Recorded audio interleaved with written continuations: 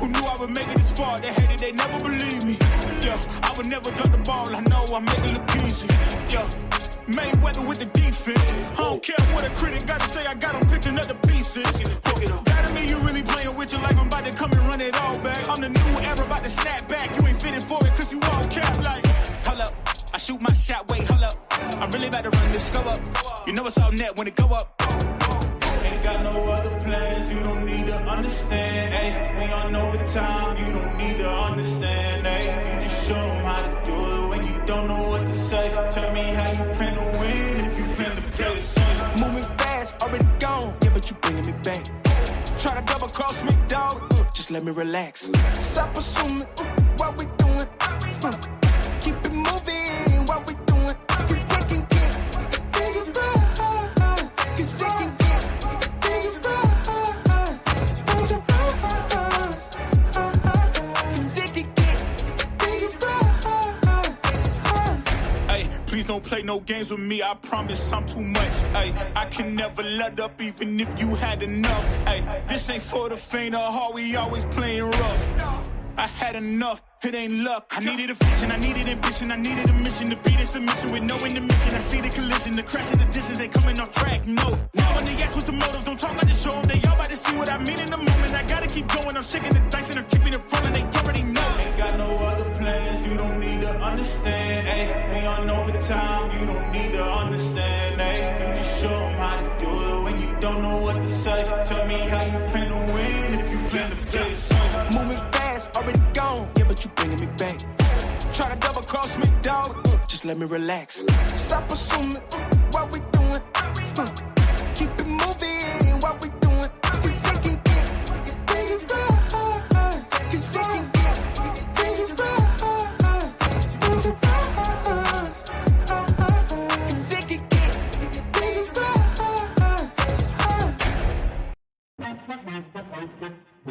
Yeah. Gotta aim for the top like, hold up, yeah. I can never doubt myself, I know better. All of you critics be acting like you know better. Blowing the smoke, but I know when the dust settles. That I'm in my element.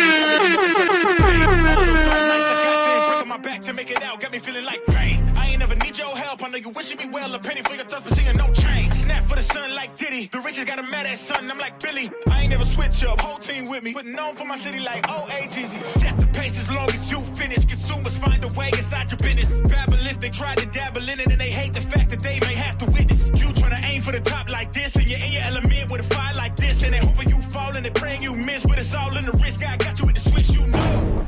I'm in the zone, give me the throne. One shot, that's all that you got. That's all that I know. Foot on the gas, 155 on the road. You could be a friend of me, an enemy. Keep that same old energy, cause I know I'm in my element, ooh, yeah. I'm in my element, ooh, yeah. I'm in my element, I'm in my element, ooh, yeah. I'm in my element, ooh, yeah. I'm in my element, ooh, yeah. Keep that same energy, I'm in my element, ooh, yeah. I'm in my element, flow is like water, I'm forced through the fire, I'm feeling like gold. Gotta stay grounded, stay down to earth, following God and you grinding, you do as you told. I don't work to make you like me, but I'm front and center, word to Spike Lee. And God came in the nick of time, they think I'm crazy, but I might be. Let's run it up, run it up, run it up. We beating the odds just to sum it up. You know it's a rap, never waste lines, and I'm cutting the weight like a tummy tuck. That mean I'm about to give it out right now. You see what's coming down the line, I never pipe down. I give 100% and be trying to stun on my enemies, in my element is crazy, it's the mic shine. I'm in the zone, give me the throne. One shot, that's all that you got. That's all that I know. Foot on the gas, 155 on the road. You could be a friend of me, an enemy. Keep that same old energy, cause I know I'm in my element, ooh, yeah. I'm in my element, ooh, yeah. I'm in my element, I'm in my element, ooh, yeah. I'm in my element, ooh, yeah. I'm in my element, ooh, yeah. Keep that same energy, I'm in my element. Never switch up, never switch up, never switch up, never switch up, never switch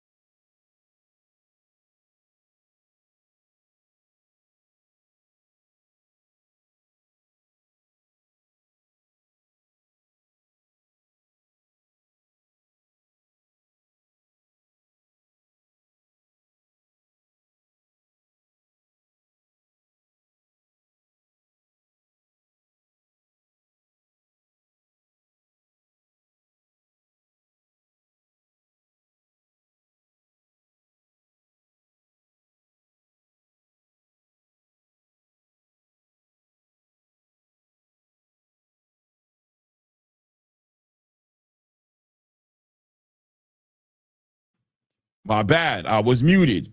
My bad. I was muted. My bad. Hopefully you hear me now. I was muted. My bad. My bad. Can y'all hear me now? Mic check. Mic check.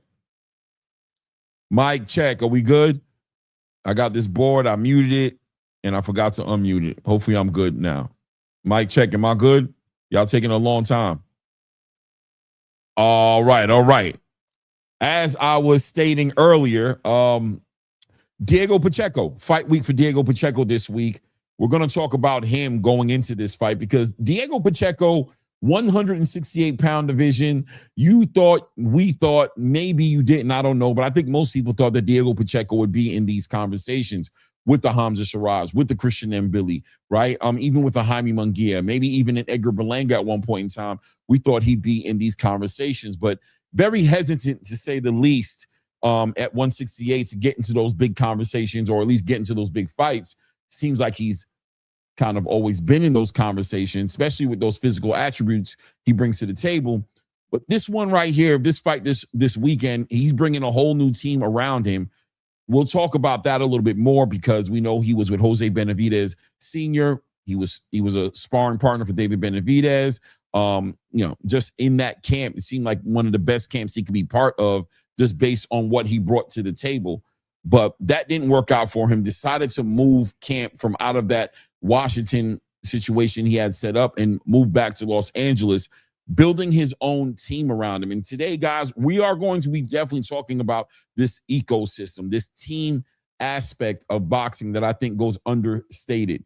We don't speak about it enough, to be honest with you, and I don't think fans take it into consideration enough. But I would always offer the challenge you guys to always remember that whenever you see a Canelo Alvarez, you know there's an Eddie Reynoso close by. If you see a Terrence Crawford, you know that there's a Bomac nearby, right? When you saw Floyd Mayweather, you assumed Roger or Floyd Mayweather Sr. was around. These great champions, these great fighters who go into history books and future Hall of Famers all had, and old guys, you know what I'm saying, like Floyd Mayweather, who are current Hall of Famers, all had that team, that ecosystem around them, right? And we're going to talk about that word. That's not my word, but it's a word that I think actually fits in this conversation in a real way. That whole entire idea of an ecosystem, a champion-friendly environment that is conducive to a fighter becoming the best fighter he can become. That champion friendly environment that is conducive to a fighter becoming the best version of himself, right? That's going to put him in position to be a champion who can beat other champions, right? To compete amongst the elite. There's levels to this game, obviously, and there's also stages in a fighter's career, right? You have that prospect level, right? You have that contender level, and then you have that championship level, right? And anything else in between. Maybe after the championship level, you get into that elite prize fighter level where you've built yourself up to a certain point to where you're attracting, you're filling up stadiums, you're selling pay-per-views, you're putting bums in seats, right? And you're getting the biggest paydays on the back end of your ability to leverage that the right way. Diego Pacheco seems to be in a somewhat of a crossroads to where he got past the prospect space. He got into the contender space and did his thing, met a little bit of adversity up in there, but kind of paused himself when we thought he was in a championship level conversation. He pulled back a little bit, right? He said, oh, wait a second, I'm not ready. Or somebody in his team said that. Maybe it was Eddie Hearn who said that. Either way, we saw him make some moves.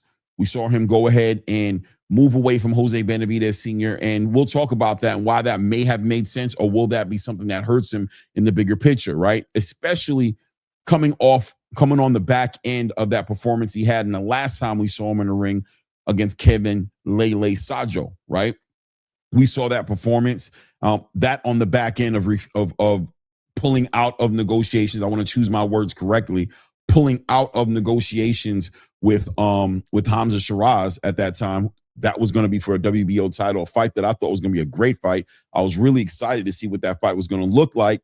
And then, of course, before that, even being in the conversation of fighting for an interim title at the time that Christian Mbili was holding. Now we know Christian Mbili has actually been elevated to a full WBC champion on the back end of Terrence Crawford vacating those titles at 168 and then shortly afterwards retiring, right?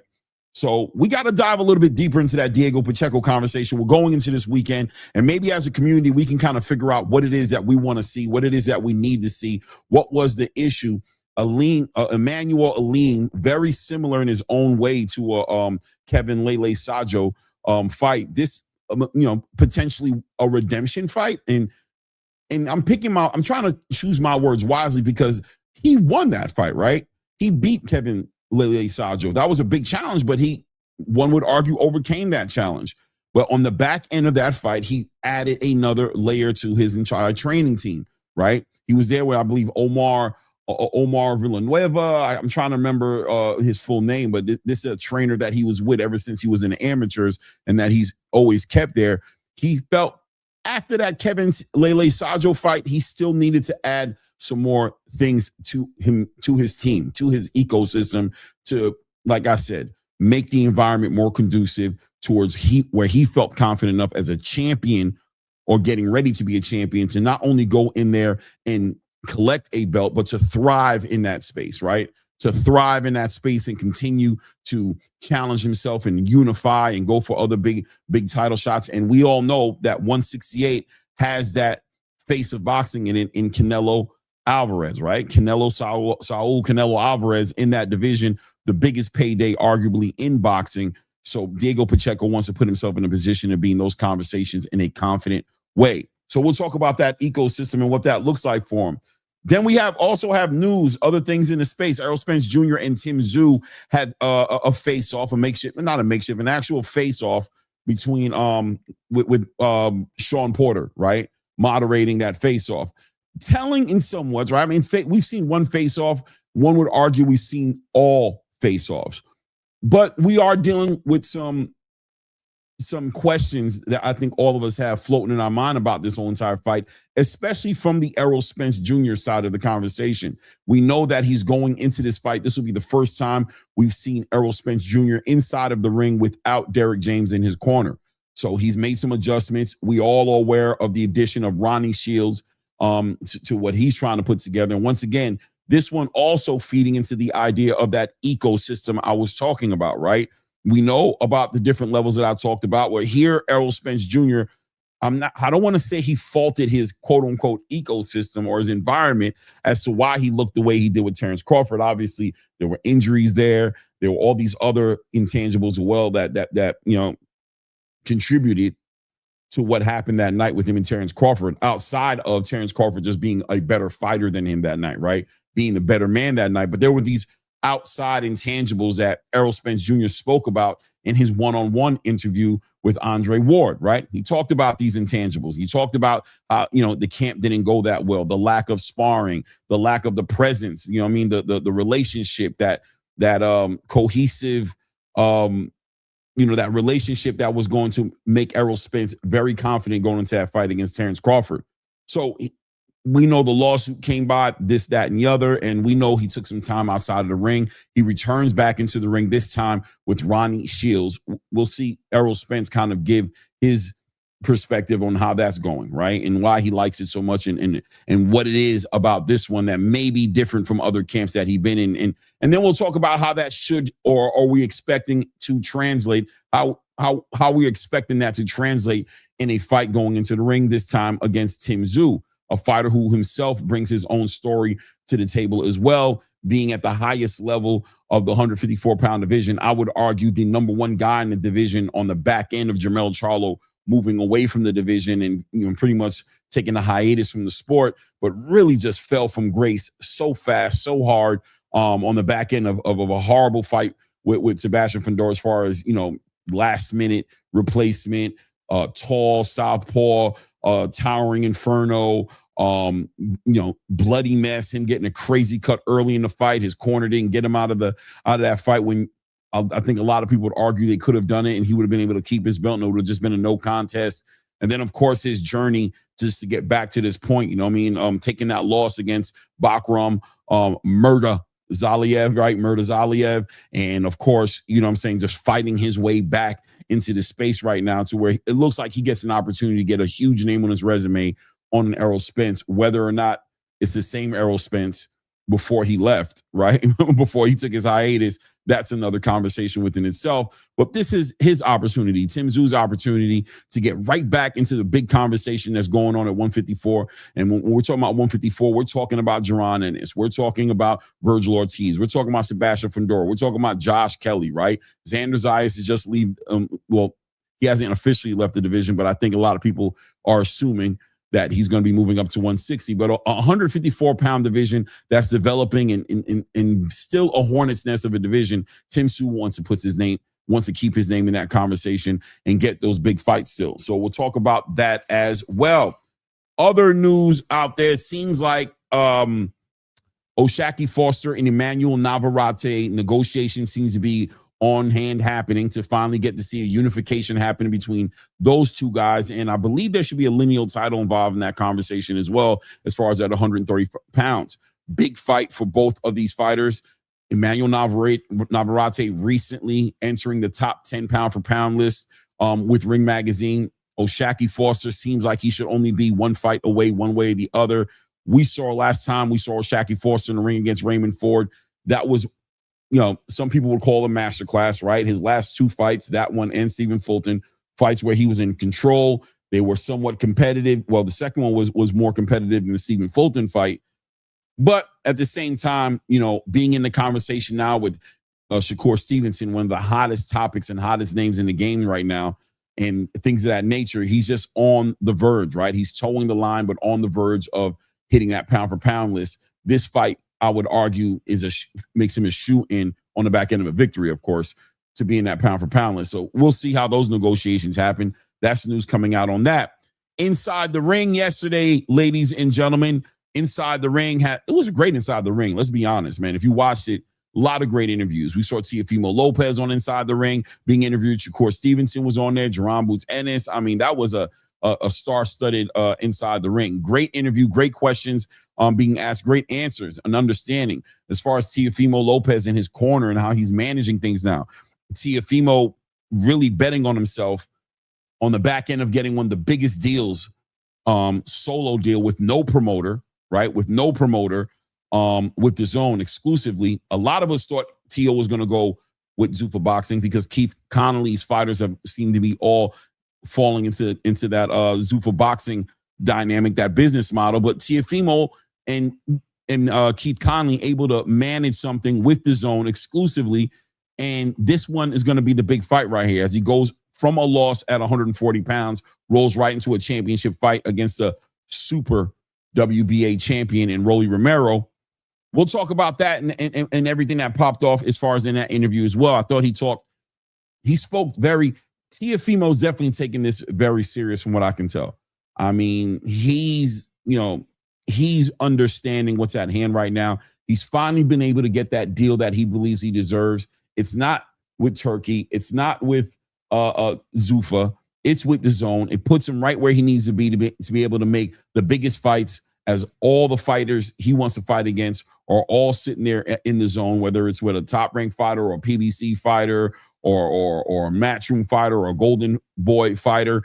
He's in a great position. We'll talk about that deal as well. And also, when we speak with the panel as far as with Angelo, and if Ray Davis comes up here, talk about the future of DAZN right now, what it looks like as they look like they're falling into the from the platform category, rolling into the promotional category, right? And this exclusive deal with Teo, what does that mean? What does that mean for the future of the big stars that are outside of the Zuffa Boxing world, right?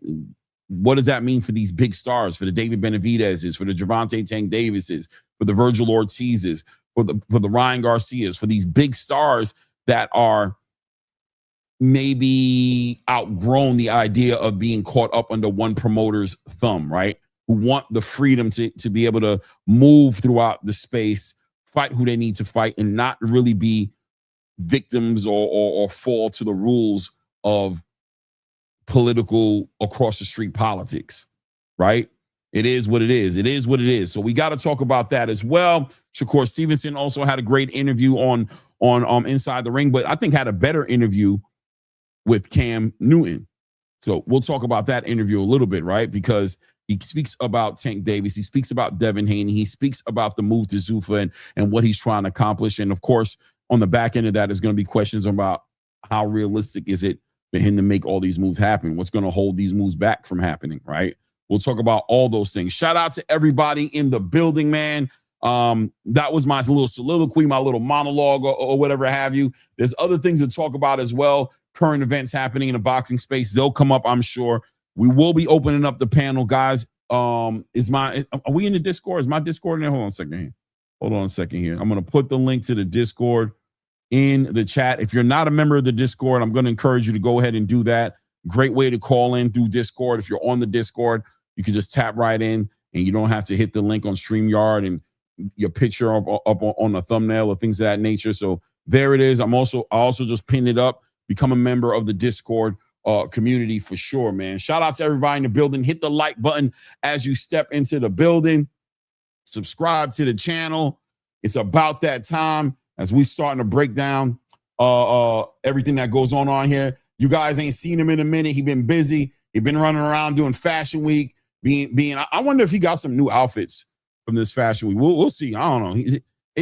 I don't know how you guys feel about it, but it's about time for Angelo to step up the earn wear, right? I wonder if his cousin hooked him up at all, man. It's time to step it up. You're doing Fashion Weeks and things that. And anyway, he'll tell us all about it, I'm sure. We haven't seen him in a minute. I haven't talked to him in a minute. So nonetheless, I'll waste no more time. Let's bring him up.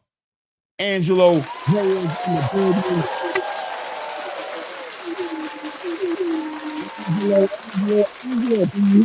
Are you coming in clear? Are we coming in clear? Yeah. No, you're good. You're good now. Hey, man.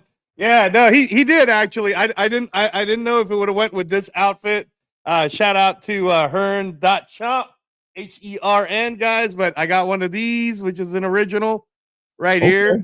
Okay. Actually, so one of the people that was wearing this is apparently, and I mean, again, man, I don't know this shit, Clay. This is my, you would probably know this more, but one of the guys that was there was Kanye's stylist or something like that, and he was DJing and shit. So, anyways, he was wearing that. So I got one of these.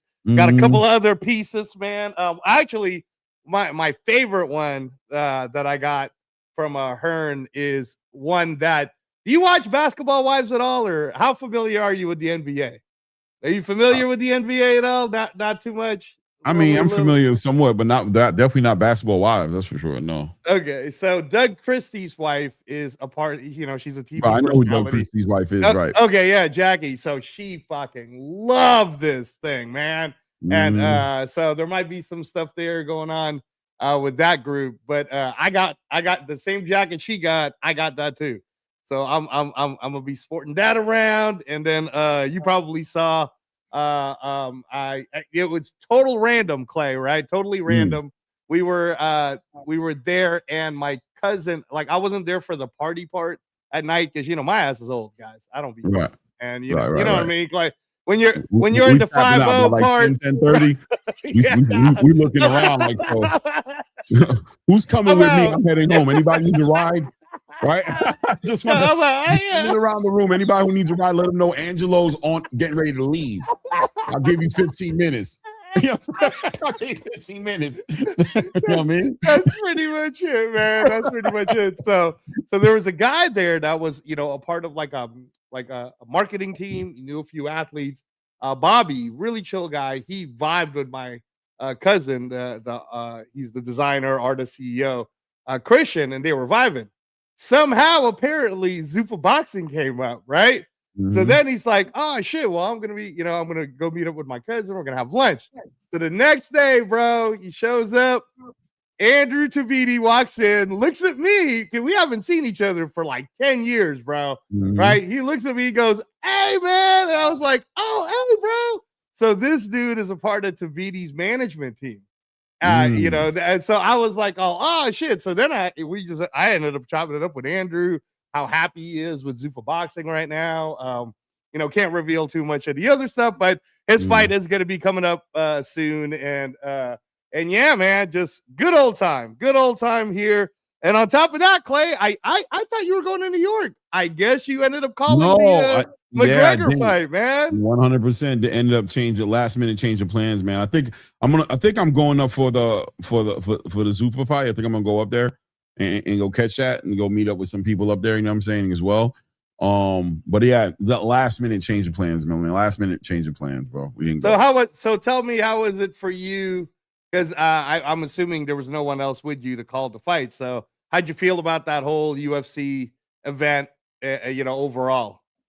I thought UFC event was a hit, man. Outside of obviously the Conor McGregor fight that ended up just being crazy, with the way that turned out. I mean, what a letdown that was. But I thought the event was a great event, man. A great card, man. Great card, great turnout. The production was A1. The T-Mobile was packed the hell out.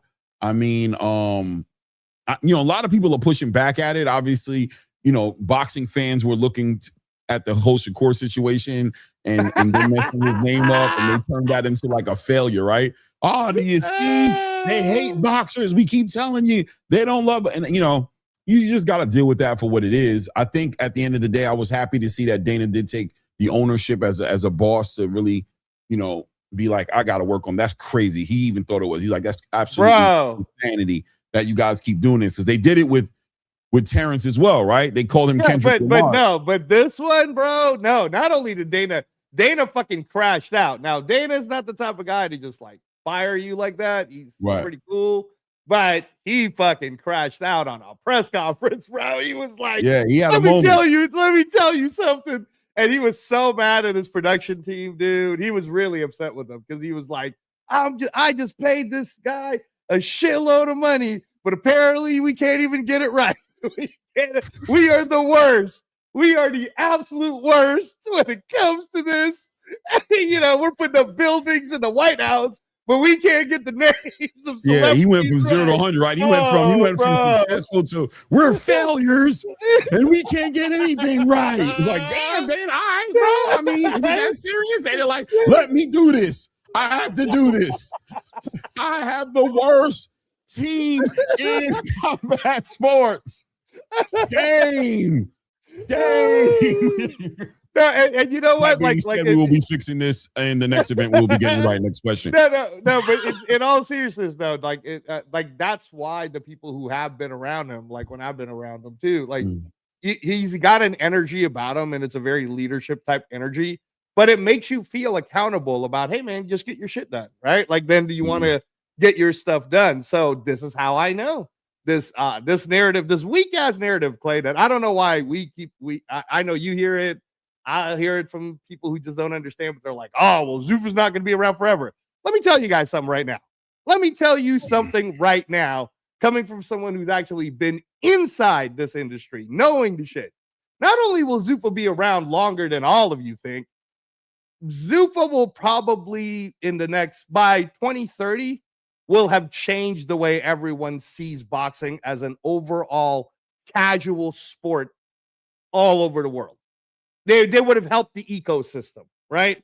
Because again, how like I always tell you, I just can't tell you guys too many things of things that I know or the things that I've already heard.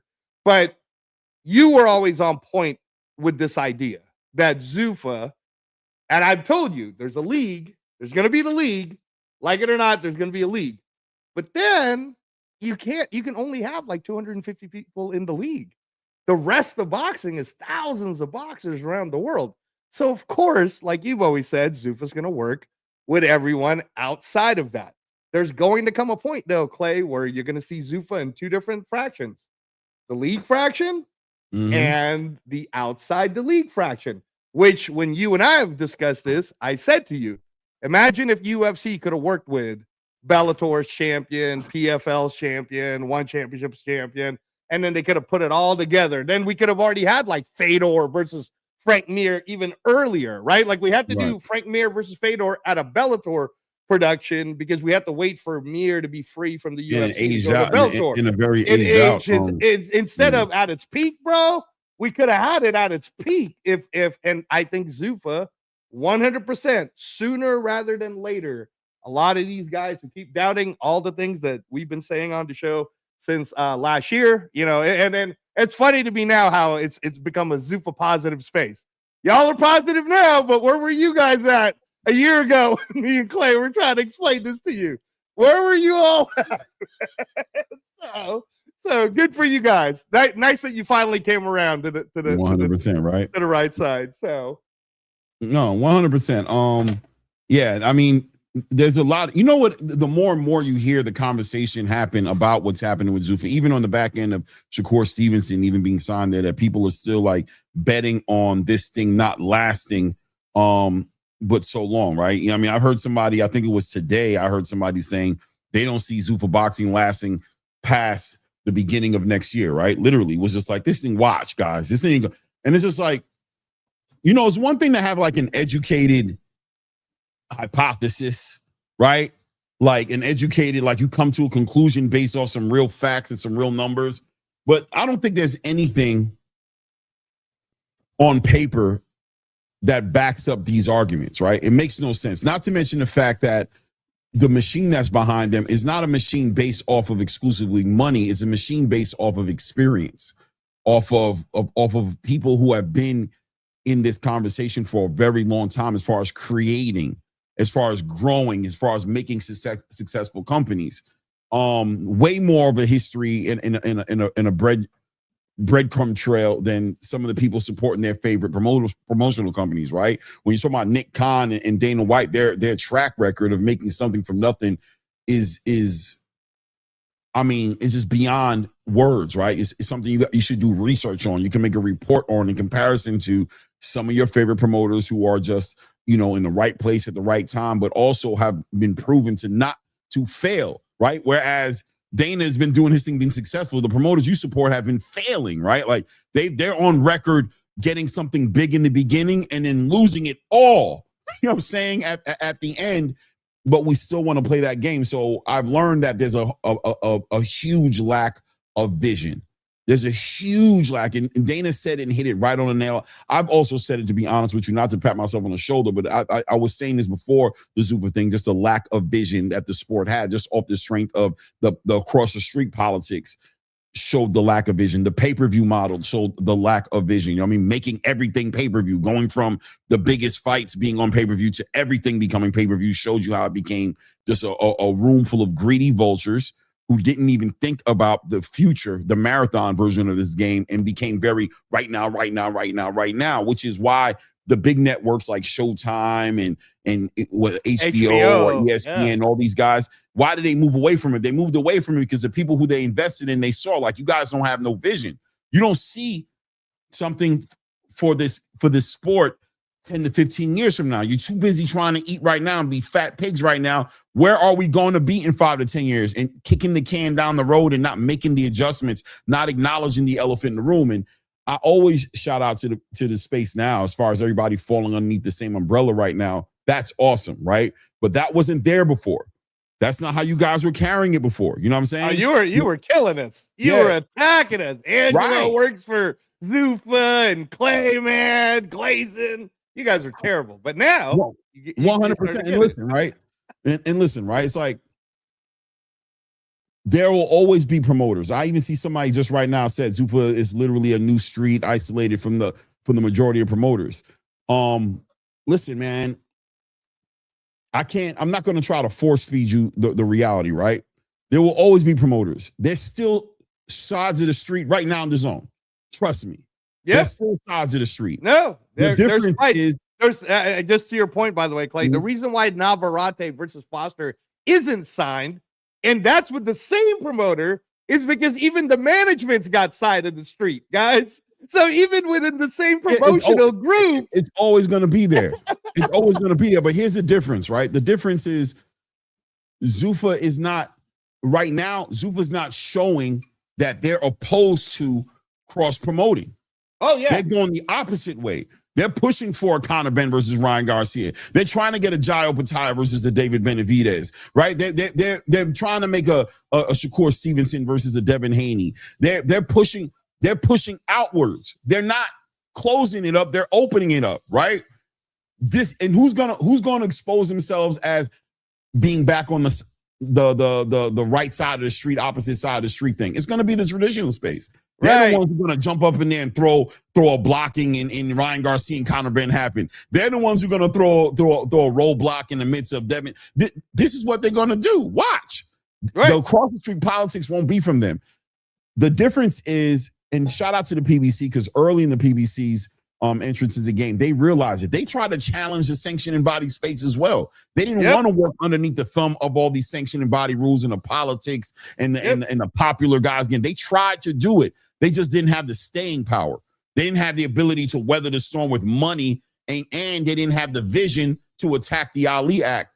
You know what I'm saying? The parts of the Ali Act that stopped them from doing what they were trying to do. They just try to do it in a very underhanded way. You know what I mean? PBC, TGB, they try to maneuver and do these things and try to poach fighters, and it blew up in their face. But most innovative, business-minded people have come into the space and realized that this space will never grow this way. And the difference is Dana and Nick Khan attacked it in a legislative way, and then came in and showed and proved with a tried true business model with a track record that they could do it. In the Paramounts and the big money, the Turkey Ala Sheiks, they were like, I like the way you guys are approaching this, and they backed them financially. You guys are going to see how everything plays out. You know what I mean? I can't sell it to you. I don't want to oversell it, because then the other narratives start coming out there, right? But just understand from my seat, and I believe from Angelo's seat, they're doing just fine. I'm telling you. Hey, from my seat, and I can't tell you guys how many private conversations I had with Clay of everything that was going to happen this year. How many of them have been wrong, Clay? Did I not tell you Shakur was going to side with Zuffa? Boom, Shakur signed with Zuffa. That one right there, you had some information. Somebody you talked to you about that. I'm just saying, man. There's nothing that I tell. There is nothing I tell you guys on this show. I can't reveal certain things. But this is why, and this is probably how you even, a lot of people that come and watch the show, if you really want to get the real lowdown on Zuffa, come to the show. I mean, I'm gonna keep it real. I don't go on any of the other shows, so they don't. I mean, again, I'm not trying to pat myself on the back, but Clay, come on, man. Like imagery, you know what I mean? Right? Like, so whatever. But if you want the real deal, and some of you guys, some of you guys even DM me on the private, man. I can't answer it for you, especially on text. I'm definitely not answering. Oh yeah, paper trail like that. Oh hell no, right? So I can't. But if you want to know, right? But I will give you something, Donnie. I'm gonna give you one. Right now, this weekend, pay attention to the Fanatics event happening in New York. I'm going to give you one. There's going to be a big announcement, right? Yeah. Big thing. You probably already know what it is, though. Yeah, right? I do. I got an idea. I got a good idea. Right. So pay attention. I never know. I'm not like you. Event. I don't really know. I just put pieces together. You be knowing, like you just be knowing for real. But the Fanatics event's going to be great. The big thing that's happening with Zuffa right now on the UK side is the Johnny Fisher signing, bro, the copper box. That's a big deal, man. And Eddie can make fun of it all he wants, but at the end of the day, Johnny Fisher sells hella tickets. I saw you, I always check the Boxing Voice to see when's my guy Clay going to be on. So I saw your stuff there. Good job with, so I don't know why he's under Christian Morales. I know that's his name, but on Zuffa, he's under Perez. Right. But I didn't recognize him. I didn't recognize him until I recognized him when he brought up Cato Kane. I was like, right. Oh shit, that is you. Yeah, I'm like, that's Perez. You know that's Perez, but he used Morales. Yeah. Right. Yeah. And by the way, man, I mean, like, I get it. Like, that was you didn't know about him coming on. You were just kind of, going off the fly. Oh, completely didn't know. You know that. Yeah. But in terms of him, like, speaking about getting cut, you got to make weight, people. I'm just saying, like, that wasn't brought up, but I just got to throw it out there, man. Like, look at what happened to Arman Sarukian, right? In the UFC. He fucking fucked Dana on a thing, and then everybody's like, how come Orman doesn't get a fight? He knows why he can't get a fight. He's about to get one now, but I'm just saying, like, so, the fact that the weight thing didn't get brought up, right? I'm just saying, that's not on you. I'm just saying that. But from what I understand, he's supposed to get a call anyways to come. Right. I mean, come on. The guy came in there 7 wins, 7 knockouts. You know what I'm saying? He has a lot of potential, but like I try to give him space to just show the space that, you know what, it's not all black and white. You know what I mean? There's a gray area in the middle of this to where I'm willing to take my accountability to a certain degree and just be more so. I'm just telling you guys, I'm going to get another chance. And when I do get another chance, and I even asked him, like, do you believe like you kind of haven't shown the commitment, you know what I'm saying, to the sport the way you should have? Would you change things? And he was like, yeah, no, I ain't going to lie. I've always had one foot out the door, right? He said, I've had one foot out the door. And I'm like, yeah, so, you know, right. I don't want to, you know what I'm saying? I just wanted to kind of like, you know what I mean? Like, okay, all right. So I'm not going to, I can't wait to see you, this version of you, man. Can't wait to see that version of you. It's gonna be exciting. We're all excited to see this version of you. We're all excited. No, and again, like, and even when we started really like last year, we're trying to explain to people how this is now, because we're 6 months in now to this, Clay. But how many times, if you guys watch the early shows, did we tell you? I repeatedly kept saying it. At the very least, what Zuffa will do will push all the other promoters to do the right thing. And what has now happened since then? Bam Rodriguez is making more money because he got a Zuffa offer. Somebody had to match it, right? Connor Ben's making more money. Shakur Stevenson's making more money. And by the way, on the Shakur Stevenson side, I'll say it this way, Clay. In my opinion, Claymore, the Rayo fight isn't really dead. Right. The Rayo fight is there kind of as the net that like the way we got to make a Zuffa debut. So, you know, bang. But there is no matter what you're hearing, and I know you're hearing things on the Haney side too, there is net positive results that can happen with the Haney Shakur at 144. That's all I'll say. So for you guys who are looking forward to that fight. Let me bring in somebody off the Discord. Toledo Trees in the building, man. Shout out Trees. Talk to me, man. Yow. Oh, damn. I ain't gonna lie. I was just back here listening. I know that you was taking calls off the Discord. I was just listening in, but shit. Oh, okay. Now, go ahead, Trees. Go ahead, man. Everybody can hear you. Oh, everybody can. By the way, Angelo, how does it sound to you? How does the I like it. Yeah, no, I like the Discord thing because then it doesn't interrupt the flow. I can't hear Angelo back here. That's the thing. He can't hear me. See? I can hear him, but he can't hear me. I told you. No, that's not happening. Normally they can hear. Normally they can hear. Hold on a second here. That's crazy. You can't hear Angelo? No, not really. I mean, he like in and out. He muffled up or something. It's like you got him on a different device or something like that. That happens, bro, with the Discord. It's like he can hear you clear. To be honest, I never really used the Discord. I was just trying to see how it worked. I didn't know if you still doing the StreamYard link or how you was working. Yeah. We do that later, Trees. We do the open panel later on, you know. So, I can't hear Angelo. Yeah, you can't hear me. That's see, crazy. We do it later. I can hear him on the YouTube clear though, but like I say, I was really just doing the test run to be honest with you. But hey, we here now. Right. I just need to ask my man. Well, shit, I can't hear Angelo response. But damn it, man, I was curious because I'm wondering, do y'all think that Zuffa gonna do like an Ultimate Fighter type show with this boxing shit? I need them to do a contender series, man. I would like to see that. I'm gonna give you so tell Trace that I'm gonna give everybody the Dana White answer. Anything is possible. What he said? I can't hear. He said he's gonna give you the Dana White answer. Anything is possible. Anything is possible is what he said.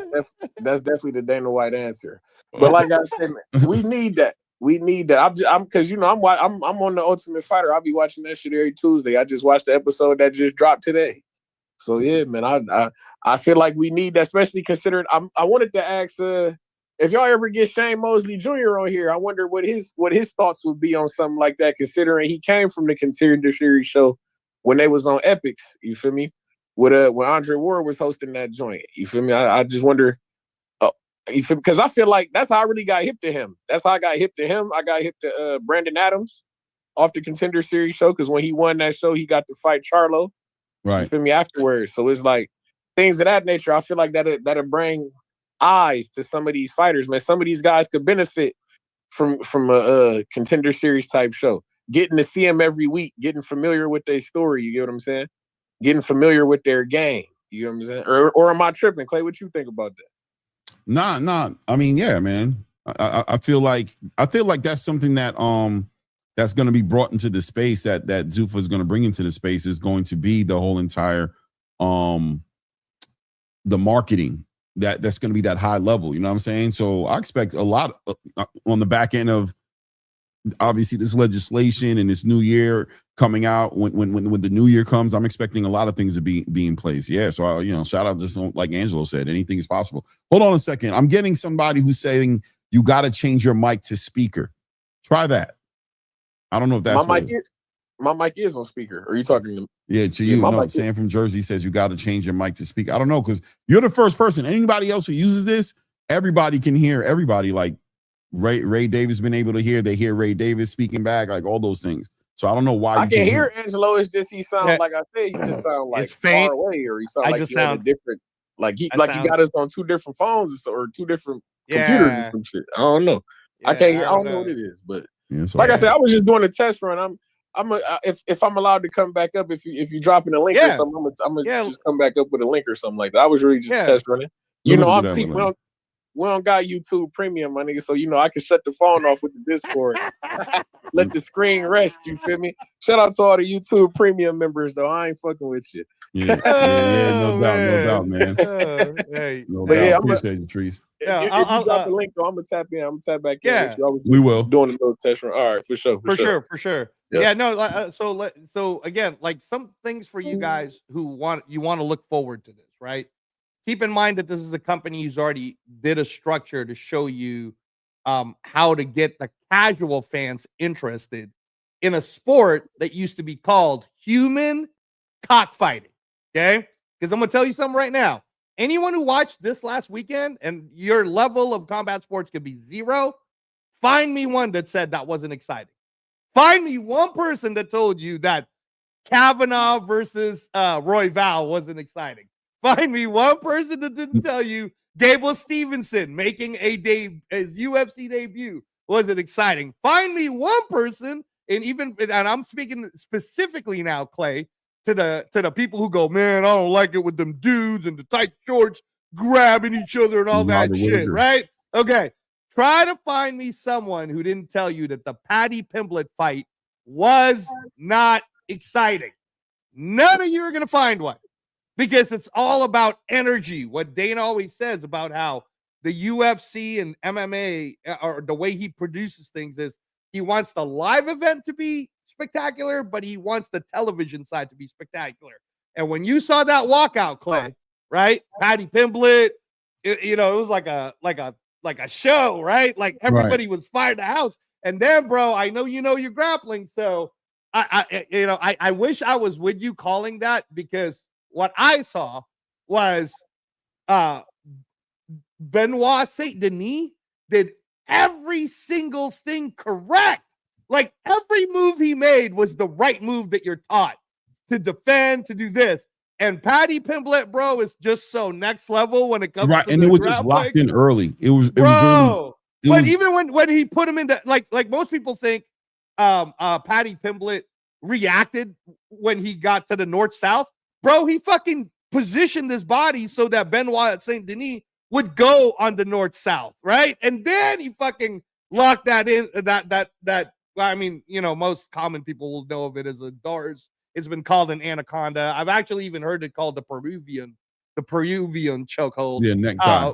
Yeah, that Peruvian neck. Yeah, but that was dope as fuck. Like, to me, that was the coolest thing I saw that day. I was like, oh my god, man, why didn't you do this to Gagey? Yeah, I mean, I think Benoit just went at it kind of recklessly. I thought that's where that guy's going to. I don't know, but yeah, I mean, Paddy once again, because going into the fight, I'm like, I'm not sold on Paddy all the way. I'm just not okay. Bro. I'm like, I'm not sold on him all the way. You know what I'm saying? Like, but I'm sold on him in that scenario. You feel me? Like, if you get on the ground with him, that's where it can get really bad. You know what I'm saying? But I had my views on him, but no, 100% the card was lit, man. It was a great card, man. It really was. It was really a great card. That being said, Yeah, no, Wait. and just my whole point is that Hmm. the Zuffa company is the company that's basically taking that structure and making boxing that way, so that any casual fans, football, baseball, basketball, can just watch boxing and go, I like what I'm seeing, which is why we're now heading into Zuffa Boxing 9. Can you find me anyone, unless they're just a pure hater, Clay, that hasn't liked the Zuffa Boxing events as they keep getting better? Probably the worst one, honestly, would be Zuffa Boxing 1. And I don't even want to say it was the worst one. It was probably just not as fun because of the main event. But the rest of them, bro, Zuffa Boxing 2 on up, you're just a hater if you didn't like any of those shows. I'm Yeah, people are gonna whatever. There's always room for criticism, period, especially something that just started. Nothing is perfect, you know what I mean? But yeah, it's difficult to deny the trajectory of where everything's been going. It's been getting better and better and better and better and bigger and better and more. There's more star power now. There's a whole lot of people are building relationships with these fighters. You know, you're watching fighters fight a second time now. And I'm saying who you watch fight earlier. So you're building this relationship with them. Yeah, even with the idea of a contender series, right? Or an Ultimate Fighter or an Ultimate Boxer or whatever, that type of setting. Could you imagine Shakur Stevenson having a team and, you know what I'm saying, Devin Haney having a team? Yeah, as they're building up to their big fight. You know what I'm saying? So that would be the Ultimate Fighter. Yeah, right. Yeah, You know what I'm saying? Like an Ultimate Fighter, like a house with a bunch of fighters in it who are fighting for the last couple of Zuffa contracts for the league. And then you got Shakur Stevenson running the team. He brings in Wally Moses and his team and Zaquin, and they're working out with these up and coming prospect turn to contenders. And Devin's doing the same thing with Bill and that type. I mean, you need vision. You need to be able to see the possibilities. You can't, everybody's so limited. Everybody's so like, oh, I mean, how are they going to do that? Now you got to sign a Zuffa to fight him? Obviously not. Why? Look what's happening in front of you. Why are you guys sitting on the same narratives and the same story? Why can't you guys evolve as the whole entire situation's evolving? Why are people so stagnant and stuck and they can't see the trees for the forest? Like, you know what I mean? The crazy things they say, well, I can't do that no more. They don't work with titles. You still saying that? You're still saying they don't work with titles today? You're still doing that? That's still your angle? I heard, shout out to Buddy McGurk, man. I seen him talking today, right? Like, yeah, they're going to be in these slave contracts. They'll never be able to get out. I'm like, who's telling you this? What do you mean they'll never be able to? Why are you saying that? You know what I'm saying? Why are you still... one thing about it is I'm okay with them being not dialed into the space, right? Like they're not watching YouTube, they're not watching interviews, they're not watching things develop. But why do you feel so free to speak so freely on what you should know you don't know? Right. You know what I'm saying? Right. Like you don't know clearly. There's a difference to be like, I don't know what's going on. Then there's this whole other thing when it's like, yo, yeah, why are they trying to kill the Ali Act? They're trying to kill the Ali Act? Nobody killed it. Are we not past that? Are we not past that point of conversation to where that's no longer, we all know, right? We all know they're not trying to kill the Ali Act, right?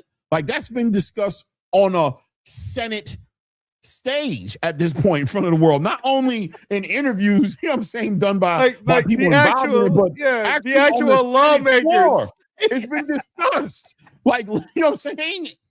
And you're still moving with that narrative. So, I mean, it is what it is. The lack of vision and the tunnel vision of this space right now is making a lot of people look like they're having a hard time with comprehension. And it's a bad look. Even with Shakur Stevenson doing interviews saying, it's a partnership. I don't have to take this fight. Yes. I'm only here for the biggest fights. I'm only here for this. It's still like, oh, but now Shakur got to fight whoever they tell him to fight. So you're going to dismiss what he just said. He literally just said the opposite of what you just said about his own career. And now, but he signed the paperwork. And now that he signed it, all they got to do is change it on him. So now you're throwing shots at Jay Prince as well and his lawyers and all the people who are involved. You know what I'm saying? Zuffa's just sitting here tricking everybody who has business degrees, successful track records in business, contract negotiations, and all of a sudden they're just robbing everybody. Right. I mean, we'll just watch it develop, like I said, from my seat, and I'm sure from Angelo's seat, and we'll tell you guys, the people who are sitting here following the show, everything is fine. I'm telling you, I'm telling you, if I saw Everything something is even weird, better than 5. right? If I saw something weird, I would tell you guys. I'm telling you, if I saw something like that made me nervous, like that's not the case. They're moving. Do you know the worst thing I've seen from them? The Shakur thing with the name. You feel me? Yeah, That's the worst thing. And Dana got mad about that. Like he got pissed, right? I mean, I'd love to see other bosses just do that, because I'm gonna promise you this: the next time you do see a celebrity name, you ain't gonna see no mistakes. I tell you that. Listen, we're gonna watch it develop. We're gonna watch it develop. I'm very excited, and we're gonna talk. We're gonna dive into some topics right now, right? We're gonna obviously it's fight week. We can save that for last to a certain degree, or we can go into the Shakur, the TO, and all those situations. Let's do that. Which one? You want to go the other way? The Shakur? Yeah. Because the fight week one, we'll get to the end, and then open panel could talk about it and stuff. Perfect. So Shakur Stevenson pops up on Cam Newton. Did you see that? Yes, I saw parts of it, but I liked a lot of. Man, he was being very real, Clay. Very real on a lot of Shakur, and we haven't had an opportunity to speak since he's really started. I mean, I don't even think we had an opportunity to speak since the Shannon Sharp. I don't think we even talked about the Shannon Sharp. Oh yeah, the Shannon Sharp one was hilarious, bro. I mean, right? So, hey, good. You know what? Good for Shannon Sharp. By the way, that's what good fun show could be. For all I know, Shannon Sharp was doing it on purpose to get a ton of numbers, right? But I think it was just started off that way. Okay, I think he started off that way. But I think he got in his feelings for sure. You know what I'm saying? I think Shakur, there was a part of me that felt like, come on, Shakur, that's like the elder. Like, you know what I'm saying? Like, but I understand Shakur's angle as far as like, I gotta say something and I gotta stand on business because this is my livelihood. This is what I do. And I can't have somebody with a following like him pushing out this weird narrative as if, I'm not who I am. And right. He's not even watching my fights. Right. He saw the Tiafimo fight, my biggest fight, up to date. And he saw me dominate that guy, put him on his back foot the whole time, by the way, trying to say that I'm evading this and evading that, put him on his back foot the whole entire time. But not because of his lack of knowledge of the sport and just visually. And by the way, shout out to Shannon Sharp, who's allowed to like what he likes and not like what he doesn't like, right? Like he's allowed to say, that's not for me. Right. That's fair play. And I thought Shakur spoke to that, right? He said, I got no problem with your opinion.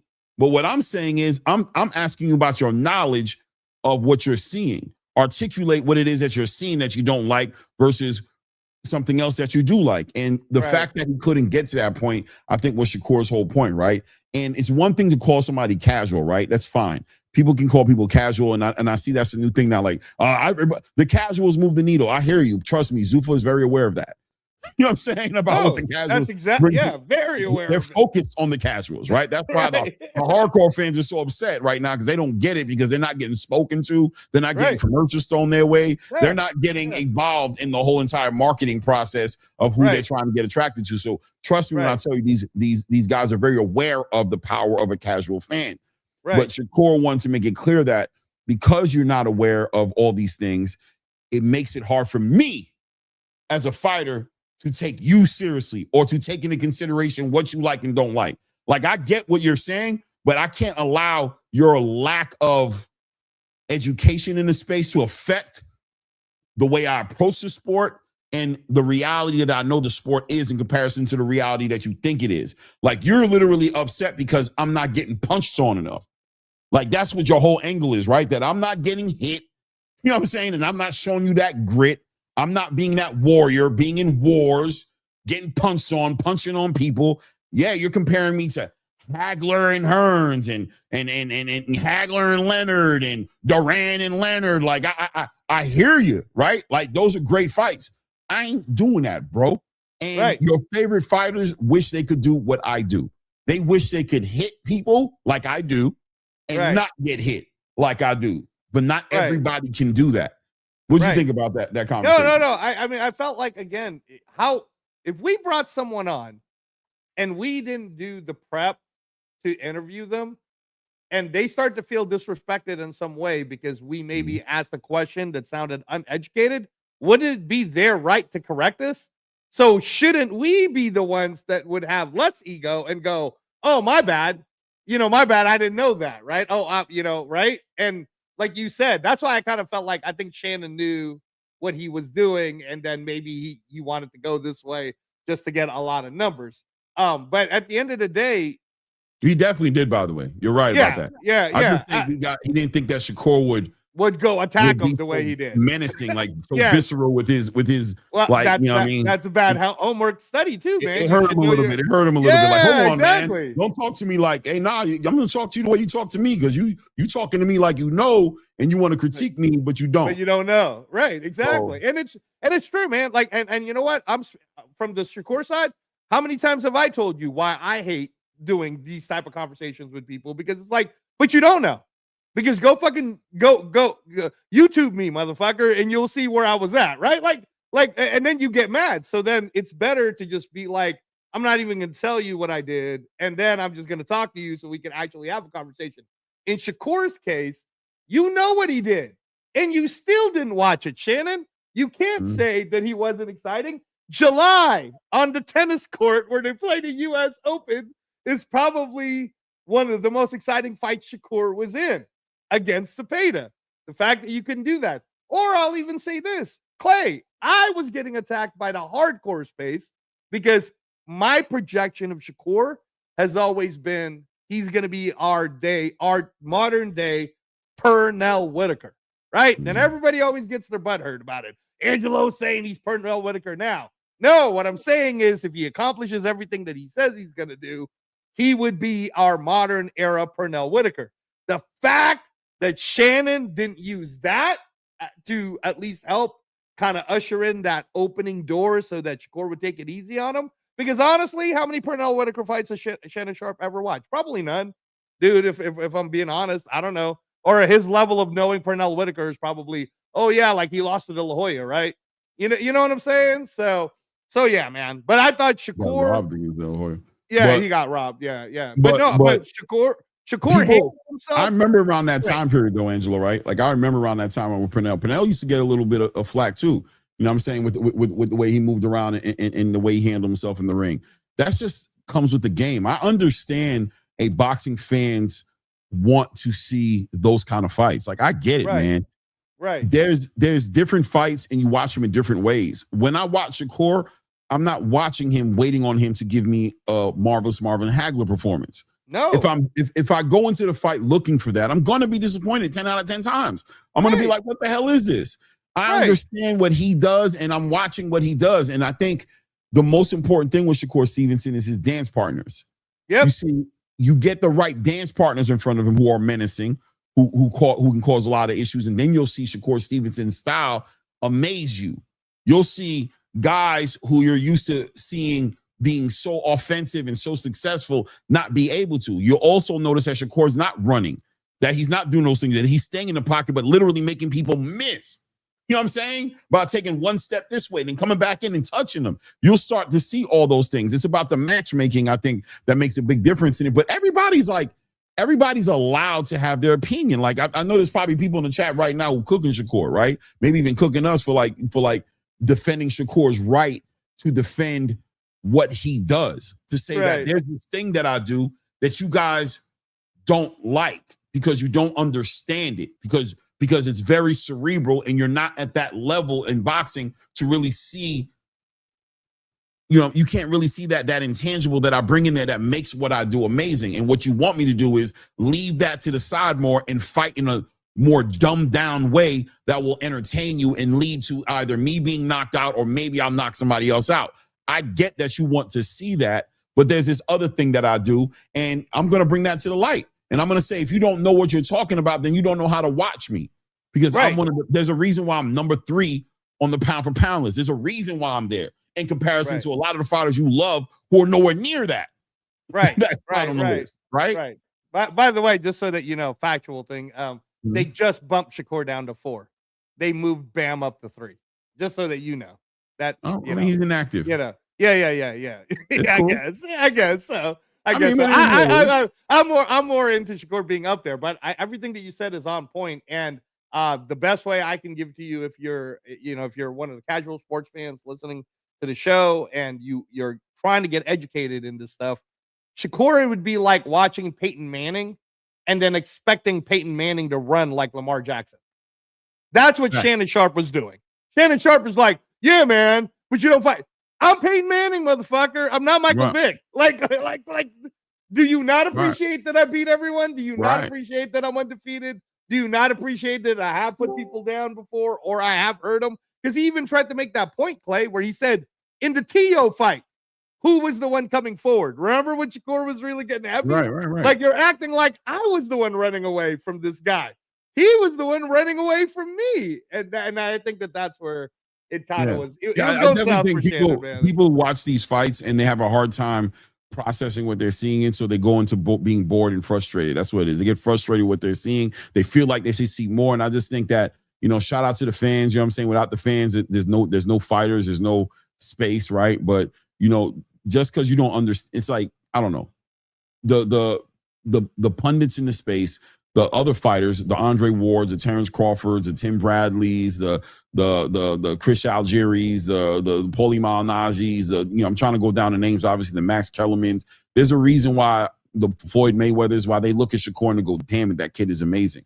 And a lot of people don't see it the same way. They feel like, hey, he's cool, he's bad, but he should be. And it's like, you never even, how are you going to tell this man what he should be doing when he's winning? Why isn't the fighters that you're putting in the ring with him able to do more with him?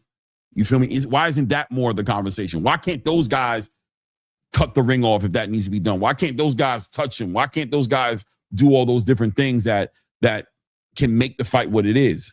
It is what it is. But that being said, Shakur talks about the Devin Haney situation. He talks about Gervonta Tank Davis. He talks about how Devin Haney right now is his priority, right? Matter of fact, I did want to take a moment to go ahead and pull up a little clip here. Let's do it. You know what I mean? Shakur, I believe this is the one here. Bear with me. Hopefully I'm right here. Here we go. Perspective.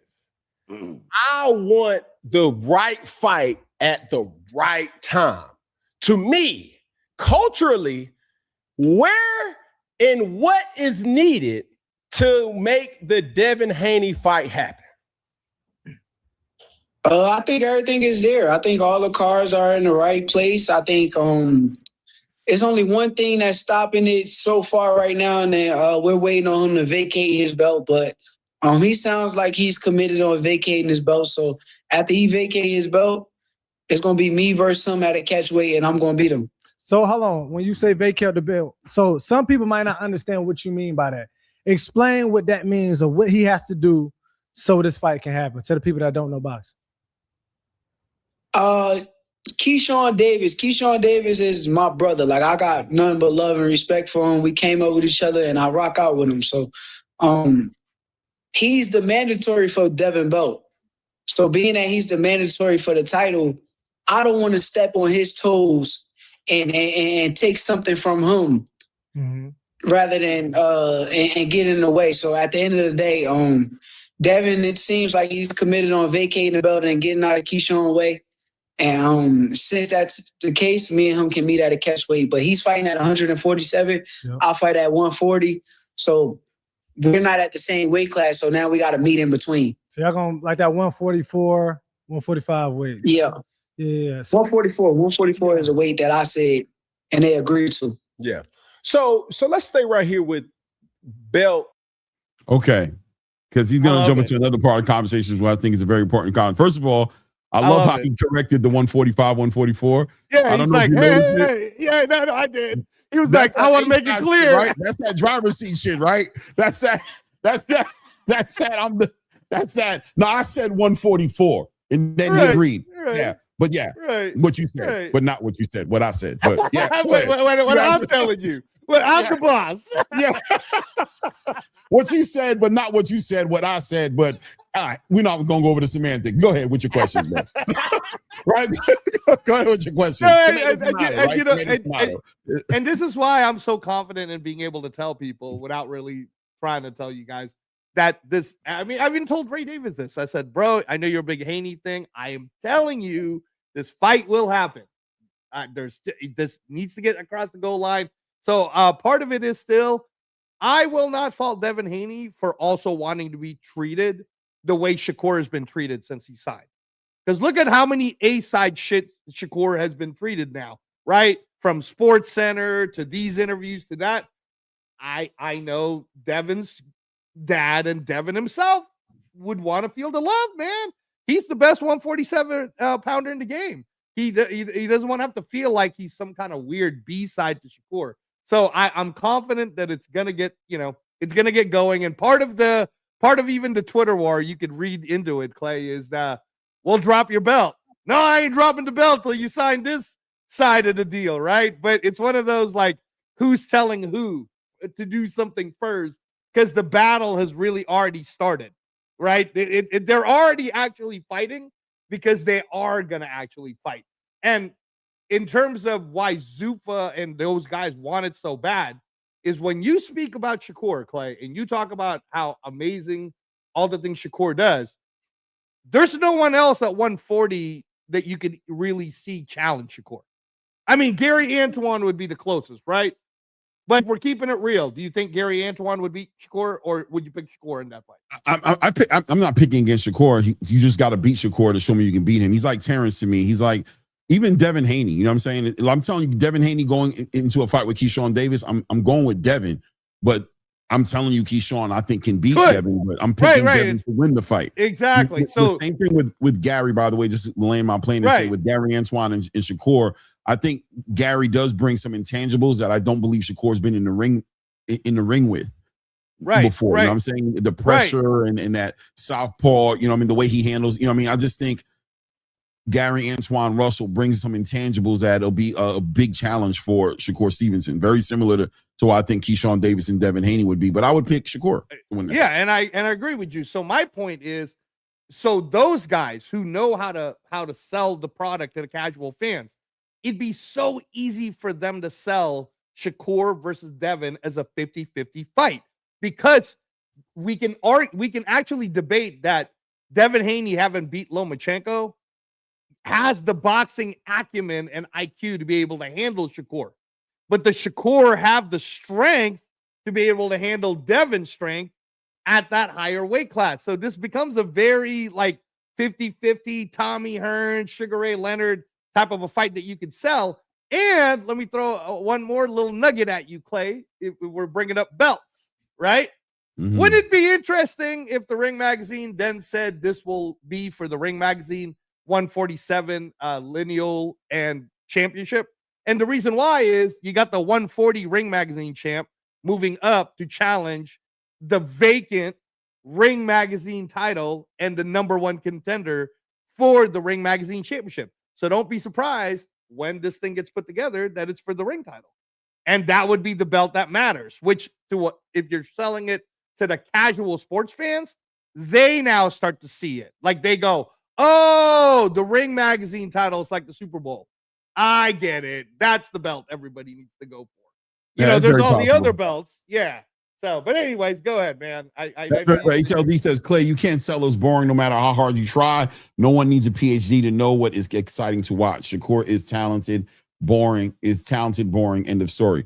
No, I mean, that's the end of your story, right? And, as Angela was speaking and I read it and I said to myself, I love me some guacamole. And Clay, where the hell are you going with this? What the hell are you talking about right now, right? My daughter can't stand guacamole, bro. Like literally, she looks at it like, how, Dad? How are you sitting here eating that green, nasty texture, bland tasting? What? I mean, she'll describe it in a way to where after she finishes describing it, I might ask myself why I like it, right?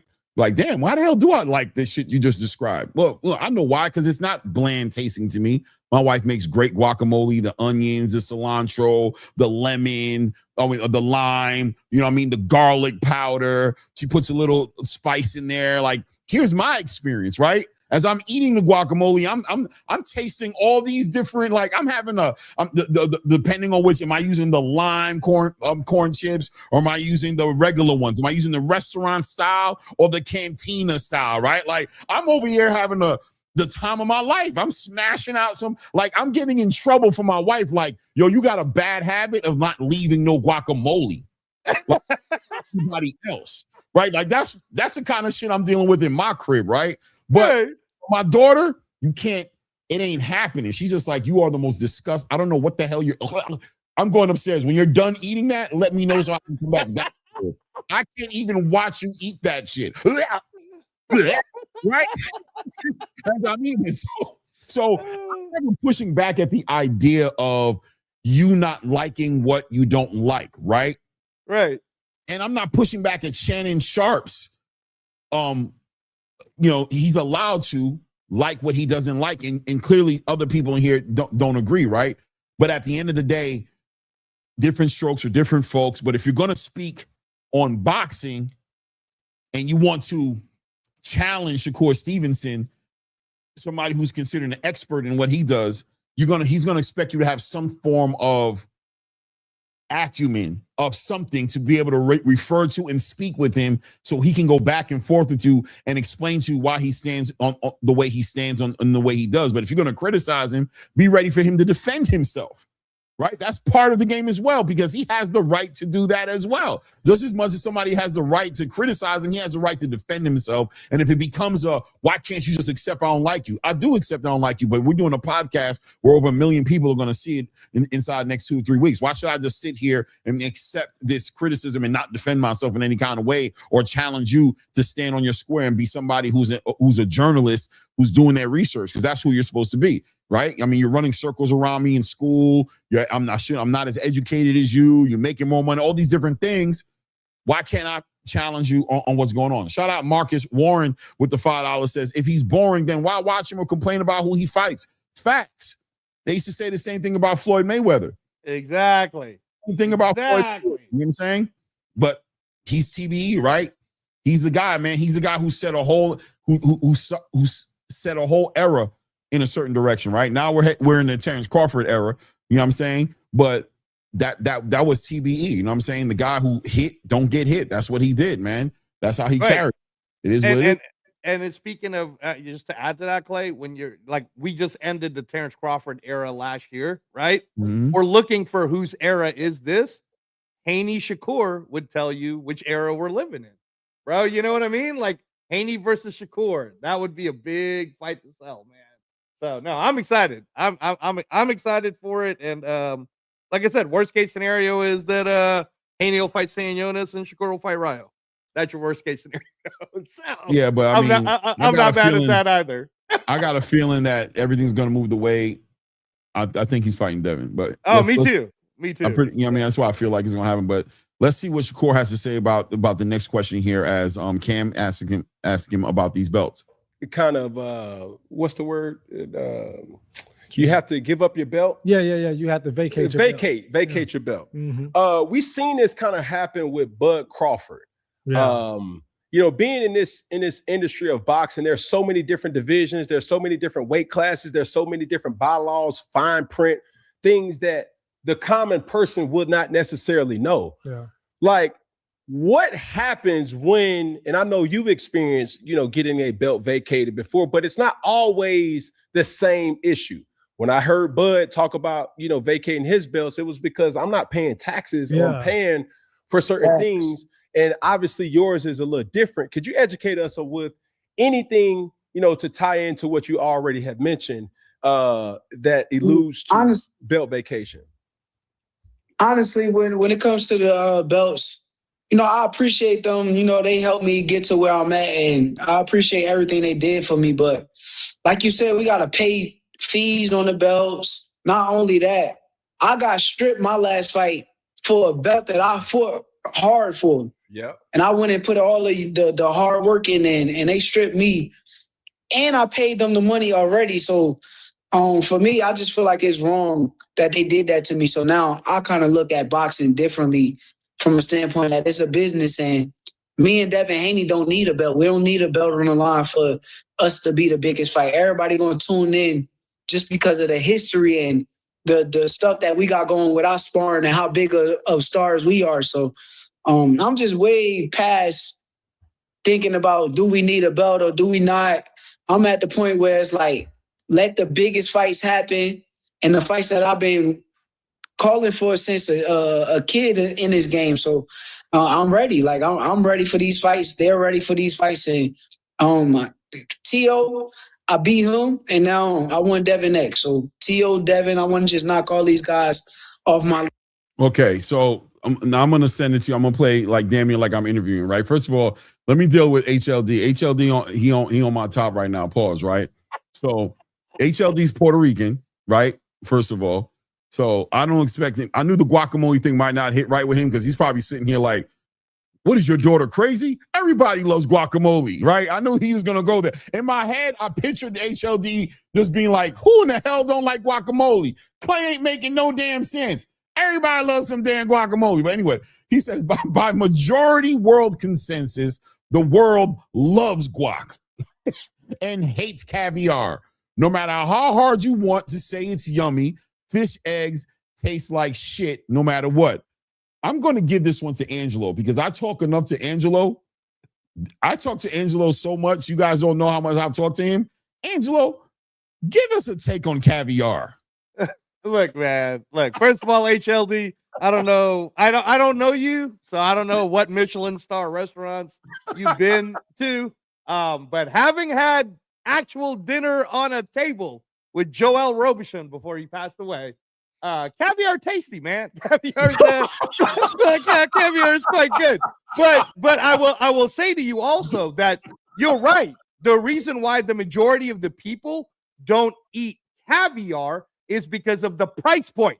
Just like the majority of the people will not watch $75 to go see Pranga versus fucking Joshua, bro. Just like most of the people won't pay a pay-per-view to watch Errol Spence versus Tim Tszyu, right?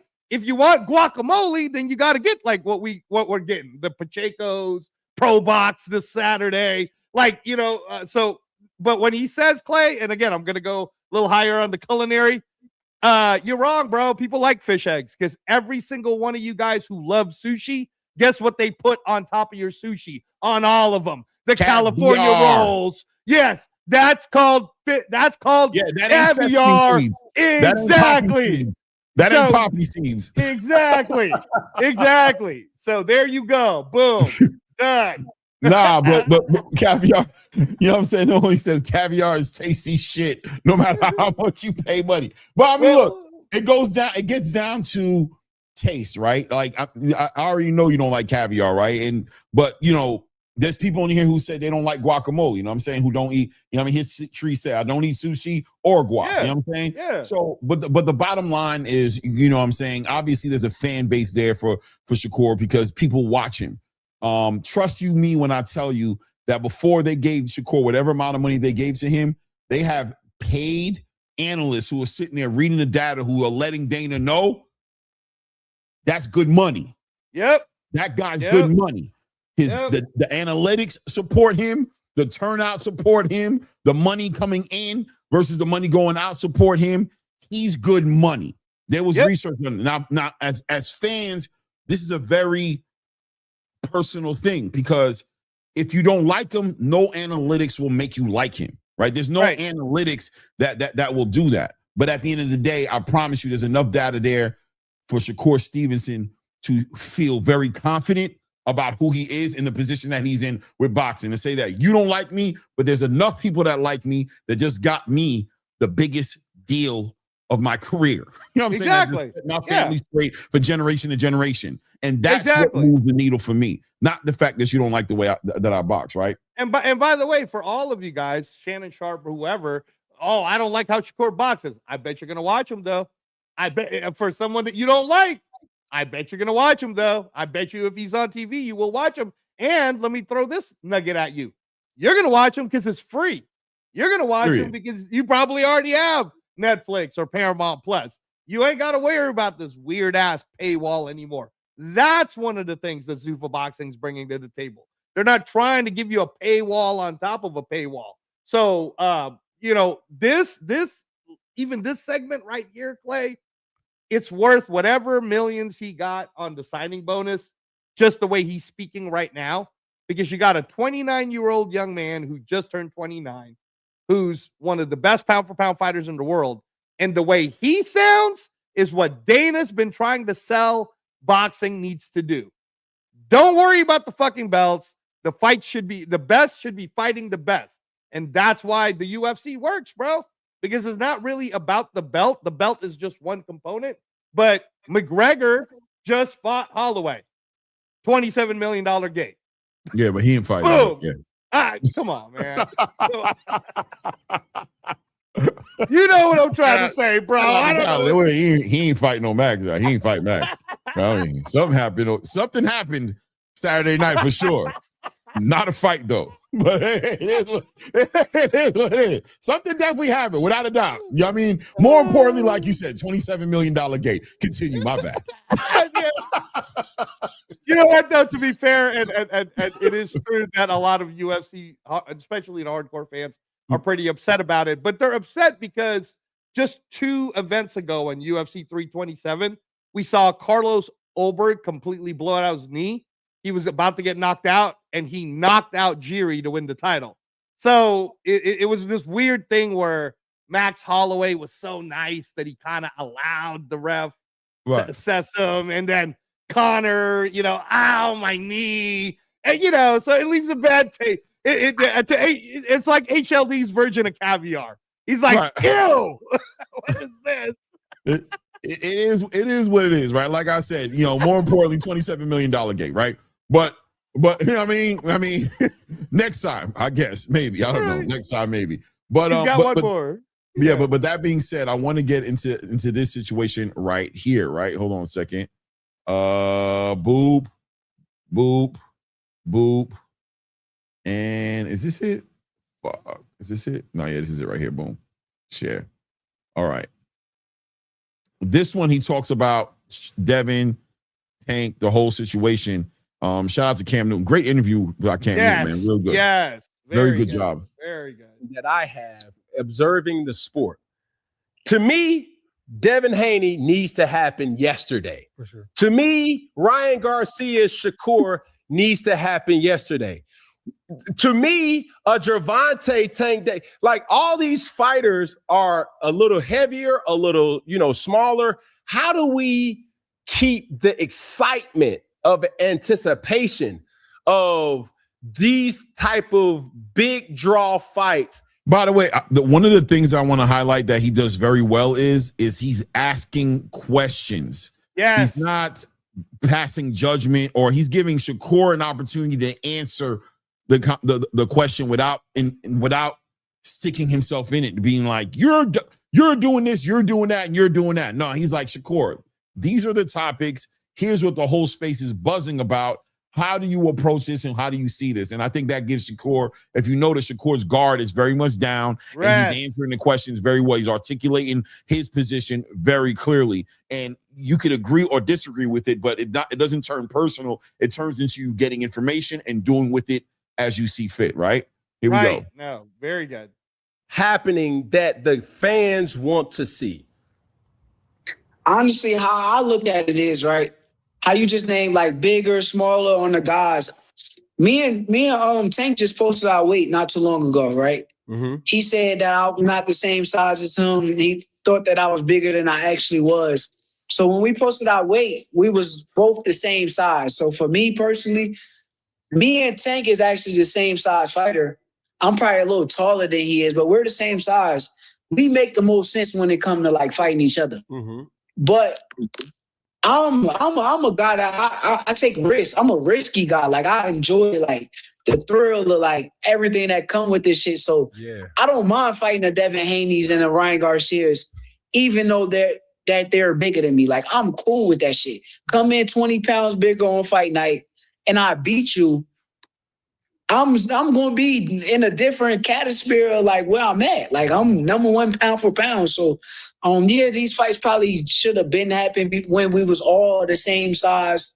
I felt like, but I was never really at 135 pounds. So the blame more so was on them because they was all at that weight class. Yeah. And when I got to that weight class, I felt like I wanted the biggest fights. I always wanted the biggest fight. And I still stand here today telling y'all, like, let's make these fights happen, and I'm all down for it. So, Man, my last question is this. All right, so I thought let's once again take it as you see fit, right? Take it as you see fit. This is his truth. I resonate with a lot of what he said because I remember his journey at 135 about being the high risk, low reward guy, the guy who was the B side, who had to be humble, who just could ask for the fight. But, ultimately, if the A side didn't see a reason to make it happen, they wanted to, Devin gave him 25%, you know what I'm saying? Which I believe, I'll go on record. Other people may disagree with it. I think he should have took it. I think hindsight said he should have took that fight.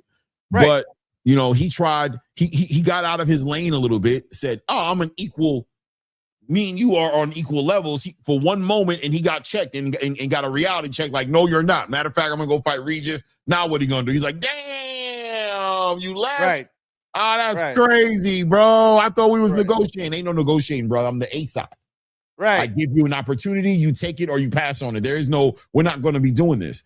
And of course, with the Gervonta Tank Davis situation as well, right? Like, I can't do nothing. He's got to give me the opportunity. He's the man. He's the money. He's the guy. He don't have to fight me. He has to give me the opportunity. And I think that's what he's talking about as far as saying that when I was down there, I wanted all the fights, right? Like, I've always wanted to challenge myself, but I've never been in a position to dictate the terms of these moments in my career, unlike right now. But what do you think? Right. No. Everything he's saying is on point, Clay. He's speaking as not only a Zupa representative, but as like the man. He's talking to like, I don't know how many millions of people are watching these casual, like for the casual sports fans, right? Cam Newton, Shannon Sharp, but he's coming out the gate, bro. He's coming out the gate like, I am your Floyd Mayweather. I'm your guy right now, right? So he's speaking eloquently about it. But I'm with Shakur, man. I like there's nothing that he's saying that's not true. There's nothing that he's saying that's not wrong. And once this thing finally hits the touchdown goal, bro, when Devin starts going on these shows, it's gonna be a fun ride, man. It's gonna get everybody hyped up, bro. Yeah. Because really, like, again, we're used to this hardcore space of you're either a Shakur person or a Haney person. And you and I just try to always call it down the middle, right? But the truth of the matter is, that's for real a 50-50 fight. Haney's younger. Haney's bigger. We know all of Haney's accolades already up to this point. Undefeated, except for the kind of defeated, but not, right? Shakur, the only time we've ever really seen Shakur hurt is when, Clay, when he hurt his hand against De Los Santos. Yeah, and people didn't realize before the De Los Santos fight that he was dealing with injuries that he was supposed to be dealing with like 2 or 3 fights before that fight. There was a reason why he was starting to look the way he did, because he was scared to get those injuries addressed because he didn't want to go and become inactive because he wasn't getting those opportunities like that. So he couldn't afford to just turn down fights and sit out of boxing for 6 months, rehabilitate. He didn't want to do that. He felt like this was the prime time. He wanted to be in that conversation with Tank. He wanted to be in the conversation with Devin. He wanted to stay in that conversation and not, it was difficult enough to get a fight, but to compound it and be like, yeah, the reason I ain't giving a fight because he's hurt. Come on, man. Well, I'm not gonna get no credit. He played himself to a certain degree. That I was a young version of him that just didn't want to take a step back to take 3 steps forward. You know what I'm saying? He didn't want to be like, let me fix this so I can give better performances. He's like, I'm just gonna go ahead and, weather this storm. You know what I'm saying? And either my hand will just get better or I'll figure out how to manage it while I'm going through, until ultimately got effed up in the sparring, right? To ultimately put him down on a knee like, no, I said you need to get your hand fixed. You know what I'm saying? Right. He had to deal with that. But also, right now in the position that he's in, I think what he's making very clear as well is that he's speaking a little bit more brassly, right? And saying, now he's saying it, right? Before, it wasn't him saying he wanted Haney. He answered questions about what he'd be willing to do with Haney. Right. You guys want to see that fight? Okay, 144, if we would do it. But now he's calling it. Oh, Devin has agreed to it. Now he's calling for it. He's giving the criteria. He's setting the record straight to say, I want him next. He's already agreed to 144. We're not fighting for no title at 144. the back end of this is Keyshawn is number one. That's the situation. If he wasn't involved in it, then you can keep your belt. But Keyshawn's number one. And once again, I'm flexing my leverage in the conversation the same way all of you guys flexed your leverage on me when I was having the conversation with you guys, right? You guys all flex your leverage, as you should, because you were in a position to do it. I didn't cry. I just sat there and smiled and said, hey, man, I can't do nothing about it, man. I'm just trying to make the best fights, man. Whatever I can get, I heat you. But now I'm in that space right now to, yes, I can put in a good word for my brother, somebody who I'm calling my brother. I don't give a damn about your damn DNA test and what you think is a brother or not a brother. That's not what this conversation is about. What I'm saying to you is he doesn't have leverage. Hilarious, Treese. But look, right? You know what I mean? Here he is, right? Being the person who sought after to make a fight to get somebody else their biggest payday, and he's not, he has no leverage, right?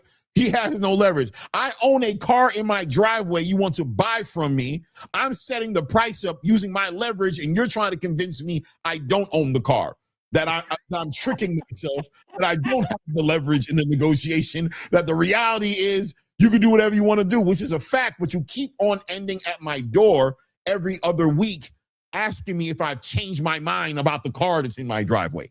Right, right. And by the way, the fact that this fight hasn't even been officially announced yet, and everybody speaks about it so with so much energy, is what the numbers are telling the Zuffa people. They're like, this is gonna move the needle. This is gonna move the needle both. It's easy for us to sell on the casual space side, so we'll be able to explain a storyline to the WWE fans and the UFC fans, but the hardcores, they will really get involved in this. They want to see this Haney Shakur thing finally happen. And if Zuffa's the one that brings it to the table, that's going to give us even more credibility in the space. So, and you know what else is crazy too, Clay? And I want to add this. You know how, what's the saying? A picture is worth 1,000 words. Well, how many words do you think it was worth when you saw Dana White with his hands over Shakur, Ryan Garcia, and Conor Benn, and all of them were smiling, bro? That's the future right there of boxing. Everyone in their 20s, right? All moving forward. You got a UK market. You got a Mexican-American and influencer market. You got the Jersey, the East Coast hardcore boxing, definitely space market, right? Like, he got it all, man. And Dana White's sitting there all smiling like, this is the future. This is the future. Go ahead, though, Clay. Sorry. Yeah, no doubt. Salito Tree says there's nicer cars on the market, and my thing is tell Devin that. But sometimes you just like what you like, right? You might be like, I might, my 1967 Impala in my driveway. Your friend might want it like crazy, and you keep on trying to talk your friend and say, bro, there's other cars out there. Why you keep sweating that Impala? You know what I mean? I'm not selling the car to you. I'm selling it to your friend. He keeps on letting you know, I need that 67. There's other 67s, yeah, but that one is the one for me. So beauty is in the eye of the beholder. You know what I'm saying? And that's what makes the difference. People are having the same conversation during the Errol Spence, Terrence Crawford situation. They kept on trying to dismiss what Terrence Crawford brought to the table. They made his WBO belt a little old WBO belt. They made Terrence Crawford somebody you don't need to fight. Errol didn't see it that way. Right? And that made the difference. That's who Terrence was speaking to. He didn't care about the status quo. Errol, what are you trying to do, bro? I'm already undisputed at 140. Bro, I'm probably going to Hall of Fame anyway. Clearly, I want the fight. But I'm not going out cheap, bro. I want a fair share of the money. What do you think about this? And that's what this comes down to from Shakur Stevenson is, Devin, what do you think about this fight? Exactly. Is this your biggest payday or not? Is this a big enough fight for you to do the things I asked or not? Yeah, everybody's telling you don't need to. People are trying to convince you to just fight Keyshawn for lower money. People are saying go up to 154 to fight Jerron Boots Ennis for decent money, but you're right. It's Boots, right? Yeah. People are going to give you all these other options that they would love to see you in. But once again, Devin, between me and you, tune out the noise, bro. Shut the door, bro. What do you want to do? What do you feel like doing, brother? Because if you like it, I love it. Let me tell you why. Because I signed my deal. Yep. My money's good. Yeah. I'm good already. I'm already done. That's all I want. I'm good. Are you signing? You're not signing? Are you going to fight? What are you going to do as we're waiting? Because Devin Haney is at a crossroads right now as to where he's got a decision to make, right? Keyshawn, I love it, by the way. Can't wait to see that fight. Shakur, I love it, by the way. And what I'm trying to say is I don't have a horse in the race because I win no matter what, because I believe the next fight Devin gets into is going to be a fight that I'm going to love watching. But as far as Shakur Stevenson's position in this negotiations, there's a reason why he's sitting up here smiling like, yeah, no, everything's good, man. All you got to do is vacate the belt. Right. And we good. I want to do that next. He's on my list. I want to get him right now. But, once again, right here, Shakur letting it be known more than ever, I want the fight. That's the fight I want next, including Tank. He's speaking from a position of these offers can be made on my behalf now. I have a machine behind me now who's probably going to be reaching out to these dudes. Clearly, they've already reached out to Devin on my behalf, by the way. Let's be clear about what that was all about, because I remember when Devin was making the fight with Brian Norman Jr., he made it clear to Brian Norman Jr., I hooked you up. We got you out the way and got you some money. And Shakur's sitting in a position right now like, yeah, you got that call on my behalf. Nobody called me on your behalf. I'm the star here. I'm the one signed here. I'm the one who's vested, who their interests and my interests are together now. They win when I win. They lose when I lose. So they're out there moving on my behalf, and they reach out to you to offer you a fight with me. So are you going to take that offer, or are we going to move on to the next chapter of the conversation? Now, I know a lot of people are going to be in their feelings right now as I'm speaking this way. I get it, right? Oh, yeah, I hear you, right? I have no problem with Devin. I like Devin, but there is sides to this conversation. There's sides to this conversation. And on one side, you have somebody who's been dictating the terms, letting it be known what it was, and he's winning in these little wars, right? Where Devin once said, I will not come down to 144. I'm not doing catch weights no more. And then he changed his mind, right? He changed his mind to do what? To do it Shakur's way. Right. And now Shakur's added another contingency and said, you have to vacate that title to give my brother an opportunity to become a champion. And yes, the fan base is saying it's diabolical, but Shakur's concerned with what is Devin saying. Right. And according to him, what he just said before was, it looks like he's ready to vacate that belt to make this title fight happen. So who's as the terms are starting to be set and things are starting to be moved around and people are making concessions, who does it look like at least is in the driver's seat? Right. And again, guys, like me and Clay are telling you, this fight's going to happen. To speak on the point I was trying to explain earlier, if Zuffa's the one that brings you guys Ryan Garcia versus Conor Benn, then Shakur Stevenson versus Haney, then Tank Davis versus Loma, and then Haney versus how is Zuffa bad for the sport? Because all the other promoters couldn't do it, and it's that close. It's that close to being announced. Yeah. So yeah, man. This is fun. I mean, it is what it is, right? Like, and I pray this over anybody, especially in the boxing world. Devastating news a couple years ago which happened to Ricky Hatton. We don't need that part. It's all good. Okay, so that's hold on, let me pull this down real quick. So that's where Shakur is right now with Zuffa. And he's been on this media campaign, right, Angelo?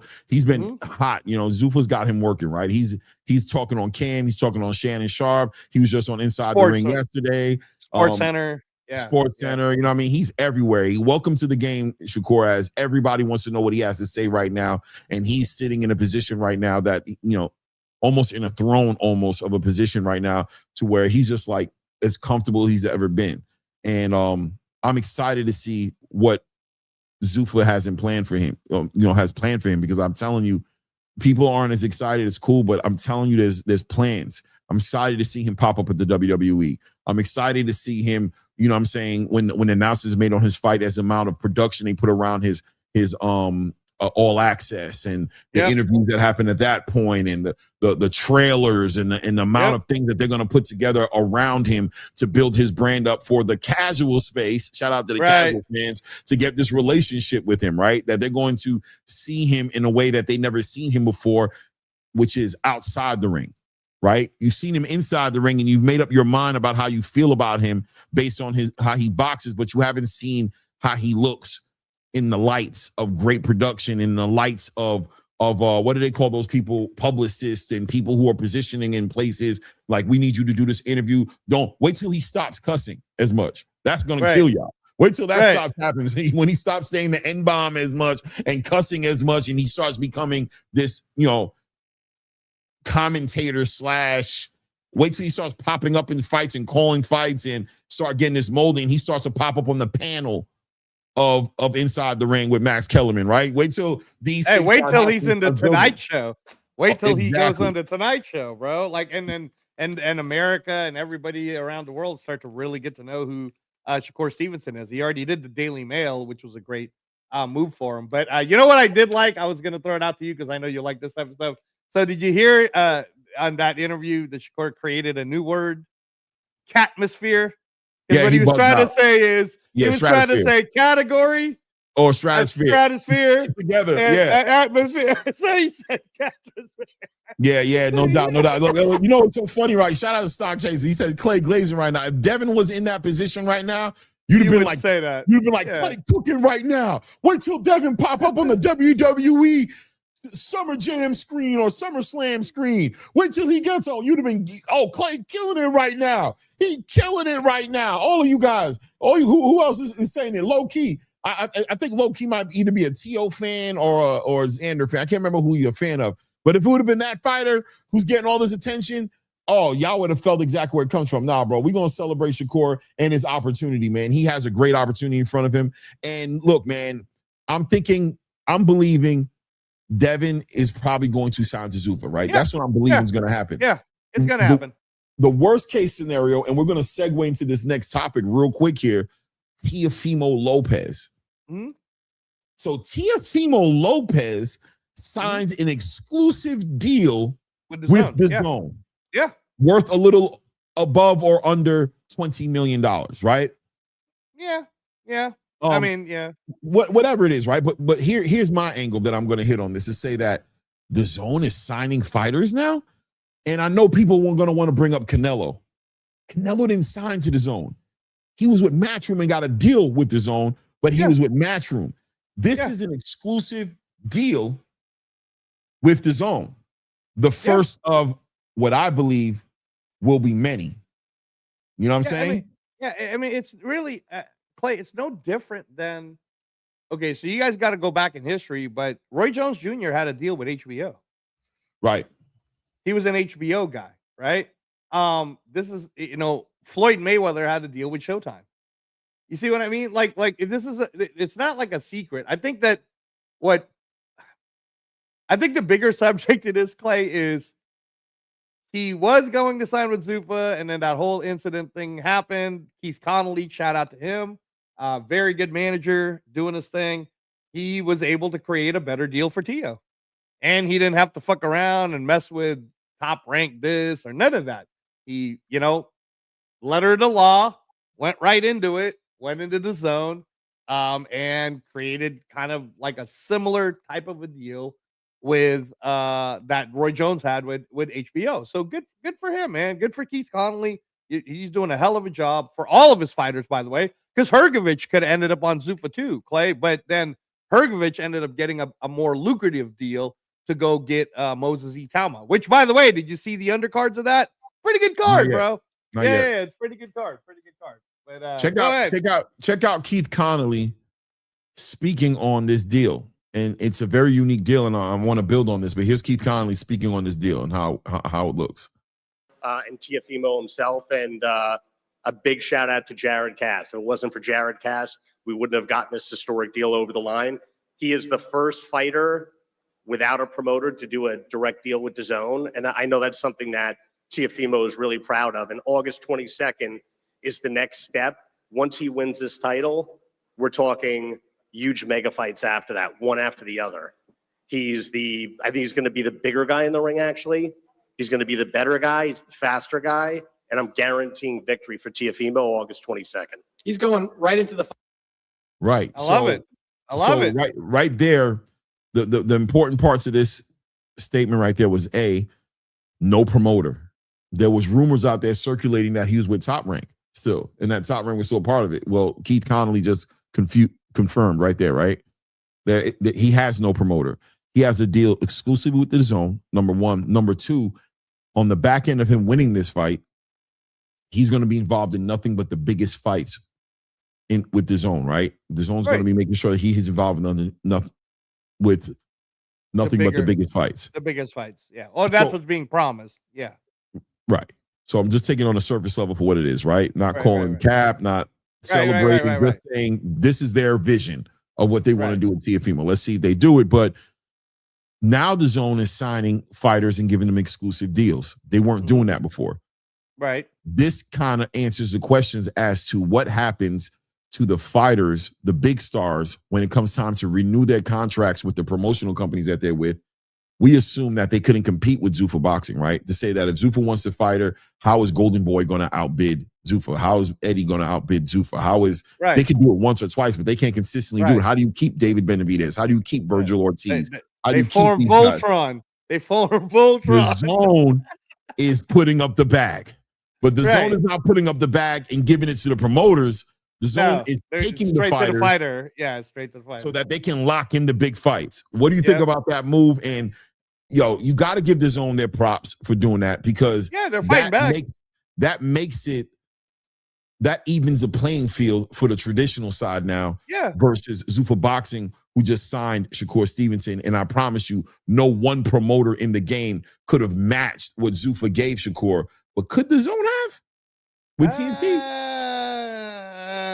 I mean, the TNT deals, I think they're okay. And you and I have talked about this before. And there's a bigger play to all of it, guys. TNT is going to be a part of Zuffa going into 2027. You guys will see. And it sure makes it a hell of a lot easier to have a Teofimo Lopez fight a Zuffa fighter, whether it's Ryan Garcia or Connor Ben. That's right. You heard me say Ryan Garcia. Judge Dana on January 1st, 2027. But it'll be a lot easier going into 2027. That the Zone will have their kind of like in-house deals with certain fighters. What I was going to ask you though, and getting right back to you, Clay, is how is the Teo? And I understand what Keith Connolly's doing, like what he's saying, but how is Teofimo's deal with the Zone any different than when Floyd did the Showtime thing? Because it's the same, because Al Heyman's an advisor, not a promoter. So Keith Connolly's doing the same thing.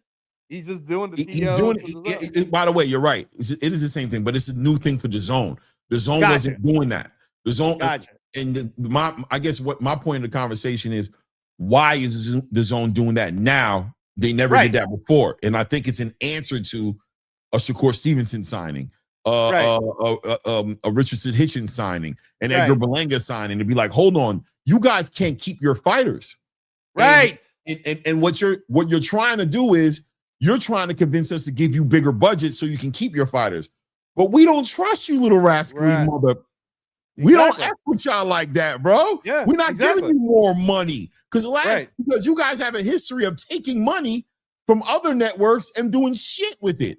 But here's what we'll do. We'll do a favor for all of you. You guys will concede and allow us to take the steering wheel as a bigger entity of money. And here it is. I talked about this last week with Ray Davis, right? Okay. In comes Walmart. In comes the big business smashing all the mom and pop businesses.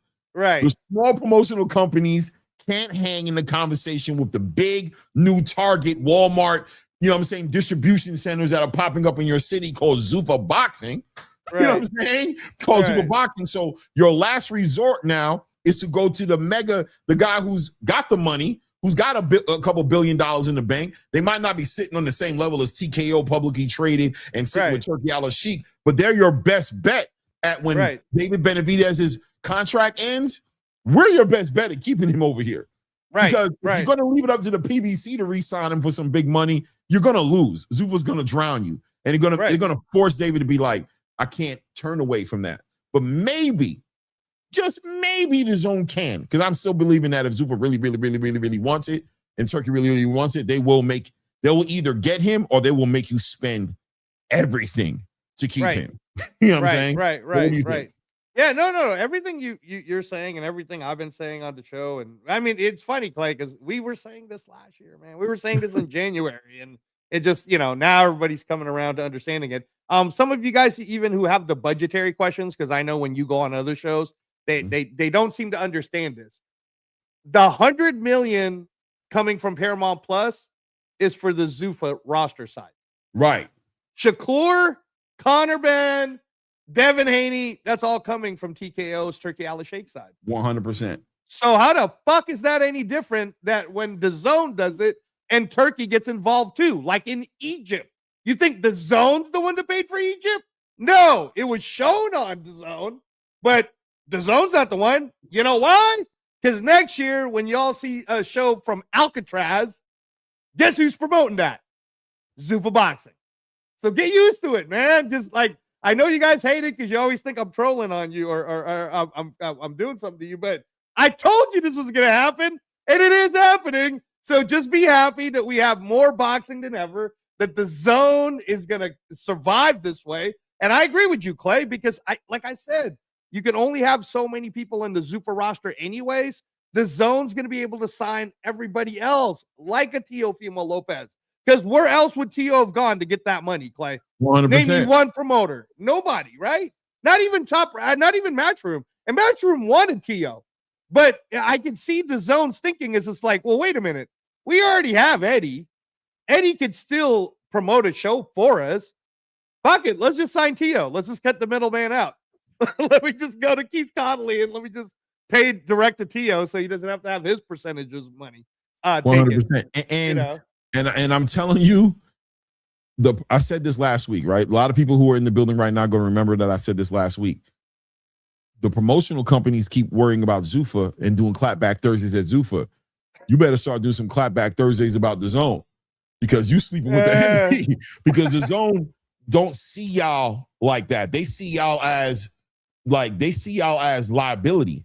Yep. When you go and sign a TFMO, you do that so you don't got to deal with the stupidity of a top rank agenda and narrative that you don't got to deal with. When they don't be shocked if Virgil isn't at the end of his contract getting ready to go and be entertaining a DAZN deal, right? Like DAZN is now seeing the bigger picture, which is we're going to have to take away the needle movers from these promoters.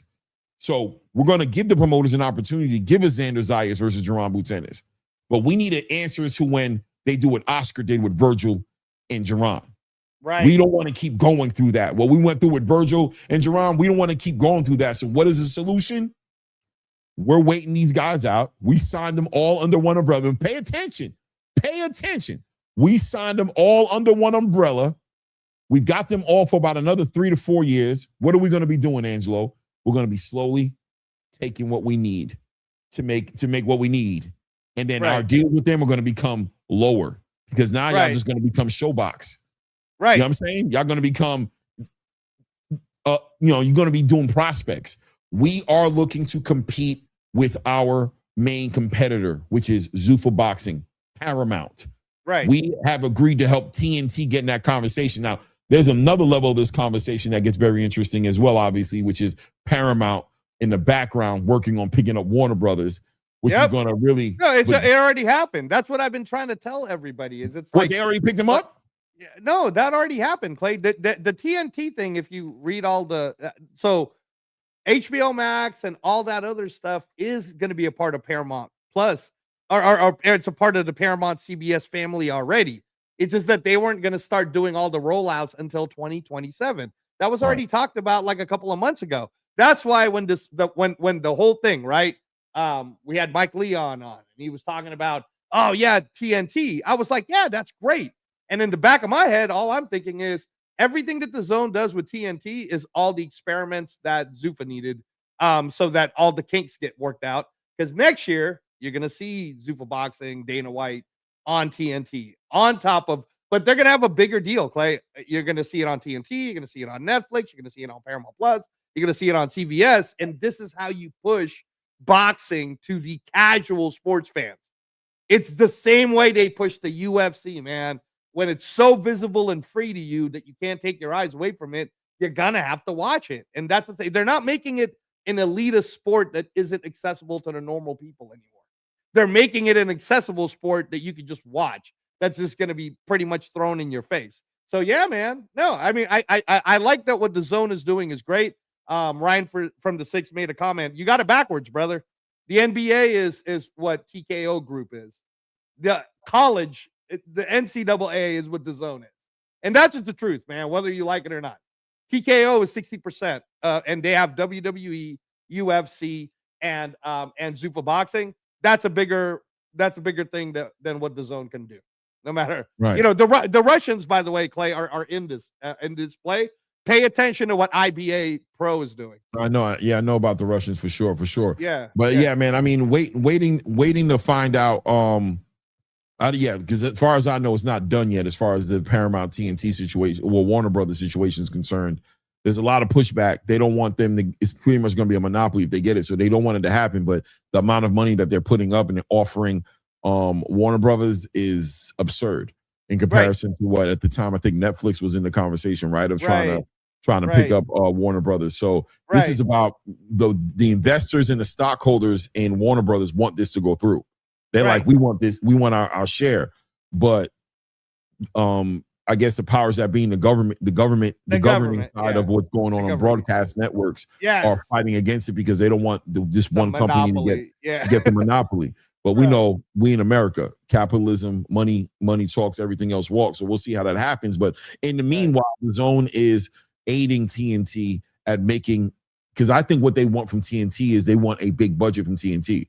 They want TNT to give them a budget, but TNT's not there yet, right? You did your thing with we're trying you out. So the first thing with Abdullah Mason and Albert Bell was okay. It was okay. I think it was like they got like a little over 400, 500,000 views. You know what I'm saying? In total, it was like 820, but I was combined with the Zone views as well. It wasn't exclusively on a TNT. People think it was exclusively. It wasn't. You guys have to remember that the ESPN numbers, even on, I think it was 3 years ago, Clay, Shakur Stevenson fought on ESPN. It was free. It got to 6 million.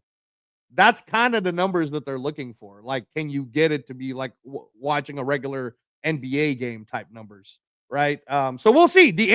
I was going to tell you that you saw also that they did the Andy Ruiz, Neba, Vito Melnecki, Emma Williams, Prudential Center in New Jersey. They did that announcement today. So, and that's on a Labor Day, or is it Labor Day on September 4th? Yeah, it's Labor Day. Labor Day weekend. Yeah, first Monday of September. Yeah, Labor Day. Yeah. So they're trying. They're trying. Shout out to them trying. No doubt. Marcus Warren in the building with the $5. Says, for all you people complaining about Shakur talking about size, he's literally the fastest 4-weight division champion in boxing history who started at 126. I didn't even know that, but that's more I'm him conversations going on, right? That's more I'm him conversations going on. Shout out Marcus, man. I appreciate you, man. But it is what it is as far as the Zone and Teofimo Lopez. Teofimo Lopez on Inside the Ring. Did you watch that interview? I didn't get to see it, but I'm sure you'll be able to tell me all about it. I'm going to enjoy telling you about this. And you definitely got to watch it, though. But he spoke on Senior. He spoke about what happened in the corner. Shout out to Max Kellerman, who's definitely going to talk to the elephant in the room and be like, I thought your daddy did a doo-doo job. But everybody else, you know what I mean? You know, I think he said it in a nice way, but he was basically like, the whole space was criticizing your father for the lack of instructions in there. And that included me, he said. And that included me. And how do you feel about that? Because you got him on the team again. You're continuing to move forward with him going into this fight with Rolly Romero. And clearly this fight for Teofimo's treating this like it's the end-all be-all, right? Like, in other words, it's either I show up and show out, or literally my career might make a U-turn, right? And he's right. He's right, by the way. He's by right. the way, right? Yeah. Like literally, if Rolly Romero beat you, and this is not to, we'll talk about Rolly a little bit later, right? But just to say that coming off of a loss, rolling into another championship fight is a gift, on top of the fact that the Zone has signed you to an exclusive deal, which I bet you money has contingencies in that deal based off of performance. This is going to be a very important part of that deal, just like a football contract. A lot of times they talk about how football contracts have so many contingencies. Like, you'll hear about a football player getting like $20 million. And he came up. It's like, yeah, but he has to hit. hit milestones. He has to perform. He has to meet expectations to a certain degree, or a lot of that money goes left, right? A chunk here missing, a chunk here. Before you know it, he walks away 12 million, 10 million, 8 million. You know what I'm saying? Depending on, you know what I'm saying, how all the goals were, all the criteria was in the contract. So I'm sure Teofimo's contract is set up some way that way, and you can kind of see it in him, the intensity in him, because what he says about his father, he goes, I've had a conversation with my dad. He says, I had a conversation with my father, and I told him I had to separate the son from the businessman. He said, the businessman is saying, I'm going to give you another chance. I'm putting the right people around you. You know what I'm saying? You're going to step up to the program and be the position that you need to be in, or you're going to force my hand and I'm going to have to make business decisions. You're just going to be my father, and I'm going to have to deal with it accordingly. When I heard that, shout out to HLD in the building, right? I'm sure he said something already. I haven't even looked in the comment section because I know this is a topic for him. This is somebody who he supports. And I don't know how he felt about that moment. But for me personally,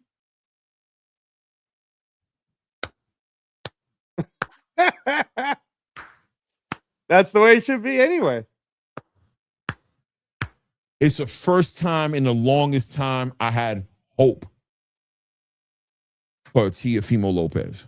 Yeah. It's the first time I've ever looked at Teofimo Lopez and then go, oh, this dude is just, he's always if he opens his mouth, he removes all doubt. You know what I'm saying?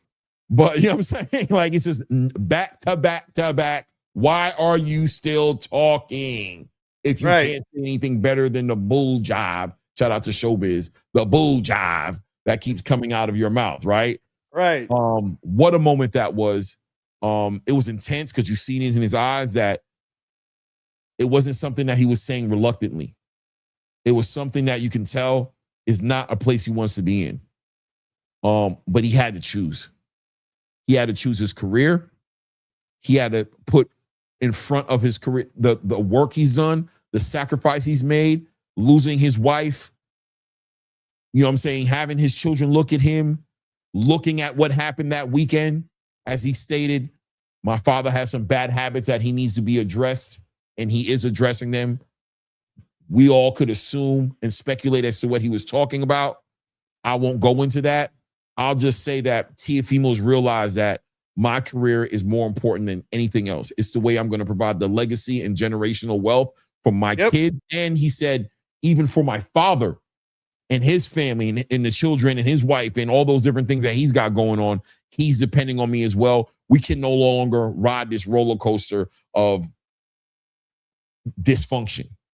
That's been this thorn in the side of my ass as I've been trying to be the greatest boxer of this era. As somebody who's out there challenging the Terrence Crawfords, challenging the Jerome Boots Ennis's, challenging the Shakur Stevensons, the Devin Haney's, wanting being those conversations, but not being confident going into these situations because my program is so dysfunctional. What do you think about that? Yeah, no, I love it, Clay. I love it because HL even pointed it out. Brian Norman did something after the Haney fight that Teo really should have done 5 fights ago. It really should have already happened. So good for Teo for realizing it. Good for Teo for realizing it because he's 28 now, bro. He just turned 28 in July. Or he's about to turn 29, my bad, at the end of the month. So he's at that age of like, hey, man, this is your peak year career. When you were coming out, you were known as a phenom. Remember the backflips and the whole bit with Teo being super athletic. All right, man, it's put up or shut up time now, right? And I do agree with what he said, that if he doesn't show out on this fight, I'm not even talking about winning or losing. I'm just like, show us that you're there. Like, show us that you're present, that this is going to be not like how Shakur dominated you, but that you're the entertaining needle mover that you could be.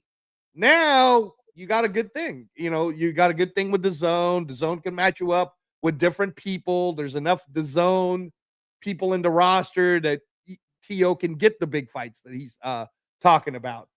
So yeah, man, no, I love it. And the only thing I was going to ask you is, it's interesting he said it that way. I'm going to surround you with people.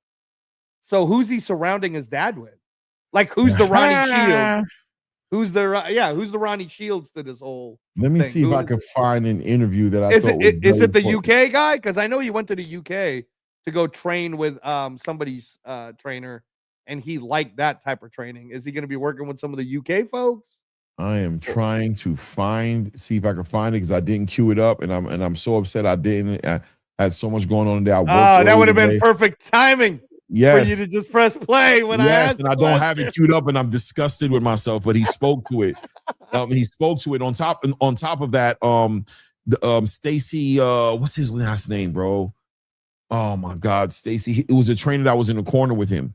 Okay. That night. It was a voice of reason in that corner that night. Oh God, bro. You know, it just is what it is. Oh no, that's because I'm in the wrong place. Hold on, I know where it's at. I'm about to find it right now. I got you. Okay. I got you. Hold All on. right. Sorry, True. guys. Sorry. Yeah, And then bro. there's going to be the Rolly Romero discussion because, hey, shout out to Rolly Romero, bro. That judo flip was on point. He fucking flipped the shit out of Christian Morales, bro. No, it was like that. I told you we gonna Ronda get into Rousey. Rolly. Yeah, Ronda Rousey could have done that better. That was textbook. I was like, oh shit, look at you, bro. Let's get you a UFC fight real quick, Rolly. That's pretty good, bro. That's pretty good. So I can find this here. Hold on a second. I know I can find this. Hold on. yeah. So you know what pissed him off is that so Morales Perez did the Connor move, did that shoulder hitting him, and he was like, "You trying to shoulder hit me, motherfucker? You don't flip." Yo, I told people before a long time ago, Rolly is a problem outside the ring. Don't fuck with Rolly. I'm telling you. I keep telling people this shit, man. Do not fuck with Rolly. Right. I'm telling you. Yeah. I'm telling you, Rolly is not like everybody else. He's a martial artist. Right. He's got multiple disciplines in different ways, and he will bust your shit. Right. And right, do it right. with a quirky laugh and a weird comment when it's all said and done that Right. will make it look even worse, which will compound the impact of the ass whooping on your ego. Right. You know what I mean? In the ring, he's somewhat limited and not the greatest. But Right. yeah, that doesn't mean that he's somebody to play with outside the ring. And by the way, Rolly Romero is a very intelligent person in real life. Like very articulate, very well thought out, very intelligent. Yeah. People don't know. Yeah, no, he is. Hey, Des, I was joking around. Me and Clay know it's called the hip toss, man. I was referencing Austin Powers, bro. I don't know if you're old enough to remember that movie. Right. So here's Stacy McKinley. This is the guy that was in his corner. This is like the official trainer, right? So let's see what he has to say about the situation to a degree. Hold on. Wait a second. I want to. Hey, by the way, guys, you guys are diabolical, man. I've been holding my tongue this whole time. How are we not over 90 likes already? Oh yeah, hit the like button, man. Don't do that, guys. You in the building, hit the like button, support the grind. Do that right now. Hit the thumbs up. I wasn't even bothering you about it. Hit the thumbs up, man. And definitely subscribe to the channel if you haven't done so yet. Let's see Stacey McKinley speaking on Teofimo right quick. Shout out to True School Sports. Great interview. Rambu is a dangerous fighter. He's a hard fighter to beat.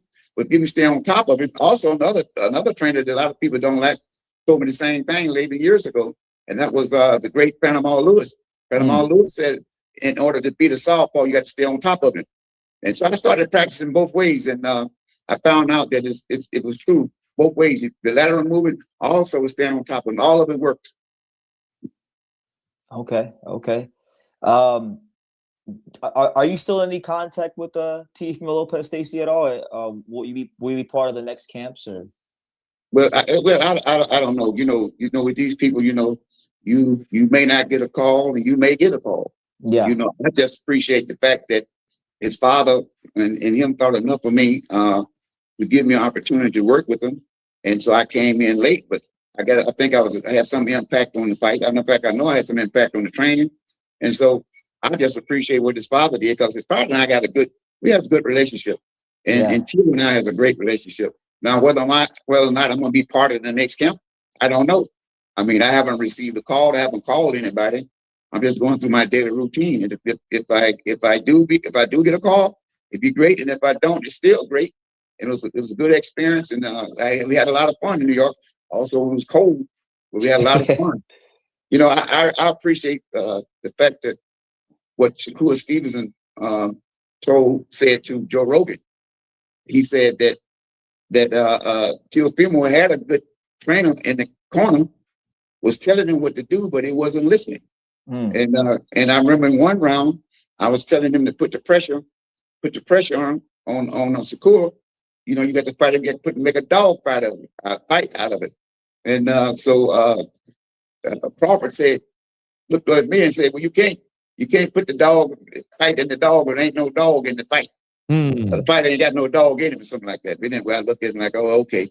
But anyway, it was a good learning process for him.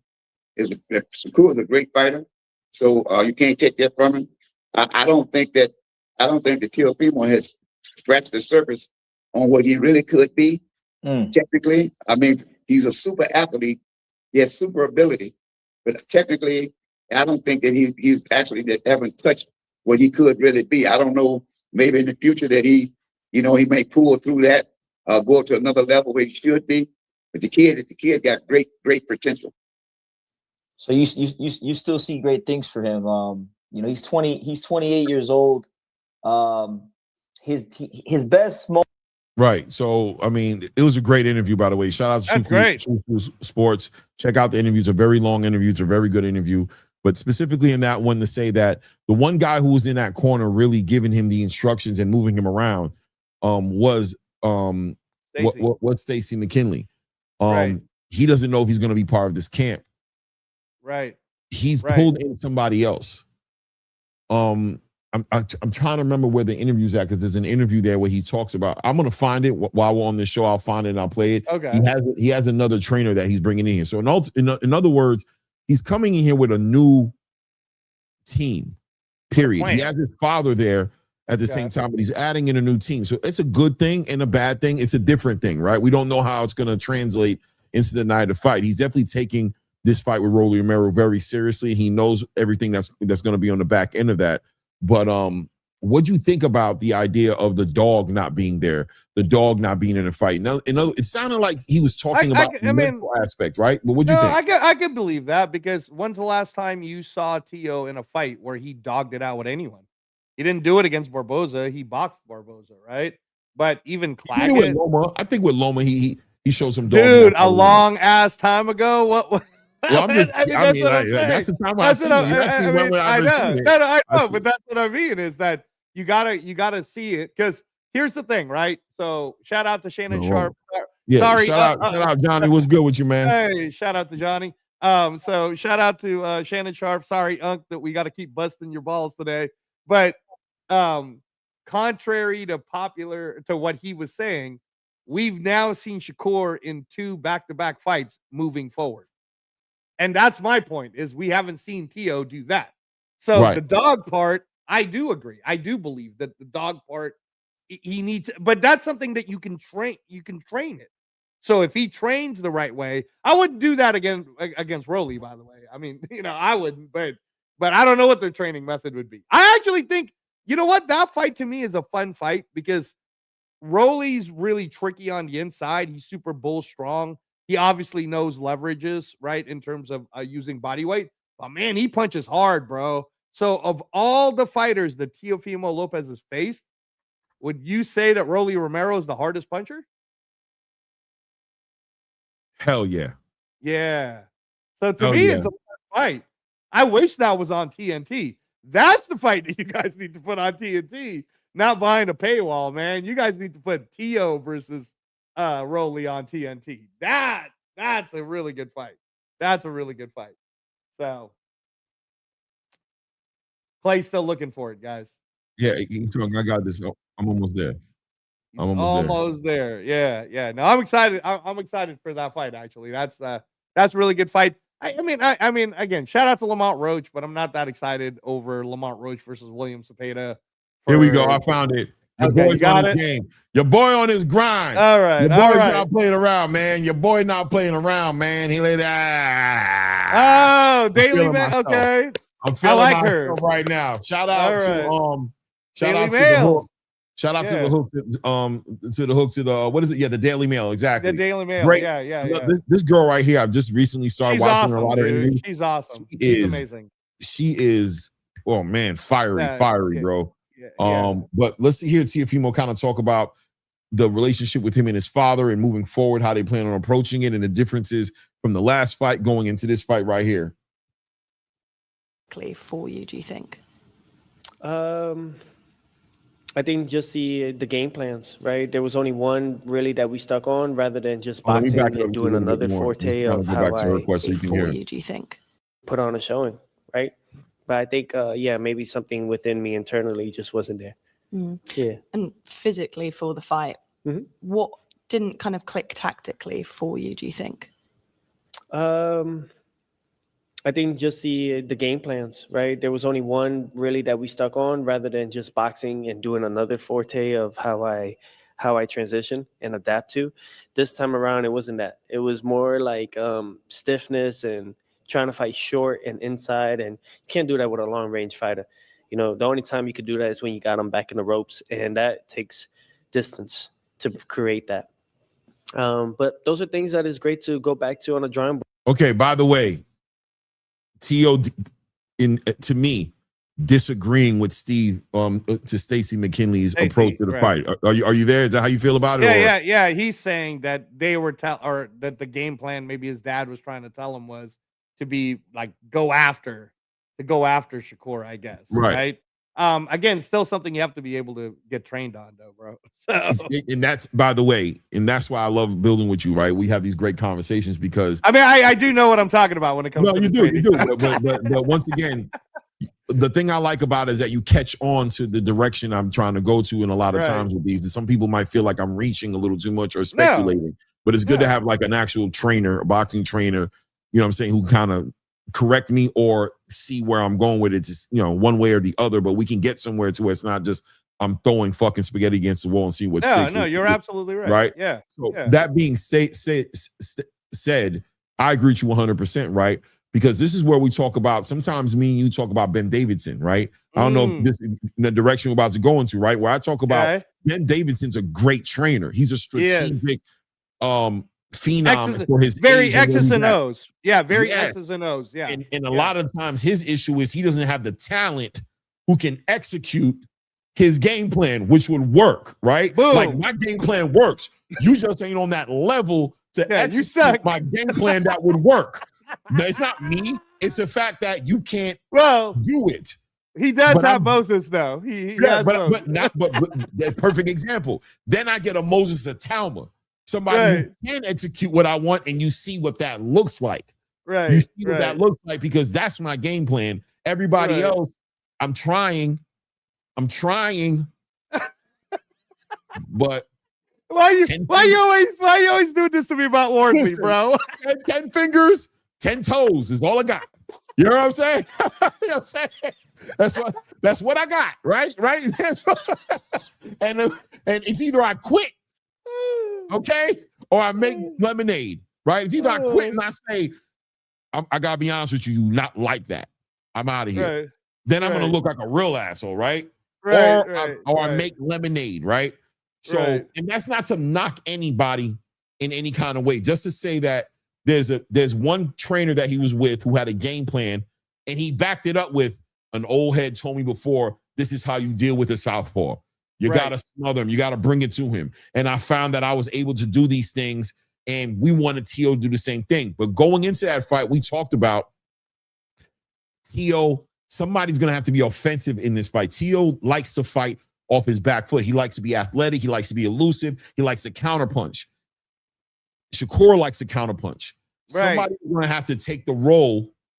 Whoever took the role, remember we talked about this. Whoever took the role of the guy pressing the fight was going to be the guy who's going to win the fight. Right. Shakur pressed the fight. Right. Yeah. Shakur was the one that was doing what T.O.'s talking about. He pressed the fight and he did exactly what we said. There it is. He's not going to be able to deal with that. T.O. was supposed to press the fight, but he wasn't comfortable at doing it because whatever. Right. So now he talks about how he didn't like that. He felt like it should have been another way. And what I think he's really saying is I fight differently, and I don't feel like they allowed me to be me in the ring, and that's what ended up happening. Who I am is not that guy. Now, let's hear and continue to speak here. Now, we brought back Millie LaCroix, who I started with as a young kid. I was 6 years old then. And by the way, there's the answer, Miller LaCroix. Miller LaCroix, okay. And back it up a little bit, just that. But those are things that you can do that with a long range. Stiffness and trying to fight short and inside, and you can't do that with a long range fighter. The only time you could do that is when you got them back in the ropes, and that takes distance to create that.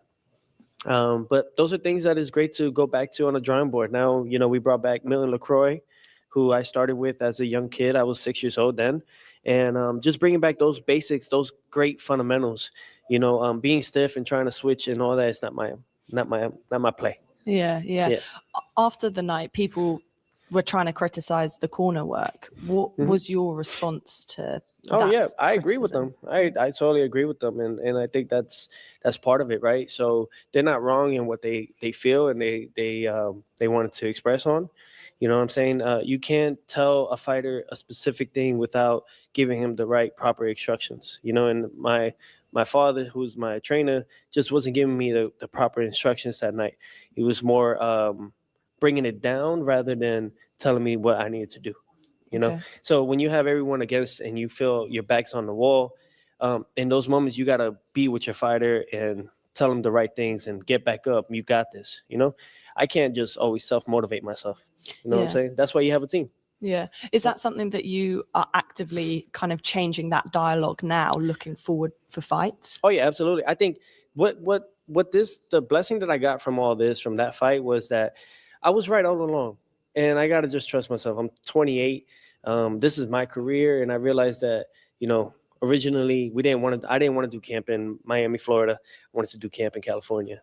These are all small things that I needed to trust myself with. So sometimes you need a moment of reflection, and that happened on January 31st of this year, to realize that I got to trust my instincts and my choices. Yeah. You don't become undisputed and all these other things, or dispute the undisputed without those trust, intuition like this.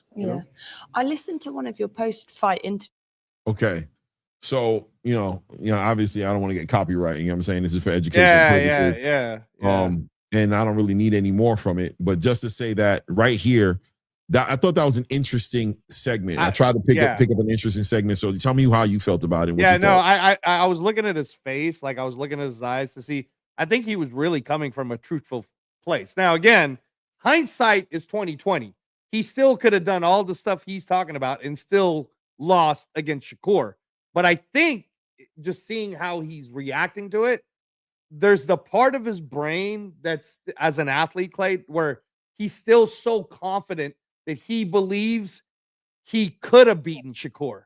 Right. But now he has the excuse for himself as to why he didn't. So that's a rematch for himself that he could sell to himself down the line. But he's not going to let that be the excuse going into Rolly. And that, man, when you got a fighter like that in that space, and you could coach him up correctly, he'll listen to what you say, bro. Like, I like that. I think T.O.'s coming here, so I might go check him out. I like how he's I like them. I like the energy. He seemed very truthful. Didn't seem like he was trying to sell me on anything. It felt real. So I like it. 100%, man. Without a doubt, T.O.'s coming off to me as somebody who's feeling like he's down to his last chance. Yeah. And sometimes it takes that type of adversity, that type of wall, to force your hand in a way that you might have been willing to kick the can down the road a little bit, and you probably had been kicking this can down the road for a minute, but he's starting to feel this sense of urgency, right? This need to, and I've been in this position. I've got a barbecue or mildew. This is it. I'm going to put it all on the line. I'm either going to bet on myself for the first time in my career, and if my career ends on the back of me betting on myself, I can live with that. But you know what I can't live with? Regret. Looking back and saying, oh, should I just put my dad to the side? Should I just took more control? Should I have went to California instead of staying in Miami? Should I have done all those gut feelings that I had? Should I have acted on those feelings? And I'll never know if my career ends and I had to blame somebody else from where I'm at. I want to do me. And I think that's the biggest thing that Teofimo's been missing throughout his whole career was the ability to because that's a hard decision to make, bro. It's hard to do that with good friends sometimes, family members, things of that nature. But your father, you know what I mean? I remember the Michael Jackson movie. Did you see the Michael Jackson movie? Yeah. You remember how he had to when he had to make that decision? He had the lawyer. He had to do it, right? But he's like, I can't look at this man in his face and just do it. But I know if I don't do it, I'm not Michael Jackson that the world knows today. Hindsight, this legend, the best. I'm not him. This is my career, my time. This is not Jackson 5 time. This is not Joe Jackson time. This is Mike's time. It's my time to do my thing, and I can't allow this to hurt. How am I going to figure it out? And it looks like Tio took the challenge, man. And I like what I'm seeing from him. There's going to be a new camp involved in this one. Miller LaCroix, right? Somebody who's been with him ever since he was young. He's not adding, right? And this whole entire show today, by the way, because when we go into the Diego Pacheco conversation, we go into the Errol Spence conversation, we got all these things to talk about, is about this ecosystem, right? And you as a trainer, I know can resonate with the idea of what a winning team looks like. And I emphasize on that word team because it doesn't get spoken about enough in boxing, because boxing gets talked about as if it's just 2 people in the ring and that's all that matters. And I get it. I'm not blind to why you guys are saying that. I see what you're seeing, but what you're not seeing that I look at as a pundit in this space, somebody who's been looking at boxing for a long time, I know there's no Terrence Crawford without Bomac. I know there's no Canelo not even just Bomac, but the whole thing that Bomac's put together around him. That's why I call it the ecosystem, right? The whole ecosystem they've created around him, conducive to growing a champion, right? There is no Canelo Alvarez without Eddie Reynoso and everything Eddie Reynoso comes with, right? With the team around him. You know what I'm saying? Nutrition, whatever it is, strength and conditioning, all these different departments that need to be checked. There is no Devin Haney without Bill Haney and everything he brings to the table. When he brings in Mickey Bay, when he brings in these trainers, when he sends Devin to that camp and working Shane Mosley and working the mountains, get the nutritionist, do all these different things, do the interview that he won't do, talk the shit that he won't talk, all these different intangibles that are involved in creating a real champion. Diego Pacheco right now is starting to take that route right now. I don't know if it's Buddy McGirt. We don't know what that's going to end up looking like, but there's a reason behind the whole entire for him. Not senior, Benavidez Senior. Benavidez Senior belongs to David Benavidez. That's the ecosystem that he don't belong to me. He's working with me, but I need somebody who belongs to me. I need my team who's all vested into me being number 1 in the world, Craig. You know what I'm saying? Not the number 2, not the number 3. I need people who are waking up every day trying to figure out how to make me the guy who beats Canelo. Make me the guy who, who's the face of something. I need somebody who's focused on me. And I think Tio now is doing that. I think he's moving the pieces around himself and he's working on doing that. Errol Spence is also doing that as well, right? Errol Spence has made the move he's made based off of like, I need somebody who's messing with me, not somebody who's messing with me. We're going to get into all those topics, right? But Teofimo Lopez talks about that, needs this fight to happen. He's saying that he wants to repeat. He believes he's ready to repeat his campaign at 135 at 147. What do you think about that? I like it. I like it because, again, if his attitude is there, his age is there too, man. He's not old. Yeah, like I said, he's 28 right now. He's going to be 29 at the end of the month. So when he fights, he's 29. But he can have a hell of a run, bro. Like if he really, this is a good time for him to realize, all right, where's my body at now? Where do I put all my muscle, my muscle points? What do I want to use in terms of not just my my athleticism, but the IQ. But it's all going to be a part, like what you're saying. There's certain parts to the team, including who you go home to. All right. Now, I bring this up, Clay, because there's times where I felt like the fighter that I was a part of, they did better when they weren't around the house.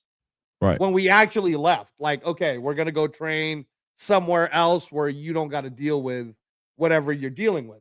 But some fighters, bro, they do really good when they're around the family, like, because that is a part of the team, right? Like Him Shakur. having, yeah, but just him having conversations with his wife, that's a part of the whole thing, right? Like, or with the kids. So as the trainer, you have to be smart enough to know you're going off of their rhythm.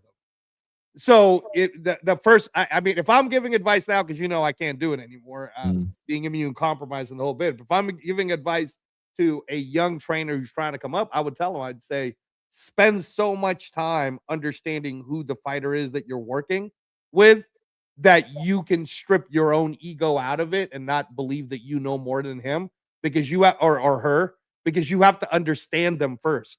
Once you understand them, then you can meld your knowledge to where they believe they can go. And I think that's what Tio's looking for. He's looking for the person that's willing to melt with him at 28, 29, right? But also has knowledge that where Tio would listen to it, would go, yeah, no, that does make sense, right? And maybe it's something that he even heard before. Maybe it's even something he heard before from his dad, like a long time ago. But now Tio's ready to receive it. And this goes to the Diego Pacheco thing, bro. Buddy McGirt is a good trainer. I know. I went up against him, right? But are you listening to him, Diego? Because Aleem is not going to be easy for you, bro. Aleem gave Lester Martinez a good time. So are you ready for a good time, Diego? Or are you, because you didn't look that good against old man Sajo, old man. Listen, we about to go into that conversation in 1 minute. Let's not go too far, right? Because sorry. Shout out to everybody in the building, man. 90 plus people in the building. Hit the like button if you haven't done so yet. Go ahead and do that, please. Thank you in advance on all those things. And of course, subscribe to the channel if you haven't done so yet. A great space, right, to build on some boxing. I think most people would agree on that. So hit that subscribe button so that you're getting those alerts when we're having these lives, and we'll be opening up the panel in a few. It won't be too much longer. We will open up the panel. That being said, though, right, going into real quick, touching base on a fighter, Andy Cruz. Real quick, right? Just to we should be in and out of this one. Yeah. Andy Cruz in his next fight coming up this weekend, fighting somebody who's like ranked, I don't know, 500 or something. I don't know who he is. I think the biggest story here with Andy Cruz is he comes off this fight with Raymond Muratalla. We know Andy's a great boxer, great boxer. And gold medalist, bro. He beat Keyshawn. 100%, right? So we've talked about this whole idea of the Bozy Ennis system and Andy. Shout out to Bozy Ennis. Shout out to Bozy Ennis. Shout out to Bozy Ennis. Shout out to Bozy Ennis. I'm sure the 4 times I just said that will not matter as we move forward in this conversation. I'm pretty sure of it. But at least I said it 4 times. Nobody can say I didn't try. That being said, Bozy and Andy, not seeing that, me personally, as something that's going to bring him to becoming a champion at 135. So the conversation now with Andy Cruz is he's considering going down to 130. I like it. I like that. Does the Bozy Ennis system translate and make more sense for Andy Cruz at 130 than it did at 135, being that he won't be so small at 135? I mean, I don't know. I mean, Andy Cruz isn't a young pup. He's old, right? So it really I want to see how he looks this Saturday, just against even this guy, because he was preparing for an Albert Bell, right? Mm-hmm. So he's gonna have to do a switcheroo. I don't think he was going into the Albert Bell fight thinking he was gonna knock out Albert Bell. You know what I'm saying? So, but now Andy Cruz has someone in front of him that he could knock out. So is he going to, Clay? Because that's the Bozy Ennis system is essentially that, man. Go in there, go into the fire, right? It's kind of like, let's go into the gunfight while they're shooting at us. That's the Bozy Ennis system, right? It's John Wick style. Let me go in there. So, but I would say that to you, because if Andy Cruz could do that against this guy, let's say he puts him away, looks great, gets an awesome knockout, awesome. you want to fight Shockey Foster that way? Do you want to fight Navarrete that way? You know what I'm saying, right? Like, are you going to go down to 130? And what's the reason for you to go down to 130? Because the two guys there is Navarrete or Shockey Foster. Am I missing someone, Clay? Am I disrespecting somebody? Well, no.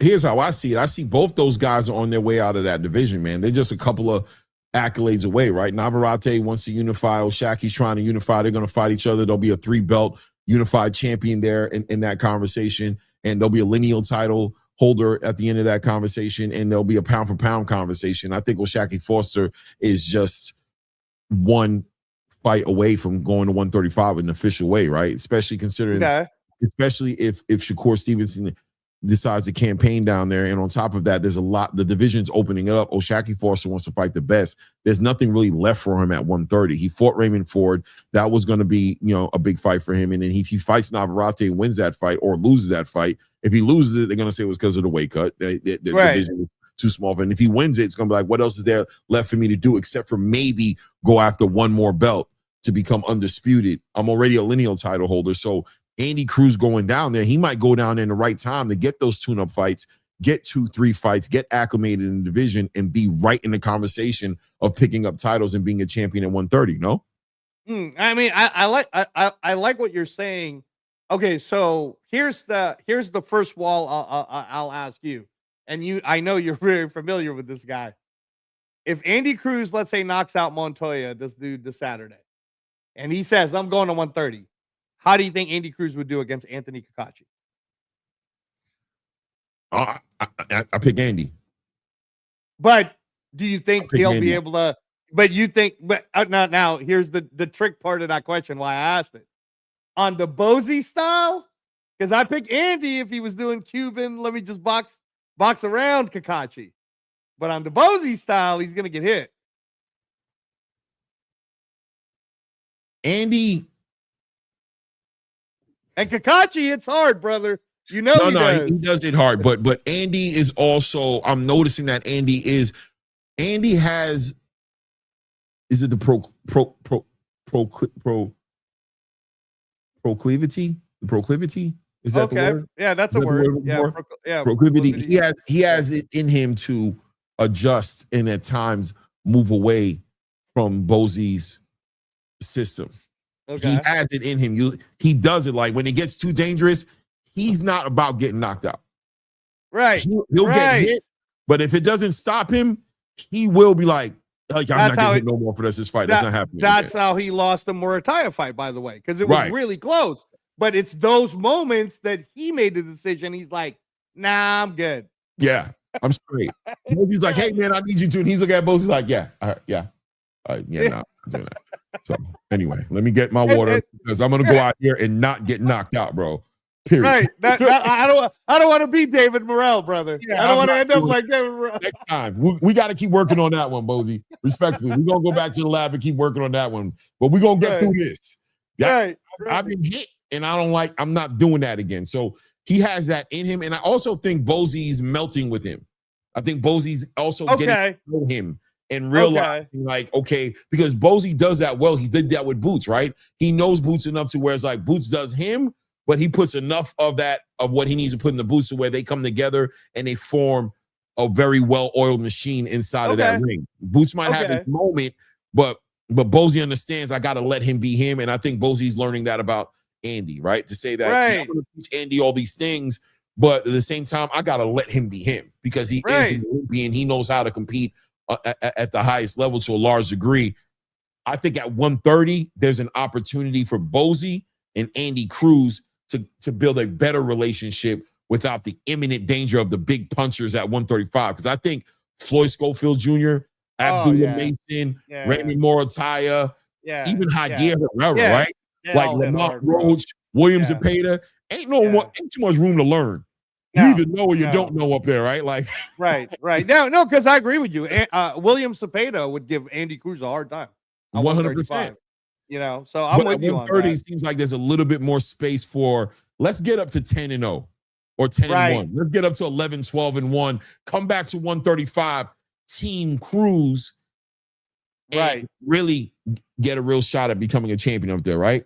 Right. No, I like that because the reason why I threw the Kakachi at you is if Shaki Navarrete leave, Kakachi's the hardest hitter at 130. That's a champion that has a belt, is what I was saying. So, but if Andy can melt and Bozy can allow him to be more of what got him the gold, if they can mold like that, yeah, I'm with you, man. Andy could be dominant at 130. That's an if, though. That's an if question, Clay. That's an if question. Hey, man, it's all ifs, right? But it's like, you got to try, man. You know what I mean? You got to try. You got to figure something out. And look, this fight that he has right now is a fight that means nothing to him. So it makes me feel like he's not going to stay at 135, right? He went from a title eliminator to get back into becoming a champion to who's this guy? It sounds like a stay busy fight to me. And why are you trying to stay busy? Why wouldn't you make your next fight significant, continue to, campaign, look for, I don't know. It is what it is. It's also a last minute replacement to a degree. Albert Bell was supposed to be the fight and he's not fighting Albert Bell. So does he go, he wants a full camp maybe for the top guys. I don't know. He can go either way, but the rumor is he's talking about going to 130 after this. Shout out to HLD, man. I appreciate you, fam. With the $10 says gossip news. According to new legal documents obtained by TMZ, Devin Haney agreed to pay Lena $20K a month in child support. Hold on now. A figure they say was based on Devin's monthly earnings of $435,000 a year. Signed the contract. Listen, that's called motherfucking bars, nigga. You know nothing. They laughing at you, nigga. Now listen, right? I done said it's expensive. Devin Haney looks like he lives an expensive lifestyle. Can he afford to walk away from a big bag to fight Shakur Stevenson versus taking a little bag for a fight that may be more impactful with the fan base? Is it more of a priority for him to pick up as much money as he can right now based on his lifestyle? That was part of the conversation, right? I'm not into his personal life. I'm not into trying to judge him for whatever this represents or whatever he's been through in his life. But what I'm saying is supply and demand. Right? Right. There's clearly a demand for big paydays. Is there a large supply of paydays for Devin Haney in the space right now? I mean, Bill's smart. I'm sure Devin's made, doing investments and all of that type of stuff. But in terms of what you're saying, Clay, so what if it goes to purse bid, it's 75-25. So 75% going to Haney of not as good money as just taking a straight up signing bonus plus to be with Zuffa. I think that's why we all know the Zuffa announcement's coming. It's just a question of, is it Haney Shakur right off the bat, which would be great, by the way, for everybody. So yeah, 100%. Yeah, 100%. Right. So there's a good chance. Hey, shout out to Devin Haney for paying child support, by the way, man. Yo, take care of them babies. Take care of them babies, man. So it's either, for me, it's either Devin Haney takes his fight with Shakur or he signs a deal with the Zone. And I'm leaning more towards the fight with Shakur and working with Zuffa. You know what I'm saying? Because the reason I think the Zone would make sense for him was off the strength of Devin Haney wants to fight the fights over on the Zone side. But that would be up to Dana White to sit down with Devin Haney and convince him that doesn't go away. We're still going to get you those fights. Yeah. We're still going to put those offers out there. And the real ones are going to take the money and make the fights. You ain't going to get, that's up to Bill and Devin to really gamble on Dana's word. In other words, it's one thing to deliver it, but they can sit there and be like, yeah, but you said you was going to do that for Jai. And then we haven't seen that really materialize for Jai like that, right? But Jai's not you guys. Yeah. And but why though? He was, even the whole WBC thing, they were ready to get that Michaela and Jai Pattaya thing done. And then what happened, Clay? Right? Then you see what I mean? It's like Dana can't control the craziness that happens in the sanctioning body's faces, bro. So, but yeah, no, if that's what Devin wants, putting a fight on TNT against whoever the Zone's got. Considering it looks like they're working outside of the sanctioning bodies, right? Like Shakur said, we don't need no belts on the line. So that means the bodies can't block it. That Jai's situation is because he wants to become undisputed.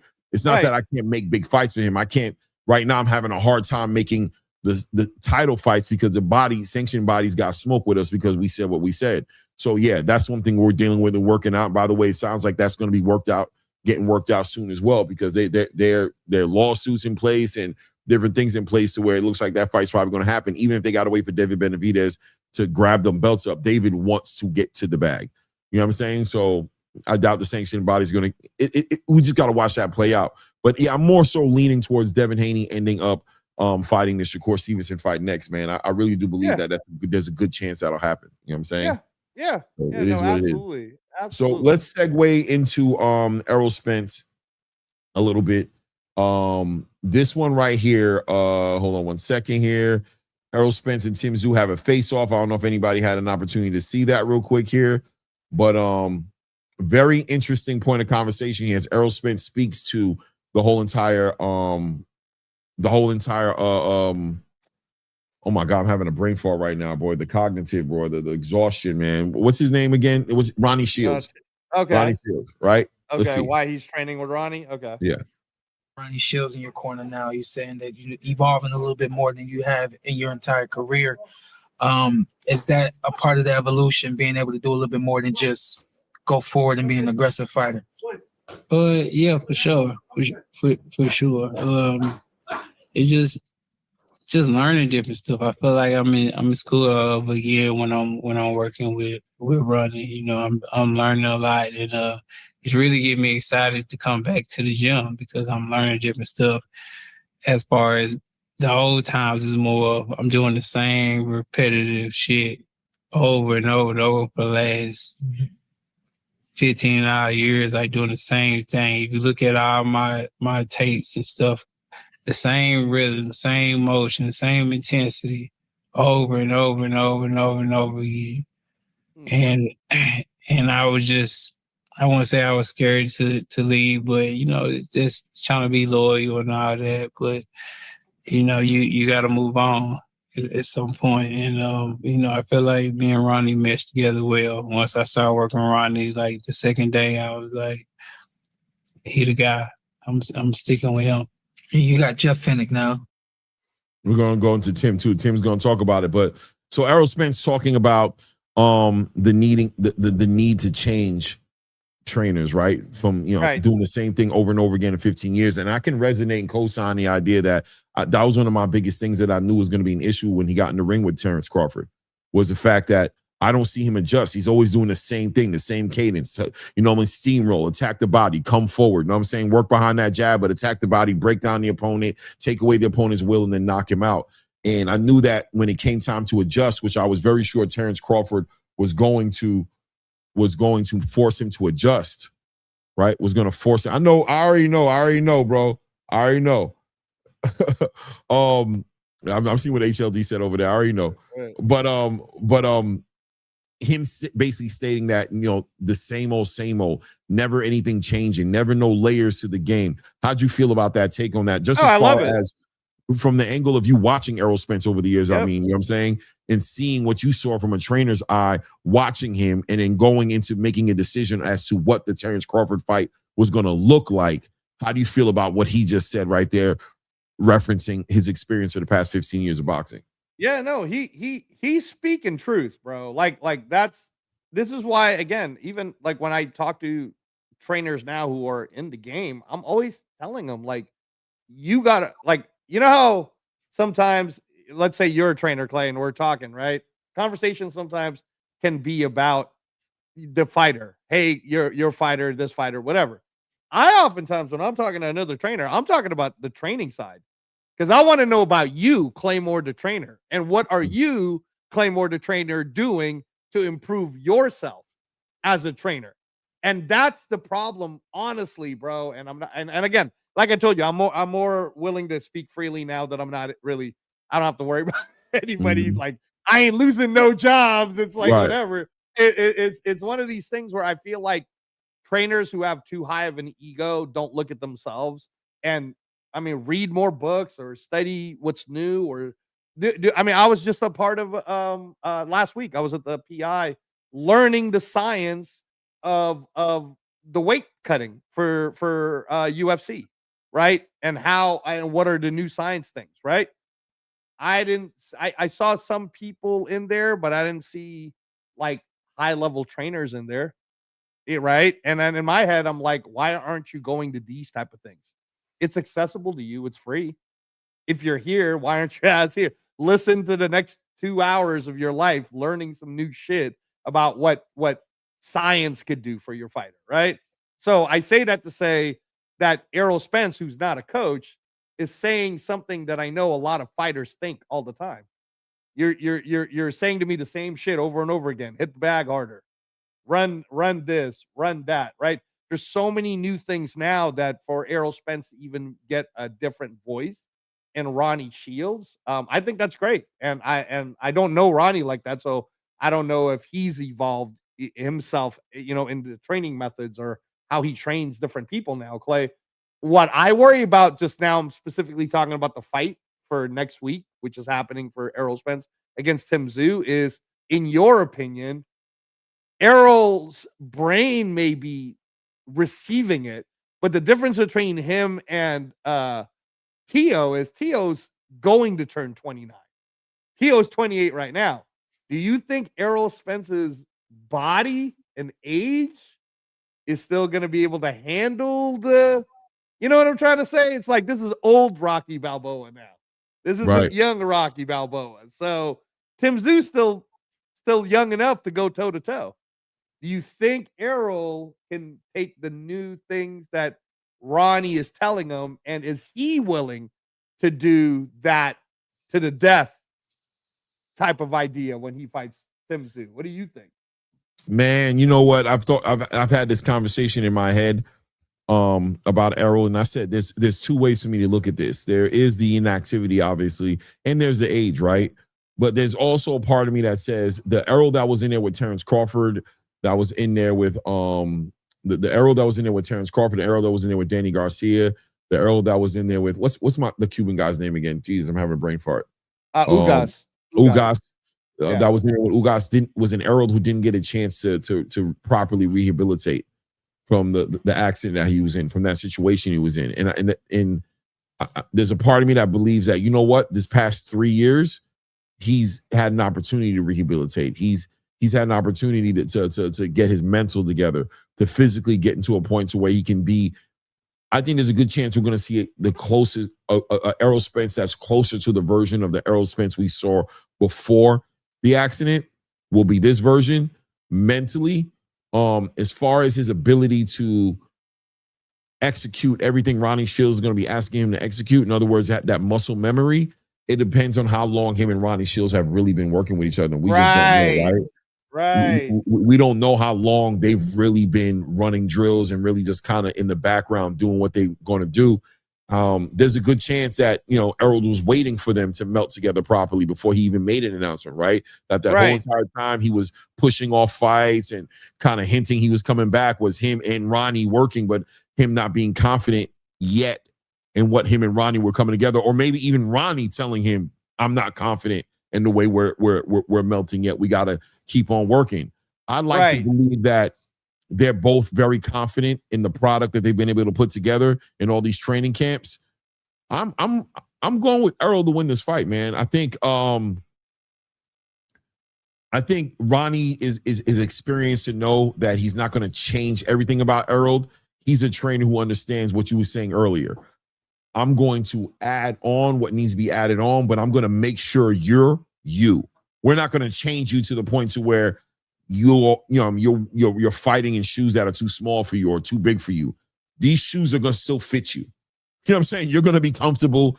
We're just going to make sure that you have some layers added into there that's going to help you make some adjustments, confuse the opponent in front of you a little bit more, be a little bit more defensively responsible, and have maybe one or two more ways to skin a cat rather than giving you 10 ways to skin a cat as we continue to work out this relationship, which, God willing, inshallah, takes us into a title type of conversation or whatever have you, whatever we do in the future. It's a marathon, it's not a race. I think he has a mature trainer in Ronnie Shields who understands the importance of that. Right. No, I agree with you on that. I mean, if there's one thing Ronnie Shields would have is the maturity at this point in Ronnie Shields' career to be able to handle an Errol Spence. So I'm with you on that. I'm going to believe you that I would like to see Errol win. I'm just worried, Clay, because he's 36, closer to 37. Facts. Tim Tszyu's 31. And this is an opportunity for Tim Tszyu in his home country Right. To be able to completely revamp and recreate his career, bro, by beating the guy whose last fight lost to the great Terrence Crawford. You know what I'm trying to say? So Yes, I don't want to say that they're making Errol walk the plank in some ways, but I am worried about it because I'd like to see him win. But you know, it feels like Conor McGregor versus Max Holloway. I'm just saying, it feels like that to me. The age, I can see that. right. Yeah, I can see Errol. And you know what I don't want to see Errol do? What Danny Garcia did when he was in the ring with Erislandy Lara. Oh yeah, and then he got knocked out. I don't want to see him just being like, I can't do this no more. I'm good. And just in the middle of the fight, just kind of walk away. That would be a bad look. Let's see what Tim Tszયુ's got going on too, because Tim Tszyu also, has his story, and he's coming in with new trainers as well, making adjustments. His trainers isn't necessarily leading down the right road, but let's see what he has to talk about with his new situation.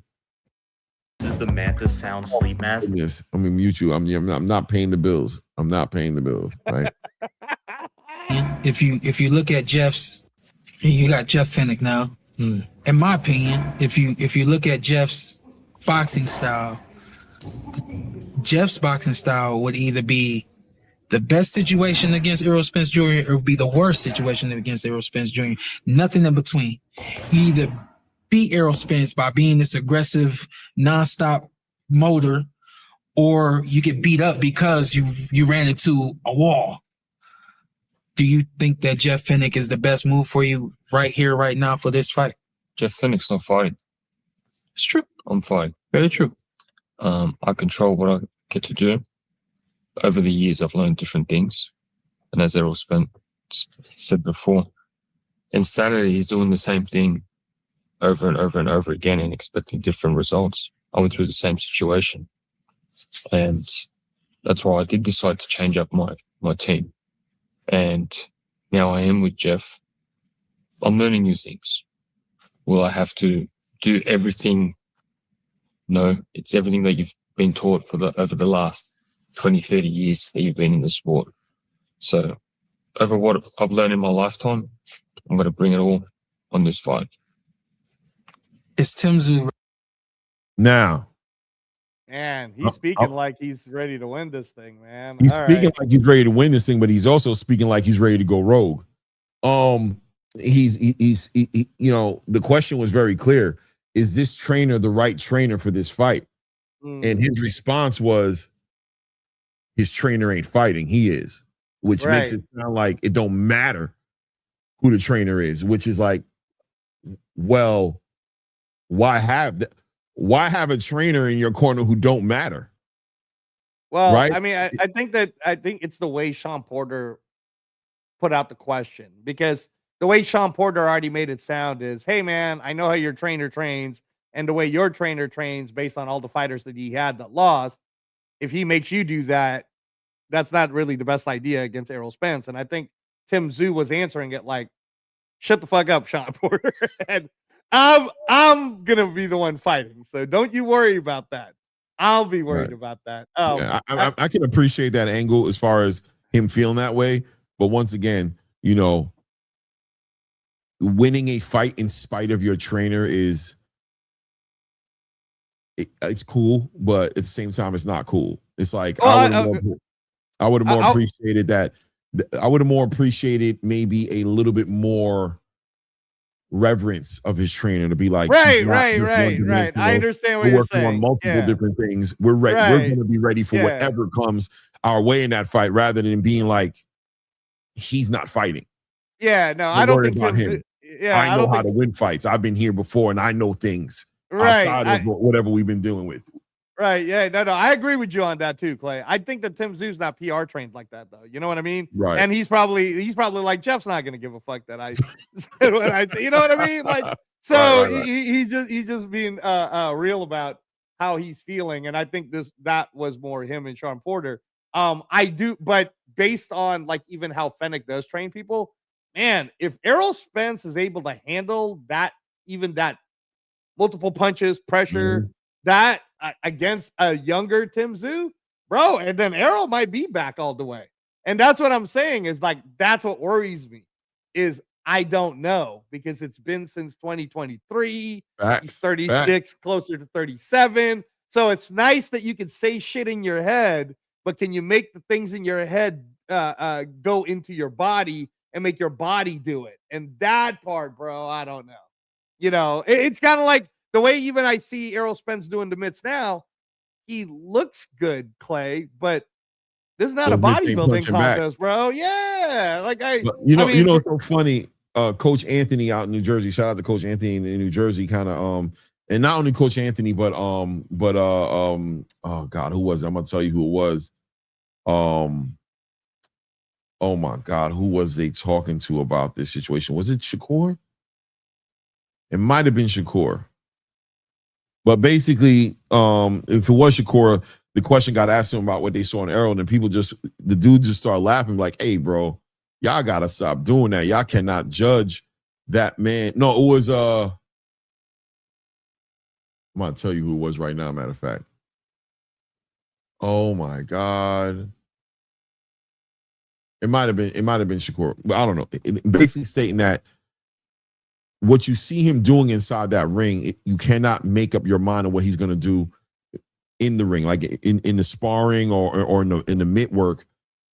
He says there's times when you just slow things down on purpose just to make the shots clean. This is not going to be his speed. This doesn't represent his speed. Yes, it doesn't represent how he's going to approach the fight.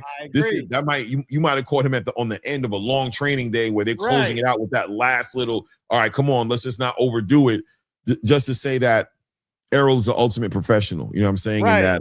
And that these things we're looking at aren't really telling. You know what I'm saying? Right. We got to remember the character of the fighter in front of us. But I'm still on the same page you are to a large degree to say that, okay, fine, but I haven't seen nothing. Maybe by design, I haven't seen anything. But regardless, I have not seen anything to make me think this man is back yet. Right. You know what I mean? Right. I can agree with that. And here's the thing too, Clay. And this is why I do like this type of a fight, though. I feel like it's a fair fight, right? Tim Tszew's coming off of a win, but again, that level, nobody that he's fought recently is anywhere in the near IQ level that Errol Spence is in. What makes this 50-50 is that Errol Spence has been gone for so long. New trainer, you know, we're going to see what happens. But this is why when we even speak about Shakur and Haney, that's why it's such a compelling fight. If you let Haney, let's say he says, yeah, I'm signing to Zuffa, but I'm going to fight Stanionis. Right. Bro, if Haney looks too good on that fight, we might never see Shakur versus Haney now. Versus right now, it's like, okay, man. It's winnable. Let's do it. Yeah, I mean, think about this. If Haney Shakur happens in November, which again, there's a little nugget for you. If Haney Shakur happens in November, that's 1 year layoff for Haney. Facts. I'm just saying, right? Versus Shakur, he's sparring, he's training, he's doing all that. And Haney's been training like a mad dog too. Yeah, Haney looking good in the gym. He looking real good. Looking really good. So that's why we can't really answer, well, who's going to win that fight? That's a true 50-50 fight going into it. So same thing here, man. I mean, I think that Tim Tszyu, if he, let's say, does what you talked about, how Lara did Danny Garcia dirty. If Tim Tszyu does that to Errol Spence, the difference now is Tim Tszyu at 31 in front of his own home country could sell himself as, yeah, I'm the man. Look what I just did to Errol Spence. Bring them all on. Bring on whoever. I want a rematch with Fundura. Let me go ahead and get Xander Zayas. You see what I'm saying, right? 100%. So that's why I hope that Errol, I don't think Errol believes this, but I hope that it's not like, hey, I'm walking into a plank because I need this money. I hope that's not the case. I don't think it is, but I hope it's not. So right. Shout out to HLD with the $5. Says, I'm just having a hard time with Freddy Krueger, Charlie Brown shirt, Spence. Wait. I'm just having a hard time with Freddy Krueger, Charlie Brown. Yeah, I see it. Charlie Brown shirt Spence is wearing from 1983 does not give winner energy, in my opinion. Lord, child. I'm with HLD on that one. That is not the shirt to wear, bro. That is. Hey, Errol, we got some cool ass gear for you. HERN. Hern.shop, brother. We'll send you a care package, brother. You know, we can make you look real strong. Errol be dressed up though. He be swagged out in his. He's having an off day right now, but I think he's also in fight mode. He don't give a damn, man, about how he looks. True. That's ready true. to fight. He's just putting on whatever. He's like, bro, it's whatever, bro. I'm in a whole different mindset right now. But hold on, as Errol Spence responds to Tim Tszю's whole entire angle right now about responds to Tim Tszyu based on what Tim Tszyu just said, right? Ready for Errol Spence Jr. I think so. Why wouldn't it be for Errol Spence? I'm gonna bring it all on this fight. Is Tim Tszyu ready for Errol Spence Jr.? I think so. Why wouldn't it be? Is Errol Spence Jr. ready for Tim Tszyu? We shall, sir. He cap on that. He know better than that. What's cap? I was gonna say, do you know what that means? Cap. I mean, you not telling the truth. I'm bluffing. We shall see. Nah, it ain't no we shall see. You know how I come. You know how. I know what you're made of course. Well, I'm saying when it comes to fight night, all the plan, as Mike Tyson once said, when you get here, all your plans change. So that's what it is. We shall see.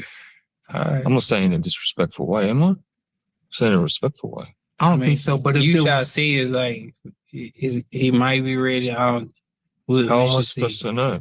We should see. Yeah, how am I supposed to know? Dismissive. No. I respect what you've done in your career, but you haven't had a fight in 3 years. How can I say that this? You want to spar today? Let's go. I'm not that. I'm dead ass. Yeah. We can spar. Yeah, let's go. Come on. I don't think y'all gonna get paid. I ain't sure if I get paid. It's sparring. Yeah, I don't think you're gonna get paid. I think, hey, we're not gonna get paid. It's not to spar. What that mean? You're not gonna get paid to spar this man. You don't get paid to spar. I know. I say you sparring. I don't know why I keep doing it. It ain't about me. I was gonna ask you. Listen, hold on. Don't make this about me. Don't make this about me.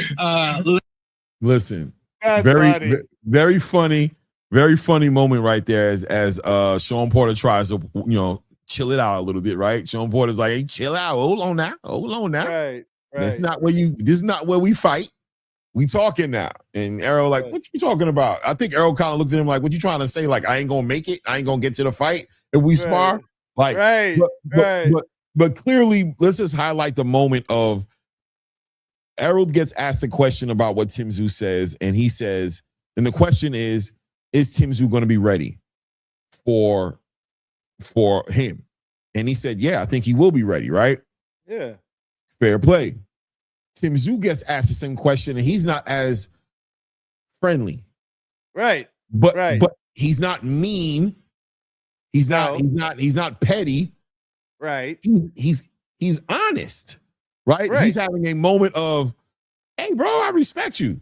But you want me to act like you ain't been outside the ring in 3 years? Right? He's like, we're not going to do that. I don't know who you are, bro. Right. I looked a little thrown by that to be like, what you talking about? I'm the same old guy. Right. And that's what the big question is on Errol Spence, on everybody's mind, is who is Errol, right? Well, here Errol is being confronted with that reality in front of somebody who's going to be trying to take his head off. You know what I'm saying? On fight night. And it looked like for a moment there, he had a moment of clarity for himself. Right. Where he was just like, damn, bro, this dude is questioning who I am. Who am I? I don't know. It was just a moment of uncertainty and a lack of a little bit of confidence in that moment. How did you feel about what you just saw? No, but I did like though, and I see where you're going with it. I did like though how he looked at him dead in the eye and said, "We spar right now. You want to spar right now?" And I like that because then he's like, "You're not about the, big boy me. I'm Errol Spence, motherfucker. Like you're not gonna do that to me. If you want, we can go do it right now." And then it turned into the whole Sean Porter saying, "Well, you don't get paid," and then Errol going, "Well, you don't get paid." And then said, "I was thinking about sparring you." He was like, "I was thinking about asking you," and Sean was like, "All right, now don't do that. You know I'm prideful, damn it. Don't do that, man. This is don't do that.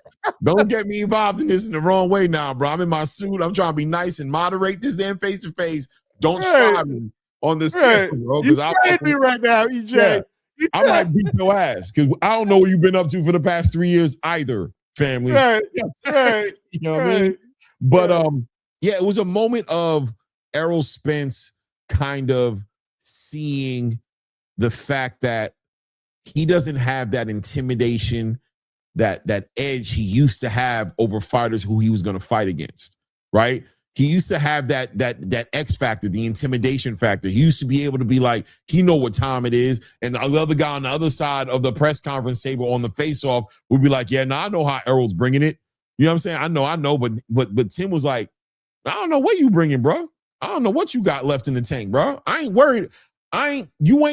You haven't shown me that you're the Errol who beat the, you know what I mean, who beat the shit out of who do I want to go back to who's my guy's name in England, man, that he beat for that title, man? What's my guy's name, bro? I'm having a brain fart right now. Talk to me, man. Help me out, man. The light skin. What's light skin's name, man? In England, he beat him for a title. Who was it? Angelo, that Errol Spence beat. Are you hearing me? Are you there? Oh, he's on repeat. Something going on with him. Man, bro, I'm sure you were saying some awesome stuff. Yeah, I'm sure you were saying a lot of amazing things, Clay. I swear to God, I didn't hear any of it. So it looked like my things went off, and I'm seeing you, and I'm reading what you're saying, and I'm like, I'm trying to read Clay's lips now. Yeah. No, I could tell you weren't hearing me because I could tell by the way you was looking. I'm like, he's working on something. Right. But I was basically saying that Tim Tszyu in that moment, you know, was confirming. I was saying Errol Spence is used to people. He's used to having that brand, that reputation that he could bring to the table when he's talking to another fighter. Right. To where to a fighter would never back in the day said, I don't know who I'm about to get in the ring with. I don't know who this guy is. He doesn't have that edge that he has anymore in this conversation. He's back down to regular human being. He's Superman after Superman's been hit with a kryptonite bomb, and we haven't even seen you fly yet, no less lift up a building or do something crazy like you used to do. You looking like a regular old dude. Right. You had surgery on your eyes. You had all types of things going on. I don't know who you are. And that right there resonated with Errol in that moment. He had that moment of just like, it's just, I got to show and prove all over again. Yes. I am unproven. Yes. Yeah. No, I totally see where you're seeing it. I agree with you. What I liked about this, though, is even the way Tim Tszyu. Yes. Thank you. It was Gary Antoine. Thank you. Go ahead, my man. The way Tim Tszyu answered Errol, too, is the way I wish Mario Barrios would have done it to Pacquiao, but he didn't. He was giving so much reverence to Pacquiao that Pacquiao did what Pacquiao did, right? But Tim Tszyu's not giving him any avenue. He's like, hey, you haven't been in the ring. I don't know. I don't even know if you're good enough to be a contender. We'll find out. That's what we shall see means. We shall see. You know, you're gonna show me. You gotta you're gonna show me. Because I don't know nothing. This is not like your other fights where other fighters like, 3 months ago, he put somebody, 5 months ago, he broke Kell Brook's eye socket. Man, we got to worry about this dude's crazy. He's the eye collector. You know what I'm saying? Like, you know what I'm saying? This is not, you're not that guy no more. It's like Tim had to kind of look in his eye. I'm like, you ain't that. And then Tim had that moment of like, no, I'm just being real with you. Right. You know, like this isn't me cutting down your resume, bro. I'm talking about today. I'm talking, saying, when was the last time you broke somebody's eye socket? Right. Last time I saw you was getting beat pillow to post. Right. Until somebody came in and saved you. That's the last time I seen you in the ring. What you look like, I don't know. And then the time before that, you're looking for your teeth. You thought somebody knocked the teeth out your mouth. Yeah, just you ain't been that Errol Spence. You ain't been the Kell Brook Errol Spence in years. Right. You ain't seen that dude. Even against Danny Garcia and Ugas and all them, you won those fights. Right. You won them. Right.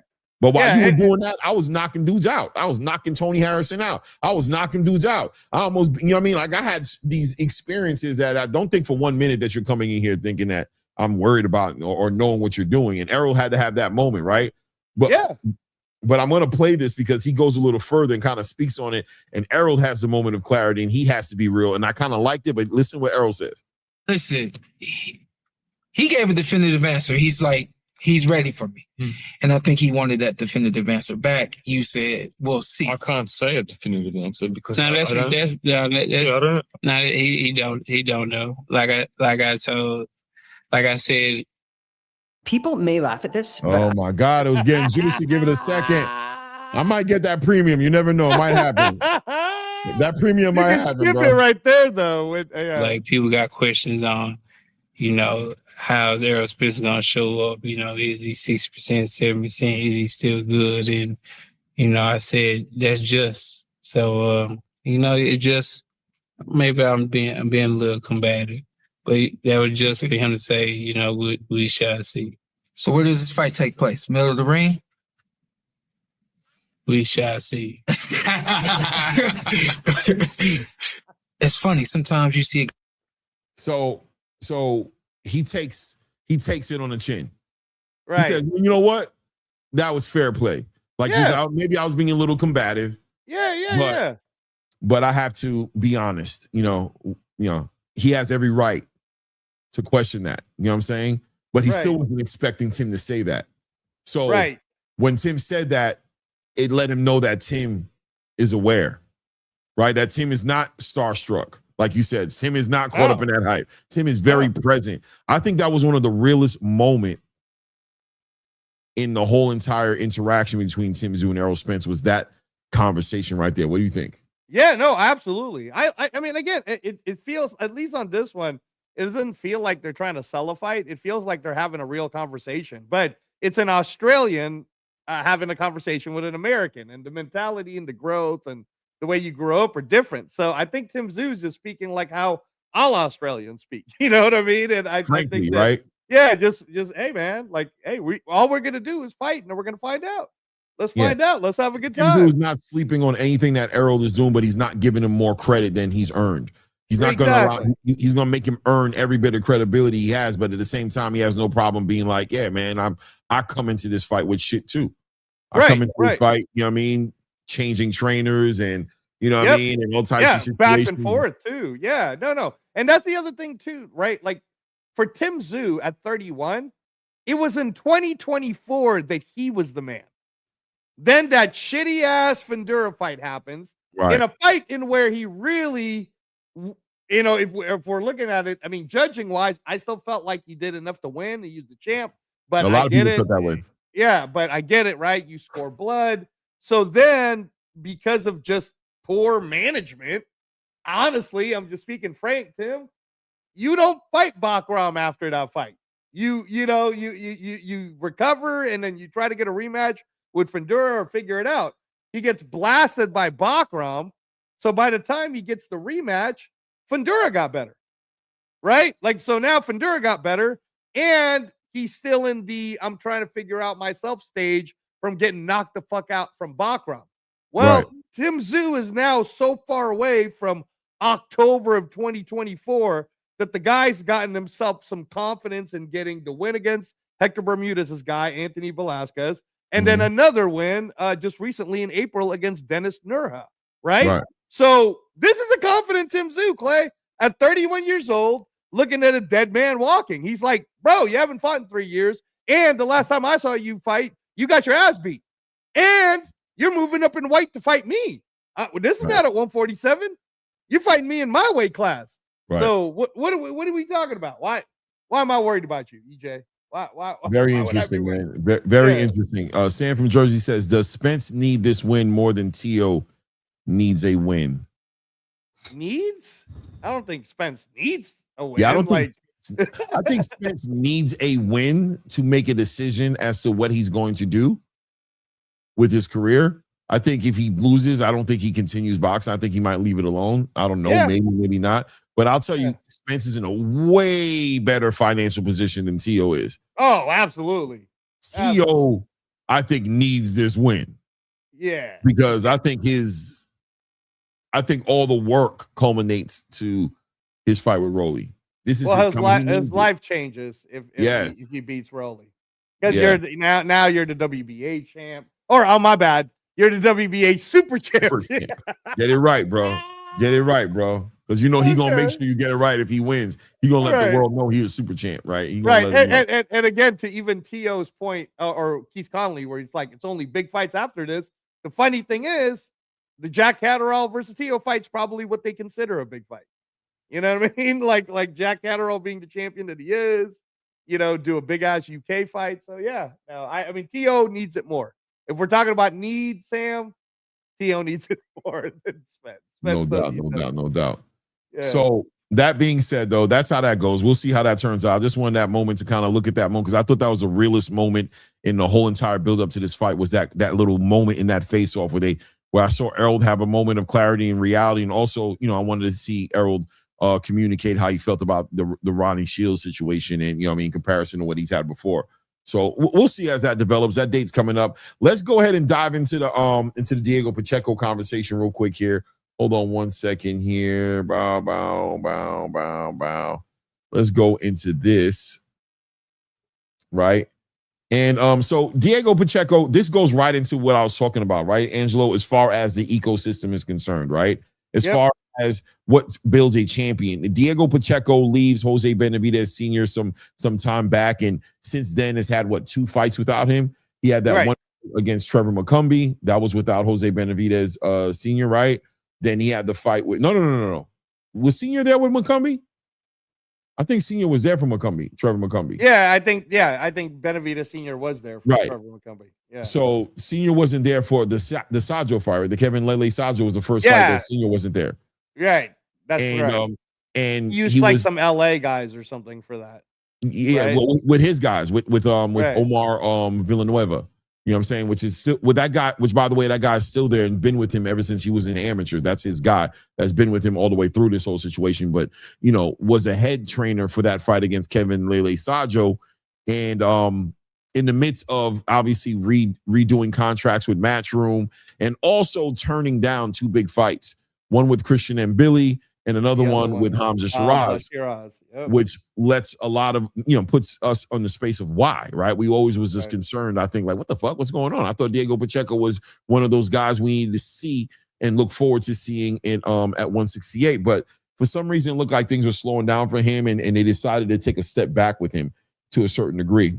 One of the moves, and if you leave it to Diego Pacheco to explain it, he did those things, right? I believe he said with the Christian and Billy situation that he didn't take that fight because I guess they were trying to play him. I don't know. No, that was with the Hamza.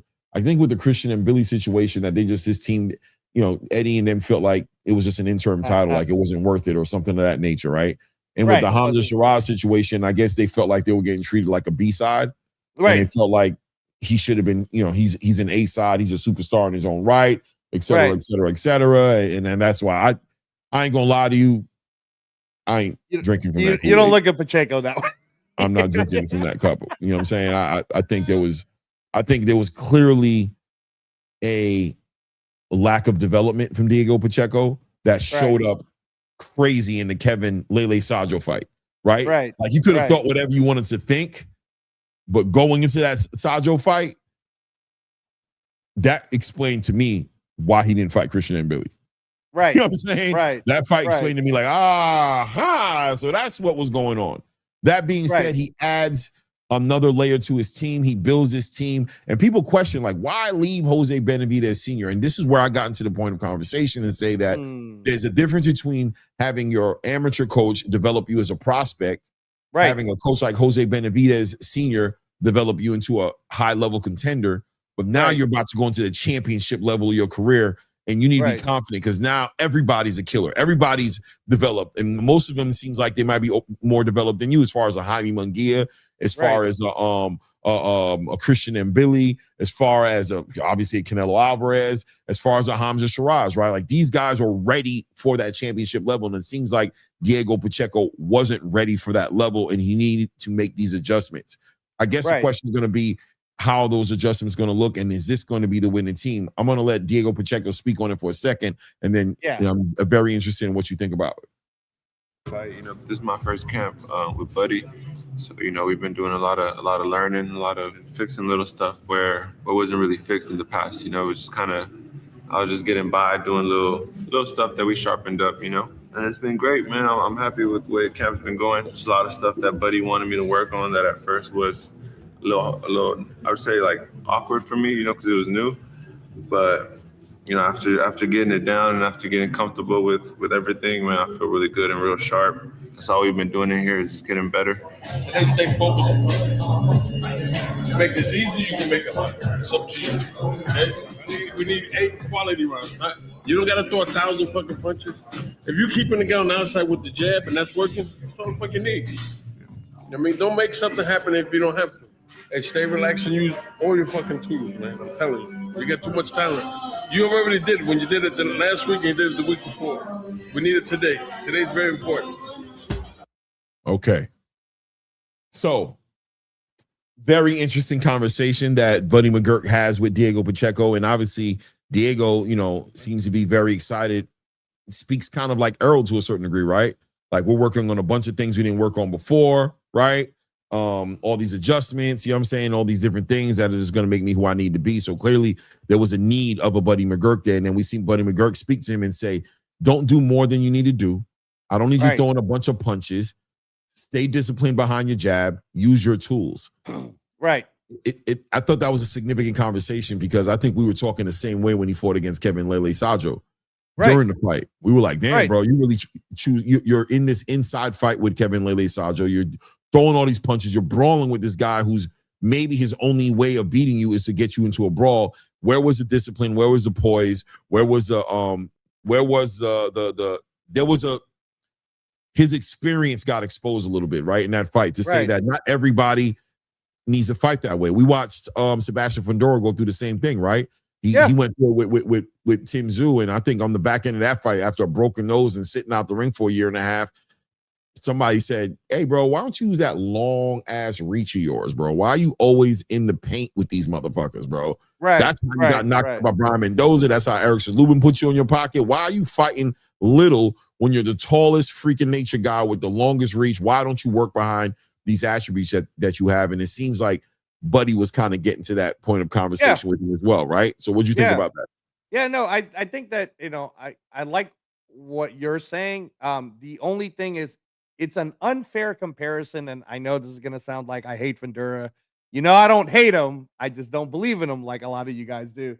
Fundora had the opportunity, Clay, to fight Chordale Booker, and then who was the last guy? I can't even remember who. Oh, Keith Thurman, old man Keith Thurman, right? Right. Okay.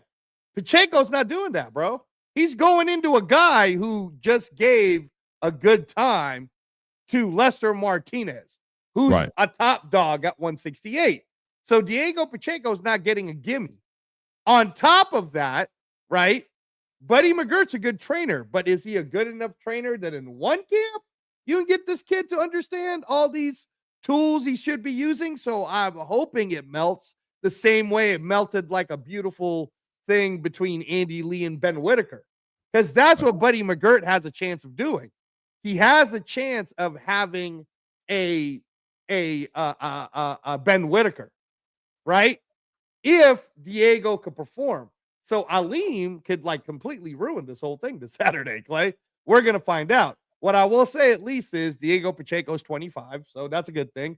And it's only been 6 months, not like a whole year. He fought in December against Kevin Lele Sajo. So the layoff isn't that long.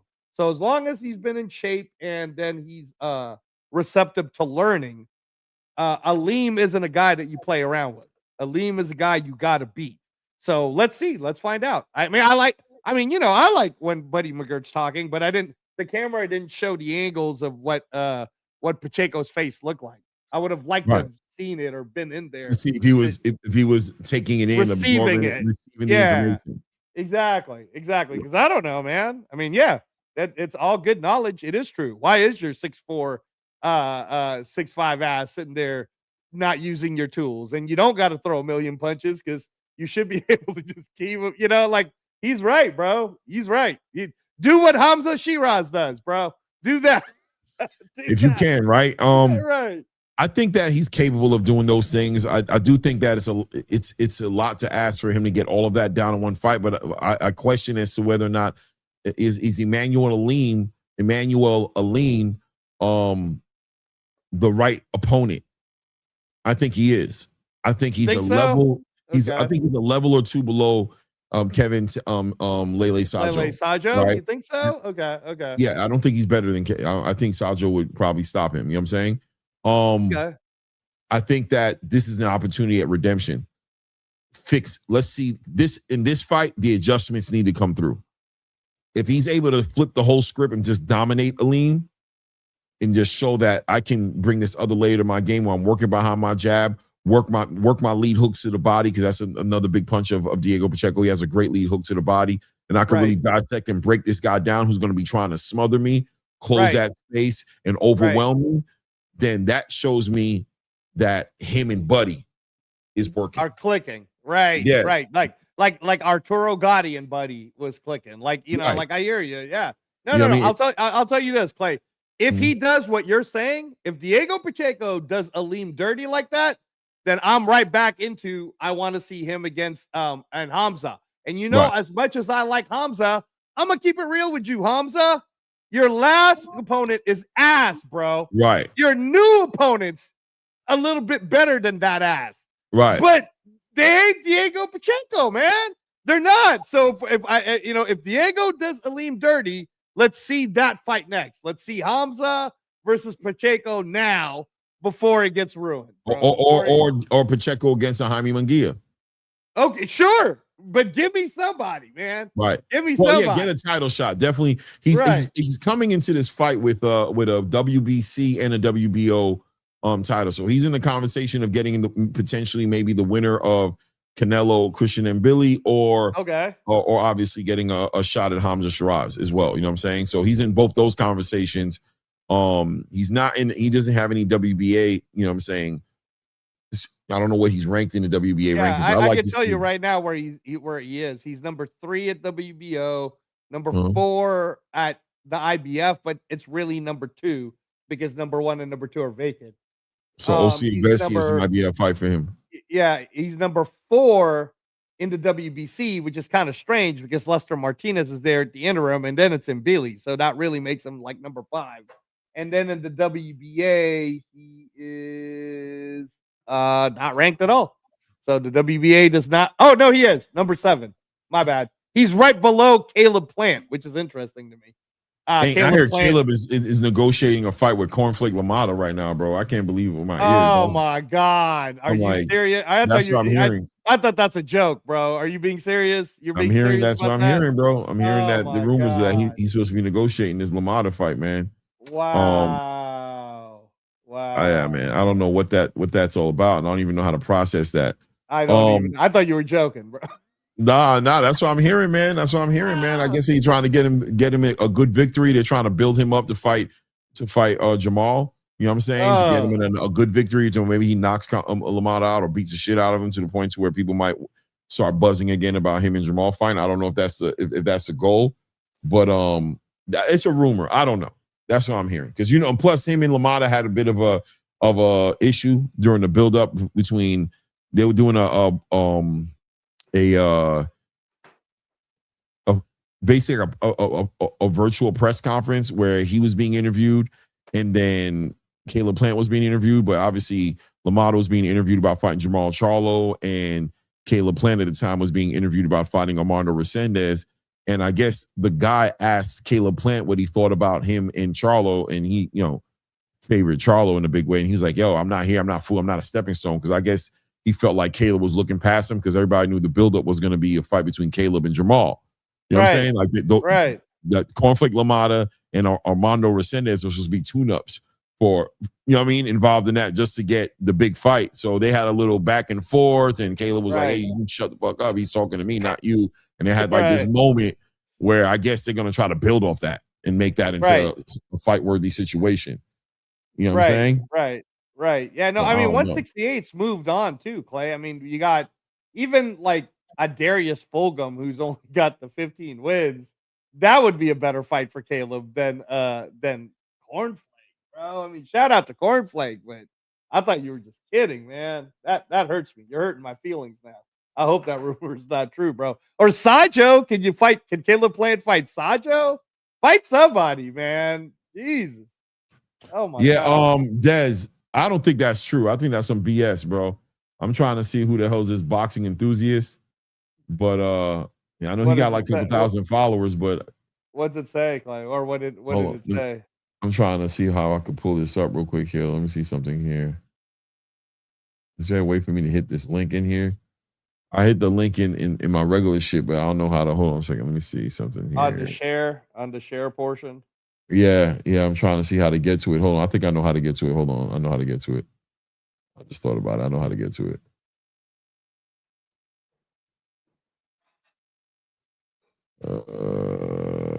Right here like that. Okay. And do this. Do this.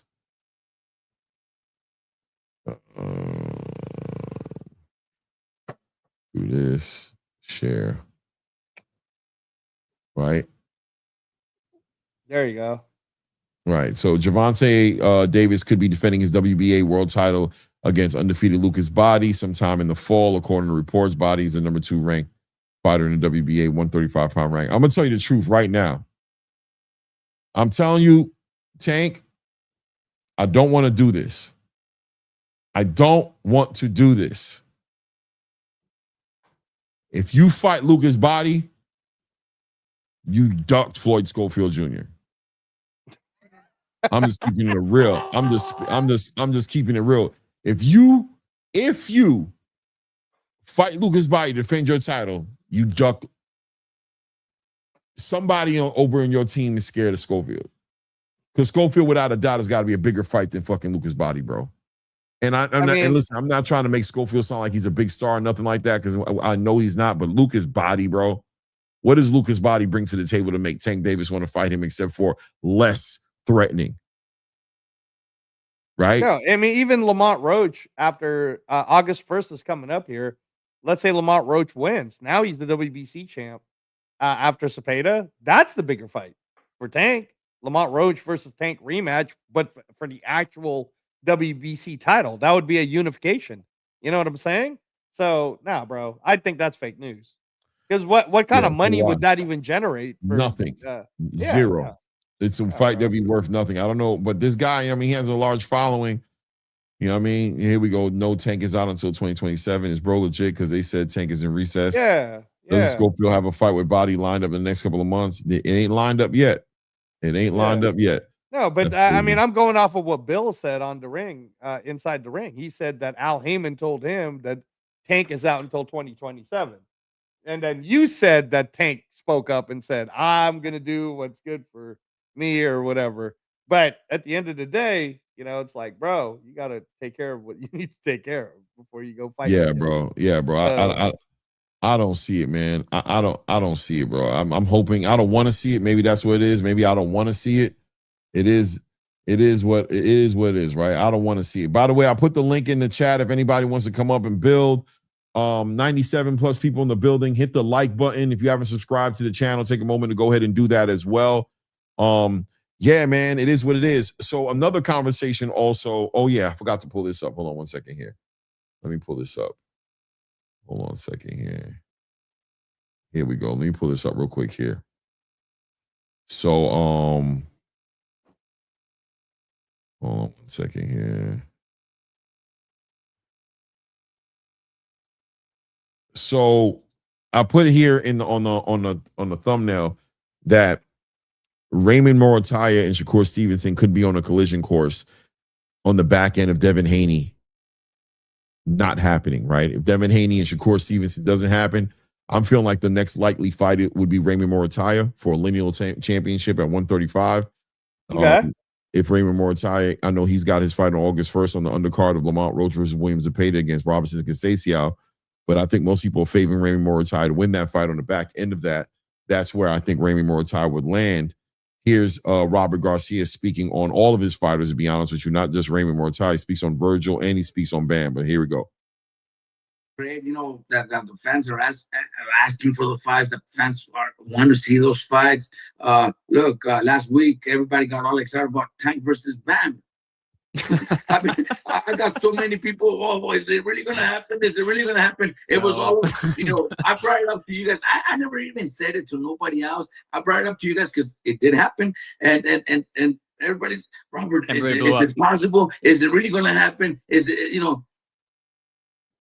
probably not, but they give a lot of attention. Muratalla versus Tank is perfect, man. It doesn't have to be bad. It could be Muratalla. I think Muratalla is a great fighter, and he's got some, a fight coming up August 1st, and everything goes well. After that, man, the kid already showed it against Andy Cruz. Now he's got to perform against Consecao. After that, man, there's no holding back, man. Let's go after anybody, whoever it is. If it's Tank, if it's Shakur, because Shakur also came to my gym and told me, look, I do want that fight. So yeah, let's try to push for the biggest fights out there for Raymond Muratalla also, because he's also one that we were talking about Lindolfo, that it wasn't early in his career. He's been a pro for a while. Took him a while, yeah. It took him a while, but now he's world champion now, and he could fight. The kid could fight, man. The kid really is unbelievable in the gym, man. Sparring, everything. The kid is special. So we need to give him those opportunities. So hopefully, yeah, that'd be awesome. Virgil, man, we're hoping that this fight gets finalized soon. His next fight, I don't know if it'll be against Boots, because Boots there's talk about him might be moving on to another unification or something. Well, that's we can't force him either. But we're gonna move on. We're gonna fight and make a statement for everybody that loves Virgil, everybody that loves his style, everybody that loves the way he fights. They'll see him soon. Yeah, I mean, the sky's the limit for Muratalla. Again, like you said, he's another guy that I called a lot of his undercard fights. So that being said, Robert Garcia definitely looking the position of Raymond Muratalla in a position of a big fight next. He's fighting this last fight, this fight with Robertson Conceição to defend that 135 title. There was a rumor going on that Raymond Muratalla's fight against Andy Cruz was going to be his last fight at 135 at that point. Yeah. But he's back into the paint, getting ready to fight Robertson Conceição. I think a lot of people would question what's the value of that fight for him. Why defend a pointless title defense against honestly, Robertson Conceição? Man, the only thing I can think of, and maybe it feels like, are you getting this feeling from Robert Garcia that he wants Muratalla to stay at 135, stay there? Because I think the next play, and this is where I'm getting at with it, I don't know when the top rank contract ends, but it could be a Zuffa play, bro. Muratalla could end up at Zuffa at 135, and that would make sense. As the IBF champion, 135, Zuffa's working with the IBF. August 8th is the IBF title between Aaron McKenna and Etanisi Oliha, right? The IBF's getting ready to give back the belt to Jai. You know what I'm saying? That could be it, Clay. It could be, and with the PI, with UFC PI, Raymond Muratalla being able to use all the stuff to get his body at an optimum 135. He has access. Like Robert Garcia has a high level facility already. He has a very high level facility, you know what I'm saying, that's offering all that to Raymond Muratalla already. What I do believe though is that that Robert Garcia, who's also a manager, I don't know if he's a manager of Raymond Muratalla, but he manages like Bam. You know what I'm saying? Yeah, he manages Bam. He may see the bigger play to say that, especially considering the fact that he said he spoke face to face with Shakur Stevenson, and Shakur came to the gym and they had this conversation about a potential fight happening. Shakur probably trying to hedge his bet to say, I'm thinking I'm fighting Devin next, but then again, I don't know what Devin's really going to do all the way yet, right? Like he might still move in a certain kind of way. Is he covering it to the point to where he has Robert Garcia confident enough to where he's like, yo, Raymond, let's hang out a little bit longer. I'm not saying it's definite, but it's that conversation that I had with Shakur has me believing we don't want to go to 140 just yet. We might have a fight on the back end of that. Not to mention the fact Tank Davis also looking for a dance partner. That's true. Now the Tank Davis one could be there. That's true. You're right. And then even Abdullah Mason, man. Let's keep it real. Like I'm not gonna I like Abdullah Mason, but let me not get all the way on the bandwagon. He's 22. Albert Bell also gave him a hard time. Good for him. Learned his lesson. Ended up with a knockout. So he's had 2 back-to-back fights in where he's learning, but both of them have been tough. Both of them took him all the way to the distance, just about, right?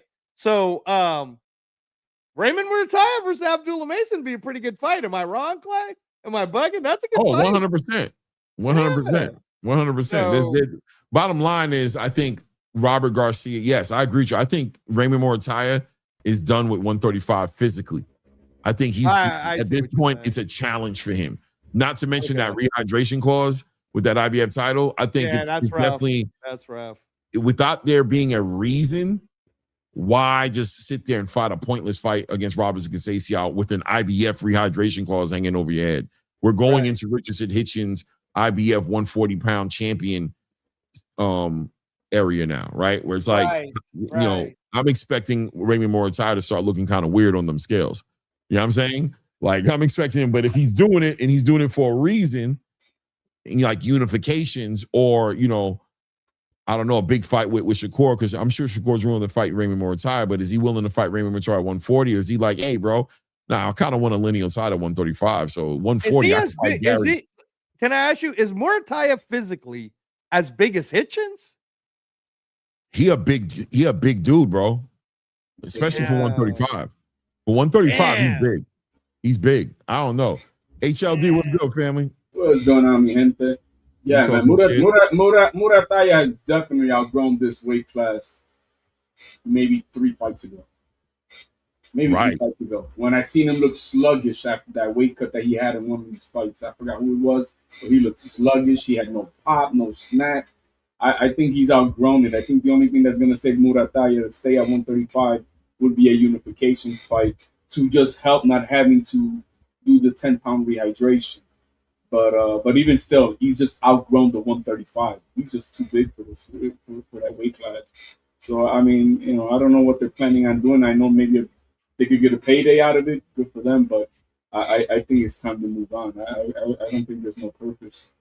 Yeah, I mean, when you heard Robinson Conceição be announced, I mean, personally, I thought he was going straight to 140. I thought he was done. I thought Andy Cruz was it. You know what I'm saying? I thought he was going to try to chase down Shakur Stevenson at 140 or try to make something happen at 140. So when I heard the Conceição announcement, I'm like, it didn't make too much sense to me. How did you feel about the announcement? I mean, does it even make sense for him to sit there and fight Conceição? Is it a mandatory or is it just a volunteer fight? I think it's a volunteer. I think Andy Cruz is the mandatory, right? Andy Cruz is the mandatory. Then I don't know what the hell they're doing. At this point, I don't know what the hell they're doing. They're looking to get having an off night where that weight cut really takes a bad left turn on them and somebody just on their better night to beat them. I think that's dumb of them. I respect Robert Garcia a lot, but I think they need to figure that out fast because it makes no sense. That guy does not look the same like he did a few years back. He's just too big. He's grown. He's older too. Like what, 26 maybe? I think it is. I mean, he's like, how old is he? Hold on, he is he's outgrown that weight class, son. Yeah, he is. But if he's there, you got to think he has smart. He got Robert Garcia there. Robert Garcia ain't going to have him just sitting there for no reason. I'm sure. You know what I'm saying? There's got to be a reason. There's got to be something in the works for him. That gamble, man. They all gamble, the pros and the cons. And, it's the money, Clay. You know, exactly. I think it's more for a title fight than him to move up. Yeah, he's 29 years old. 29. Oh, look at that, bro. No, bro. He's outgrown that weight class a long time ago. Like I said, 3 years ago, at least. Yeah. Very interesting standpoint that they decided to make this title defense. And like you said, that the IBF is that unique sanctioning body belt, right? It's not like the rest of them. It's got that rehydration clause. And it's somebody who's on their last leg in the division. 10-pound rehydration clause seems extreme. But like Robert Garcia said in that video I played right there, there was a conversation. There seems like there's conversations happening for him to fight either Tank or Shakur, right? He feels like there's an opportunity there for either one of those guys. And it seems like Robert Garcia is kind of betting on one of those things coming to fruition, right? To make that money, like Blaze said. Blaze was good. Oh yeah, peace. But yeah, like I said with Muratalla, you got to think if none of them big names is there for him, then he probably makes more money defending his title than moving up and not fighting for a title or fighting somebody else, you know? And you know, I think Muratalla should have been fought somebody more significant than he has, you know, as far as in his career and his skill set. Because you put him in the ring with anybody, man, he's got a good opportunity to win as far as with his skill set. So I'm interested to see, what he does next. But I think maybe, I don't know his situation as far as how many fights he got left on Top Rank, But I think if he can't find a title shot at 140, right, then, obviously it makes sense for him to keep his title and defend it, and he probably makes more money than it is if he does something that's outside of a title fight. I mean, yeah, I guess I can see. I mean, I feel like he should be able to leverage that IBF position of the 140 IBF is in the air right now. Richard Hitchinson vacated it, and now Landelfo Delgado supposed to be looking to make a move up there. And I know they're both in the same stable as far as Robert Garcia's stable is concerned. So that's kind of maybe a weird situation. Yeah, that might be where the conflict is. Yep, because that would make the most sense, right? He needs to go up, right? Everybody's looking at his weight. It would stand to reason he would go up and just get to go for the IBF at 140. But if them camps are, it's a real thing, man, when y'all got real relationships with each other. And as far as you don't want to take food out of each other's mouth, because, when it comes and to Robert Garcia don't want boxing, to have to make a decision, right? He got faced with the same situation with Oscar Duarte and Adolfo, right? When they both were like supposed to fight each other for the IBF title. And he's like, no, I don't want to do that shit.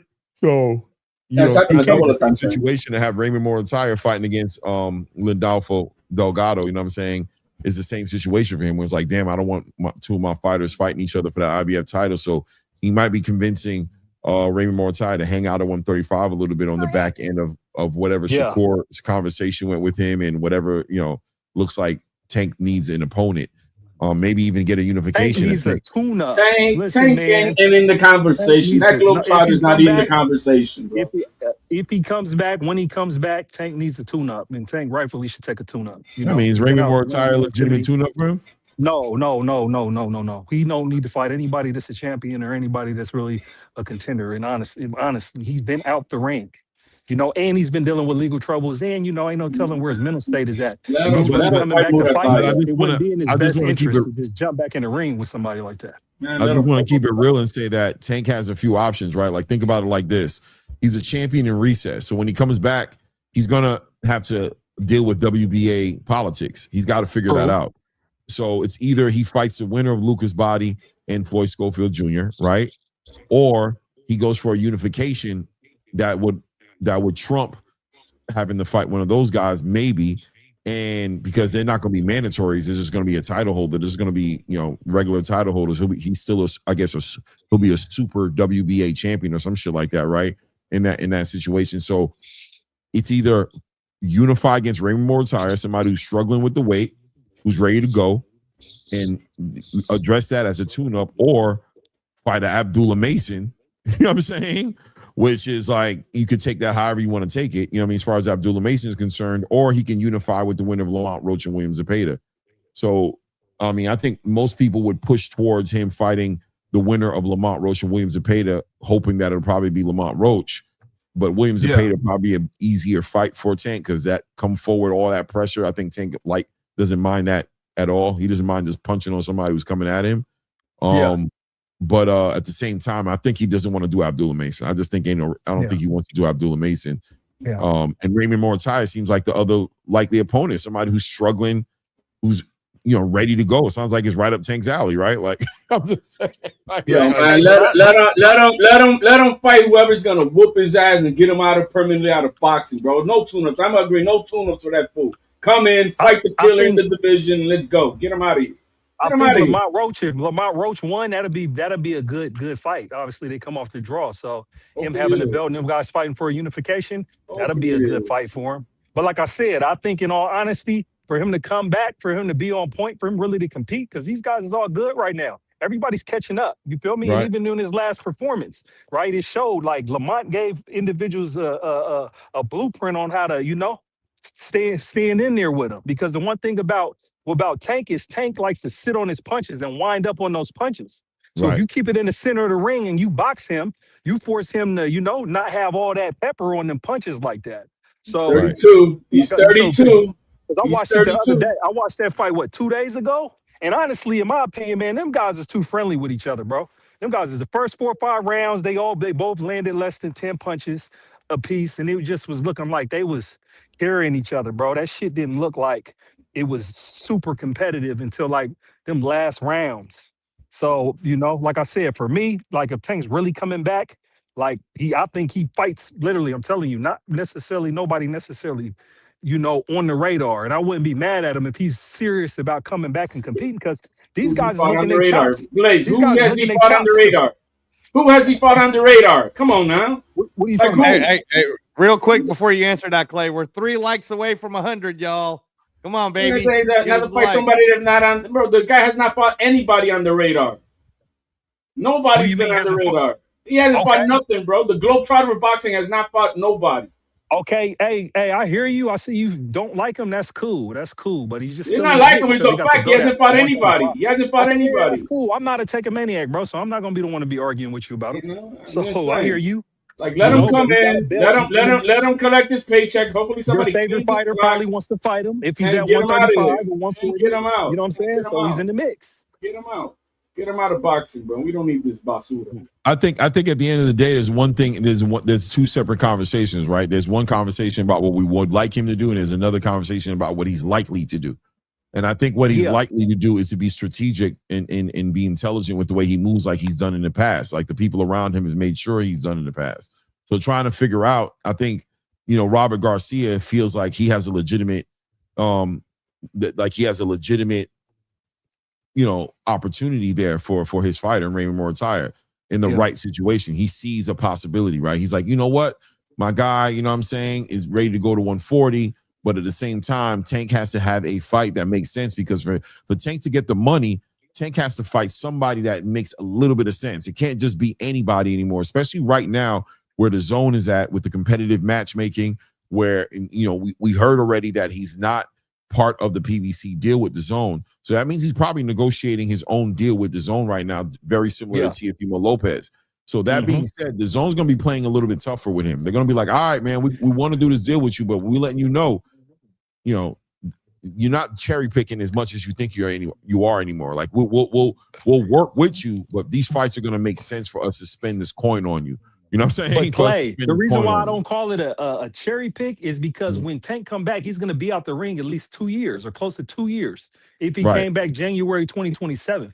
And it's like, nah, man, these guys at 135 or at 140, wherever he come at, hey, man, he's not coming off that layoff and going to be, I wouldn't pick him. I'm not picking him coming off a 2-year layoff fighting the top guys in these divisions right now. You guys got the value of Tank Davis to the zone like he is some godly send of 700,000-800,000 pay-per-views. The guy is selling 50 to 150 pay-per-views, 1,000 pay-per-views. He ain't all that.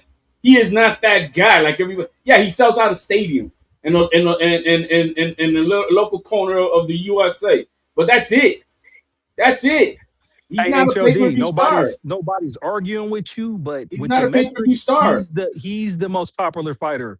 That may be popular, but it ain't like, oh my god. He's that means he's bringing in 100,000 pay-per-views average. 100,000. Yeah, but HLD, nobody cares about pay-per-views no more. That's dead, man. Like the zone does. The zone does. They're not selling pay-per-views. No, I think they're charging me every month for 1 or 2. Yeah, exactly. And they're about to give us Anthony Joshua versus Prenga.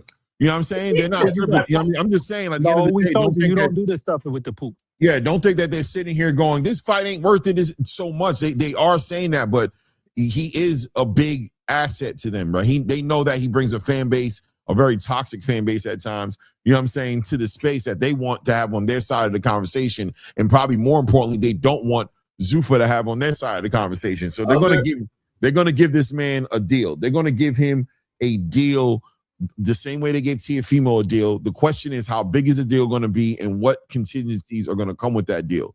And I think, it's fair to say that the contingencies are going to be, we're going to match make you more competitively. And we also want the signature fights out of you because Tank Davis is worth those signature fights. In other words, Tank, Devin, Tank, Shakur, Tank, Lamont Roach, Tank, whatever else, Gary Antoine Russell, Tank. These fights are fights that the zone wants to put on because their whole thing is we're making an argument for us to get a great relationship with TNT.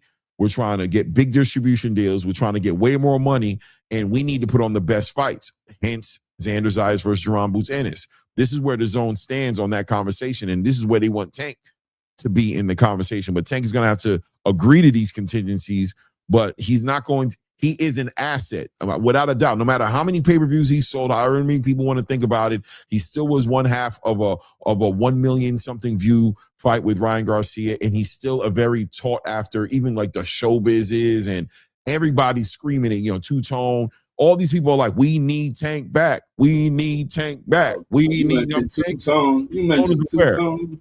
But I'm just being honest. Two-Tone, represents a good voice of the casual space. Like in my opinion, he does. That's me personally. I think the casual space, he's on the algorithm of the casual space. And I have to agree with him when he says that Tank is missing in boxing as far as from the casual space's opinion, the traditional casual space's opinion. They want Tank back, bro. It's doing just fine without his ass.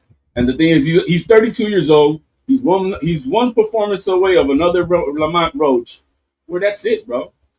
He's one Lamont Roach performance away, and it's it for his old ass. Yeah. I'm not big on Tank like that, but I do feel like he's part of the conversation as far as if they gave Teofimo a deal, I refuse to believe they're not thinking about giving a Tank a deal as well, and bigger, by the way, than Teofimo. But the PBC just sold him a whole bunch of mandatories. They didn't sell him nothing good, nothing of worth, nothing of substance, nothing of substance. I think they're using him for right now to see if they could get something with TNT or leverage what they got going on with someone else. The PBC knows they're not getting it. They can continue to play that game if they want, but they've been sitting with Amazon for years. Nobody's knocking on their door. They bring nothing to the table. The zone is the last leg, in my opinion, for the PBC. I don't know. I don't see nobody. They haven't signed nobody. They don't have no up-and-coming stars, no up-and-coming talent. All they got is what they got. And the zone is willing to work with them off the strength of what they got to say. Okay, we'll take a Jamal if we could put him in front of Caleb. We'll take a Errol Spence if we could put him in front of a Sebastian Fundora or Jamel Charlo.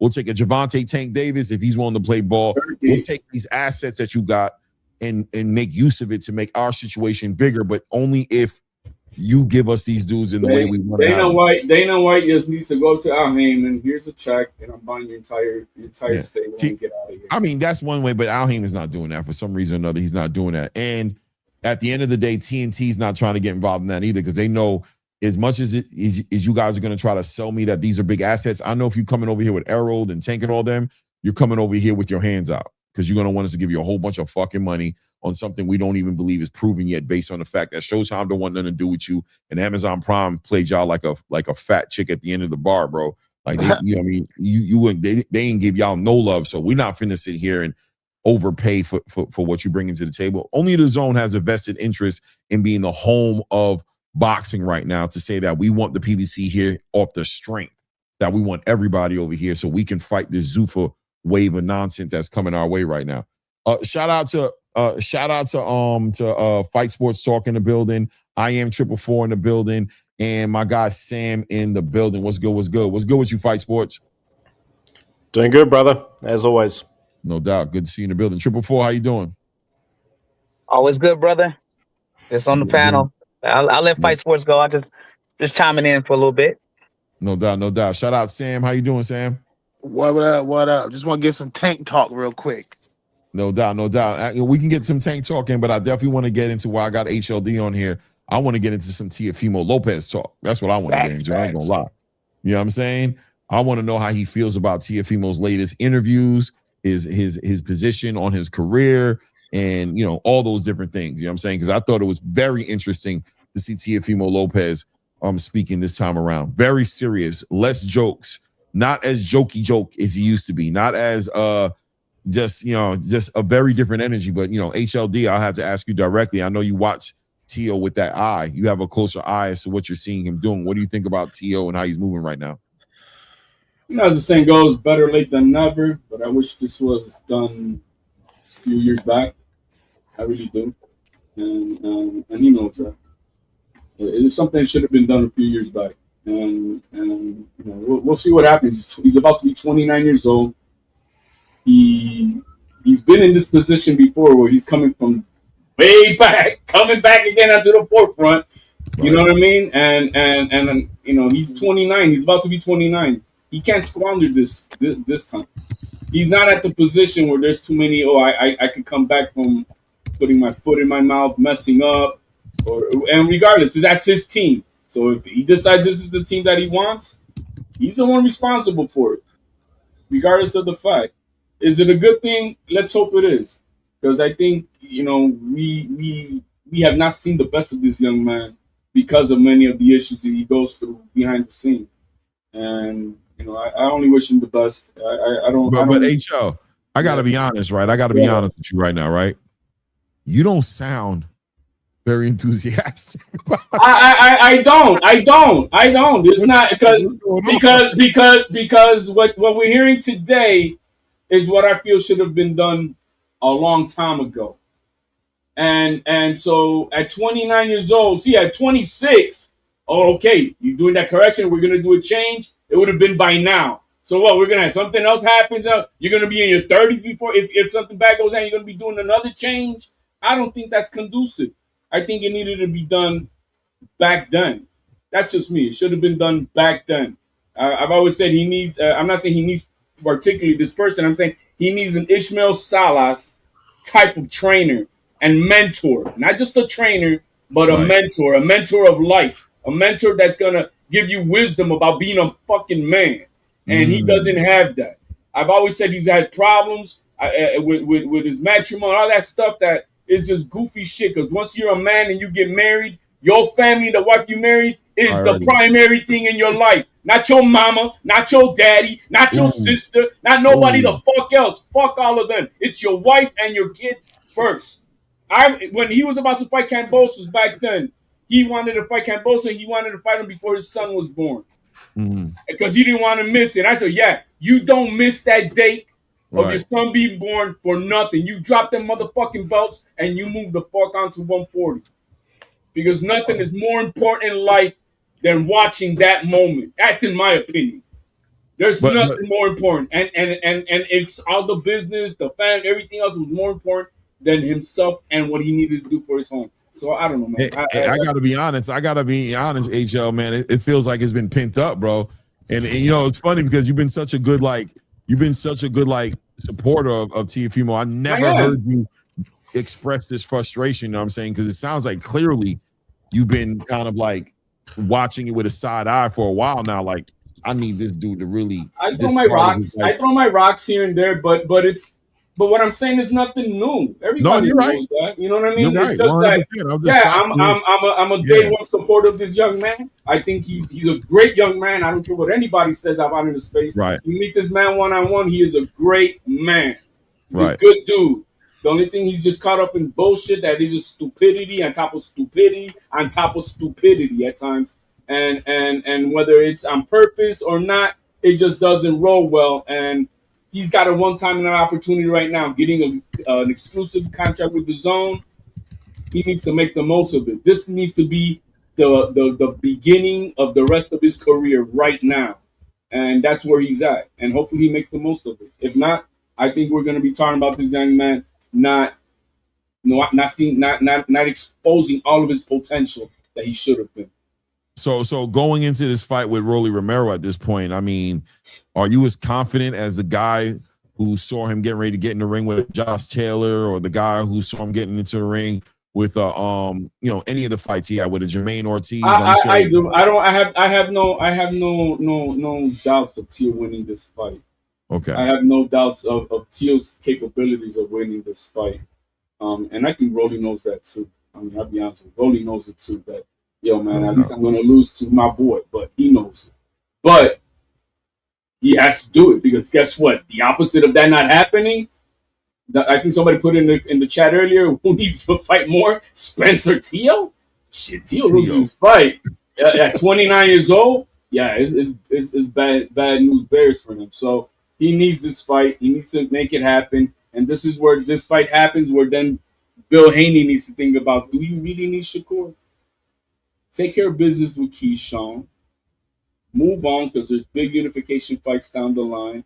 It'll be Tio, you, Ryan Garcia. We got Bato, who's going to be free at the end of the year. Does Tio go after that, right after Rolly? I mean, there's big fights that can happen in Undisputed Path for 147, where Devin Haney don't need Zuffa right now. There's big money fights. Don't forget about Conor Benn now.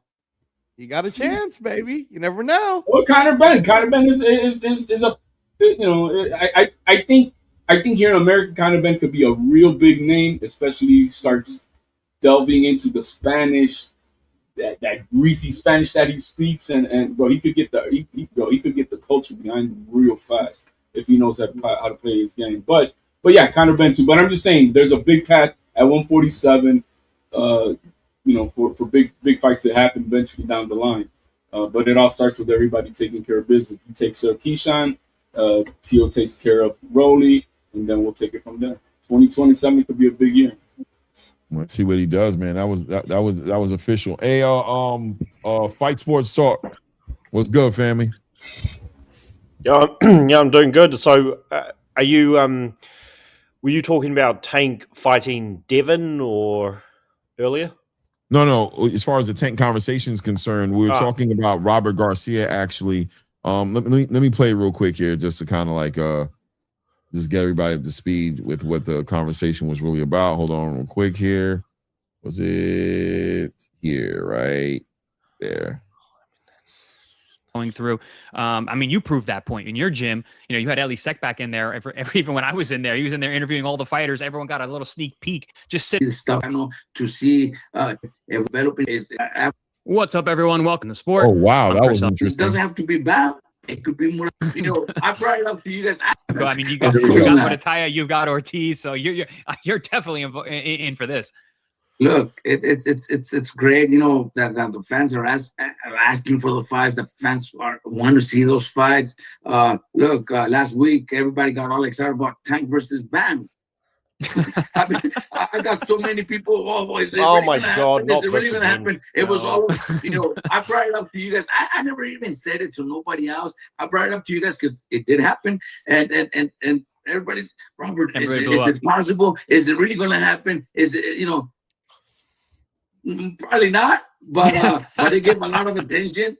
Muratalla versus Tank is perfect, man. It doesn't have to be bad. It could be Muratalla. I think Muratalla is a great fighter, and he's got some, you know, a fight coming up August 1st, and everything goes well. After that, man, you know, the kid already shorted against Andy Cruz. Now he's got to perform against Conceição. After that, man, you know, there's no holding back, man. Let's go after anybody, whoever it is. If it's Tank, if it's Shakur, because Shakur also came to my gym and told me, look, I do want that fight. So yeah, let's try to push for the biggest fights out there for Raymond Muratalla also, because he's also one that we were talking about Lindolfo, that it wasn't early in his career. You know, he's been a pro for a while. Took him a while, yeah. So yeah, basically, Robert Garcia is speaking to the fact that Raymond Muratalla is pretty much lined up in right position to get a real big fight, whether it's Tank or it's Shakur Stevenson. And I guess the conversation grew from Tank. At that point, everybody grabbed onto the Tank part of the conversation and was like, hold on, Tank ain't done this, ain't done that. Who's he gonna fight next? He shouldn't fight nobody. He should fight somebody. He should fight a killer. He should fight a cherry pick. Whatever it is, the angle is going to be. But Fight Sports, that's where we're at with it. Well, okay. Well, for what it's worth, if I had my choice, Tank would be fighting Tio. You can have the fight between the two wastes of talents of this era, and so that they can waste each other's time instead of everyone else's, because there's no way Tio should be fighting Rolly. That fight is just such garbage. And I don't care what's coming out of Tio's mouth. It's like if he's half of what he is at his best, he should be able to beat Rolly. But this doesn't prove he's elite, and it doesn't prove he's not a wasted talent. Okay, so with Tank, I mean, who gives a shit with this guy? He's the biggest waste of talent of this era. So, I mean, when he talked about fighting Devin, it just sounded like hearsay. So, I mean, if he's serious, cool. But I mean, I understand what Robert Garcia is saying about Muratalla, but I mean, does anybody, even if Tank was fighting, which he's not. I mean, Tank doesn't fight anyone good if he's active or not active. But is him fighting Muratalla even realistic? I mean, if it is, then cool. I guess Muratalla gets paid a bit, but like, I thought Robert Garcia would be talking about Abdullah Mason. So that's what I think. Right. I'm 444. What's good with you, fam? What's good, man? Chilling, man. A whole lot of nonsense, man. We had a slow week. We got a fight coming up this weekend, but not a lot going on. But what we do got going on Hey, is a lot of hold on though, going on. Clay, because you know I like to do the. I don't want to make it seem like it like for this week. There's so not a lot of other podcasts are talking about this, but this Saturday around the world, Clay, there's so many fights, dude. So there's a pro box card, right? There's the one that the Zone is starting early in the morning, which is Harlem Eubanks. That's on the Zone. And then, you know, we got to cover the Diego Pacheco one. That's on the Zone with Andy Cruz. But again, in San Bernardino, California, shout out to Pro Box TV. It's still free until next month. But I like this card, Clay. Brian Flores versus Jonathan Navarro. My man, Charlie Suarez fighting Tino Avila. Joshua Kevin Anton versus Vladimir Hernandez. It's a good card, bro. The Pro Box is spending some money, so that's a good card. And then I don't know if you knew this because it kind of flew under the radar. Albert Puello this Saturday is doing like a tune-up against somebody in his home country. Oh, I didn't know that.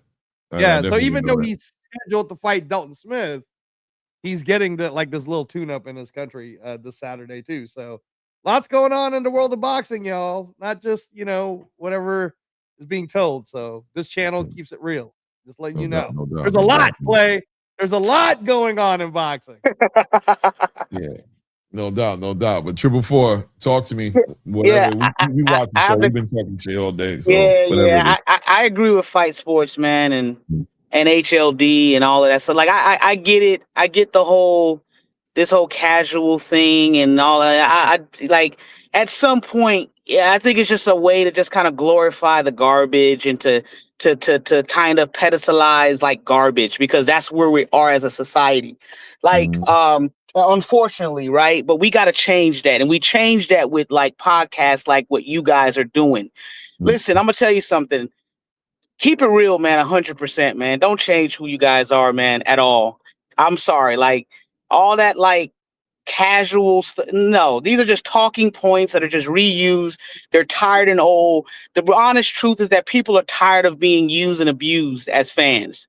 You know what I mean? No one cares about Tank. Okay, he was positioned. Okay, he got the stamp of approval by Mayweather. So, is he a good fighter? Yeah, cool. Is he a product of just really great matchmaking? Yeah, cool. You know what I mean? Is he exciting? Yeah, I mean, wouldn't anybody be exciting if you're fighting lesser competition? Obviously, right? So, and I want to touch on what you were talking about, Shakur Stevenson, in the interview. And this is how I kind of perceive boxing, right? In the film industry, I work in the film industry, right? In the film industry, there was an era where they talked about popcorn flicks, right? Blockbusters. What were they? These were films that had all the high budgets, all the big names, had all the explosions, but it had no substance, weak storylines, right? And the Hollywood understood, hey, we can get a bunch of people to like really buy into this. And so you do have a generation of people who just really are into that. And they've lost the art of like really storytelling, right? Then you've got those that are the movies that are really great movies that focus on an equal balance of excitement, proper storytelling. And that's how I view Shakur, right? People in boxing, they've dumbed down the boxing fan to the point to where we are thinking, our intellect only goes as far as, oh, that's exciting, a knockout. Oh, yeah, but are we going to talk about the context? I mean, who are we knocking out? Does the competition matter? How is this being accomplished? So on and so forth. Is the best fighting the best? Are we getting knockouts from fighters being mismatched? Like this is the power of those that got the money, right? They just want to pick the dollar.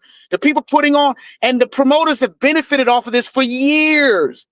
Thank God for someone like Turkey and Zuffa and Dana to try to get these promoters and get these institutions to try to act right, to do right. That's why we see all of this. We're going to come together now. Obviously, we get it. They're threatened, right? Because real boxing is coming back. Real competition is coming back. And it's podcasts like you guys. I don't want to see you guys ever water yourself down because of what other people are doing. Keep it real, keep it solid, and trust me, the support is out there, in my opinion, right? But that's how I view the Shakur Stevenson. If you don't know what you're watching, you're going to think it's boring. Just like, a really good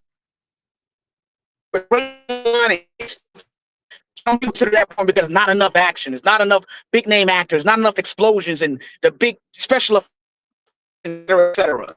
Hey, it's just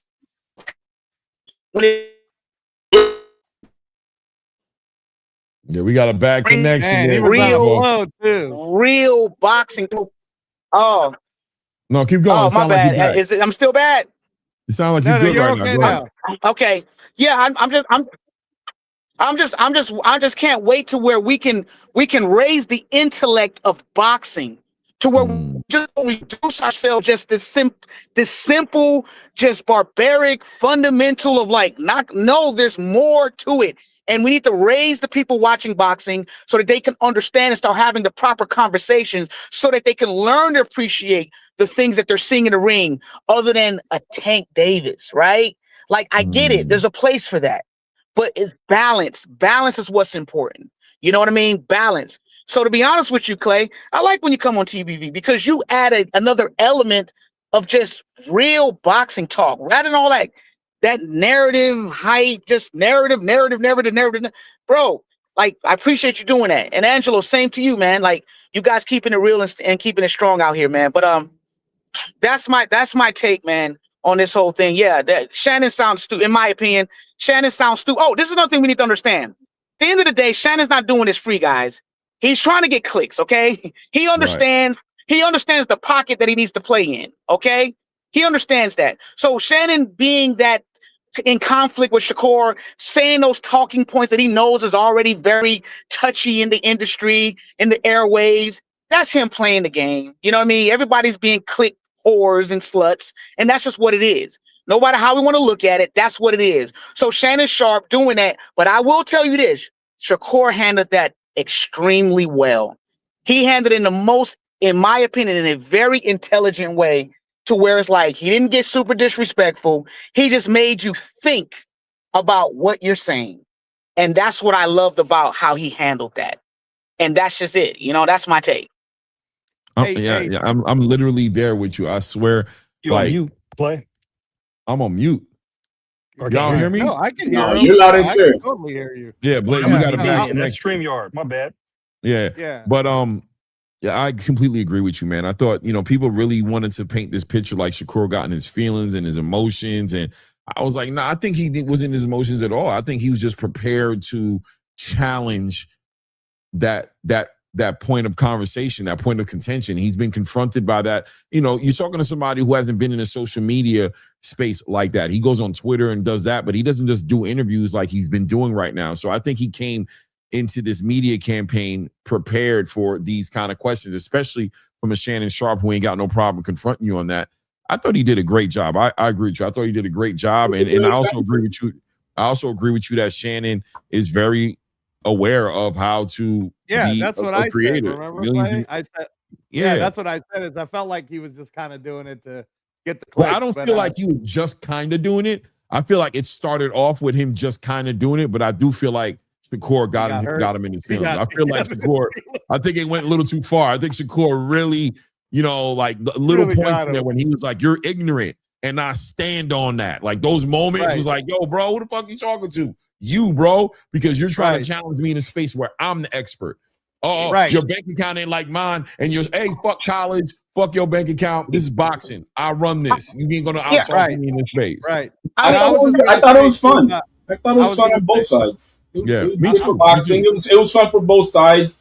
And the only thing that is that he had to clean up the ignorant part because he didn't state it as you being ignorant in boxing. He called them ignorant, and so that's where he did. When he said the statement, he said what you're talking about is ignorant, but he did clarify it. He had to clarify it, but then he hurt his feelings back when he told him, "Bro, I got a college degree, you don't," and you saw him get in his feelings. Well, not everybody who got no shit was people without him.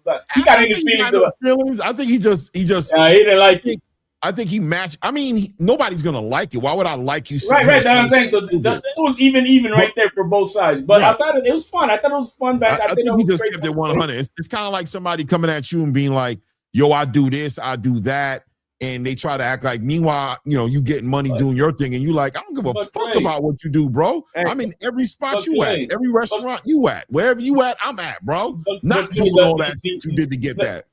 They're both right no matter what, because no one is arguing the fact that Shakur Stevenson is a great talent. Did anybody question that? I don't think nobody did, and nobody can. You cannot doubt that. You cannot question that. And so there's nobody was arguing that. But what was being argued is that you are boring. You don't bring an element. You don't bring an element that is entertaining. And this is not one-sided thing. I mean, this is like an 80-20 type of argument in this entire space. If you put a poll out there on the biggest channels where they have 10,000 people who's going to vote on it, is Shakur Stevenson exciting or boring? I bet you it'll be 80-20. Hey, so real quick, two things, Clay. Number one, can you please pull up Blaze? Because he's asking if you could put him back on. Yeah. Okay. And then number two, I just want to address 444. Hey man, we appreciate you, bro, and I hope a lot of everybody else too is coming around to. I'm gonna be honest with you, man. Clay, he likes to go on the other shows and do all that stuff, and he keeps it like that. Me, not so much, because you know what I enjoy more? When I have my private debates with Clay, right? Because I used to be able to go, or I used to want to go on those other ones, but then I just found that it's better for us to keep the community here, and then we could get people like you, 444, and you guys like chop it up. Nobody's yelling at each other. Nobody's like crashing out or going crazy like that. So yeah, man. But I agree with you, 444. Like when Clay does go on the other shows, he'll hold it down. He doesn't mind. He doesn't mind if people are attacking him. I got something to say real quick on that TBV topic. Stay on brand when he goes to the other shows too. I got to add something to that, because I did catch on the TBV. I don't know if it was yesterday or the day before. I think that, man, my embarrassing brother over there, that Puerto Rican dude who comes on their show too, man, just embarrasses himself all the time. He's got all the belts and lights behind him and shit. Oh, he's talking about round one, bro. Yeah, round one. Hey, But man, anyway, man, that was cool, man. Well, you address somebody in the chat trying to address you how to ask questions and shit. And bro, I wanted to go in there, but I don't mess with it. I just called because I saw you up on there, and I'm like, all right, let me hear it out. And you were interviewing the Amari Jones, I think he was on there. And so anyway, if that guy's telling you, you're gonna ask questions, keep them short, bro, you're a former journalist because you sucked at it yourself, brother. Don't change anything the way you ask questions, bro. You do your thing, do it all your way. Keep it your way. You are you. You're doing your space the way it is. And I say that I don't have to kiss your ass. I tell you the way it is. I'm just telling you, keep who you are, because it's how, at least for me, you earned my respect because who you are, your authenticity. So you don't need to. No, none of that change the advice of anybody. Bro, man, shut up, dude. I want to smack whoever that was. Bro, shut up. Anyway, but you do add something to his show over there. You do bring another element of proper intellect compared to everybody else who's more on the casual two-tone and that round one guy, and they're they're not the same intellect. Let's just put it that way. That's why I like coming over here and chopping it up with you. But that's all I would say. Yeah. I appreciate it, man. I definitely appreciate it. Yeah, I do try to stay on brand, bro. I acknowledge what the person said, because I'll be honest with you. I mean, even I've talked to Angelo about this, that, I do feel like at times I get long-winded, you know what I'm saying? So I can acknowledge that. I don't feel like I'm going to change everything about me, but I do try to tighten it up and allow more space for the person I'm asking the question to get an opportunity to I know I can kind of lead them into answers at times with how deep I get into the question. Sometimes, simple is better, you know what I mean? But I appreciate it. It's not the length of the question. Yeah, it's the manner of the question that may be different. If you want to not lead the person into it and let them be themselves to put their own foot in their own mouths, yeah, that's okay. Right. That's different, right? But Don't change you. You know what I'm saying? Yes, sir. Appreciate that. Appreciate that, man. So Did Sam, we lose 444, bro? We lost 444. no, he'll be back. He probably had a bad connection. Yeah, we lost him. He'll be back. He was already kind of going in and out, so he probably had to switch it up. Sam from Jersey, what's good with you, family? Yo, what's good, Clay? What's good, Angelo? What's good, my guys? What's good? What's good? What's good, family? What up, Sam? Hey, What Sam, up, HLD? What up, Blaze? I got a question for you, Sam, right? So how do you feel about Shakur's move to Zuffa as far as he speaks on making the big fights now, right? That's what he believes he's going to be able to do. And there's a lot of people who would argue against that and say, no, you put yourself on the island. You know what I'm saying? Now you're going to make it difficult for you to make these fights. You think it's going to be easier. They think it's going to be harder. What do you believe at this point? How do you feel about the move over to Zuffa and how that's going to affect his ability to make a Devin Haney, to make a Tank, to make a Gary Antoine Russell, to make a Raymond Muratalla, to make any of these other big fights, Ryan Garcia, things of that nature? Honestly, that's a great question. Just exactly what the whole episode has been about. It's been about what you say, ecosystems. Yeah, exactly. Shakur's entire ecosystem around him has been Wally Moses, the Princes. Everything we're seeing right now is what you guys spoke about months ago. And we just seen Shakur come off of 2 good fights. We never seen him in this way. It was surprising. Angelo said it. You said it. He's coming forward. And to speak on what HLD was saying, Tio was that dance partner for him to show everybody, okay, I'm at that level now. And we've always knew he was a great talent, but now he's at that level now. Tio, in my opinion, did great in that fight because he stood 12 rounds with Shakur, and now Shakur's at Zuffa, where Dana was like, I loved what you just did that fight. I guarantee you Shakur's going to give us great fights because Dana's here now, and Dana's seen him elevate that last fight. Man, you put on a great show. It sold. It made money. I watched it. So now we see you. Hell, Clay, you played it. So now we see Zuffa taking this thing like, hey, we know this guy can elevate other fighters' game. Because don't get me wrong, I love Shakur's style, but it doesn't have to be knockout that Zuffa's been getting. Zuffa's been getting cards where you see knockouts, and I'm gonna be long-winded, but I feel like Shakur's moves are just what the doctor ordered. You know what I'm saying? Now these moves are like, hey, I came off of 2 great performances, put on a master class performance and an upper class performance. We like that. We've seen him face some adversity against Zepeda, and we were like, we like this. I guarantee Dana sat down with him and said, man, the way you fought those 2 last fights, I can put guys in front of you that would make you look good. Depends on the level of competition I'm giving you, and make you look great depends on the level of competition I give you. But also give these other guys a way like, hey, I fought Shakur, and I went 12 rounds with him. It was a great fight, technical fight. And even Shakur does score a knockout, which is irregular. It's the moves we want to see where it's like, hey, this guy actually has it. Yeah, Yeah, you know what it is too, Sam, is it's like in the UFC. It's funny you said that because my cousin, when he was here, we were just talking about it, and he said, yeah, man, when Khabib was around, I'm a casual. I just didn't like it as much. And then and his lady was there too. And I told him, I said, you know what it is because you don't understand that. And I think once somebody explains it to you, you'll get it. But being in there with Khabib was like being in there with an anaconda, bro. You were gonna get crushed, and that was the excitement for a lot of people that were watching it.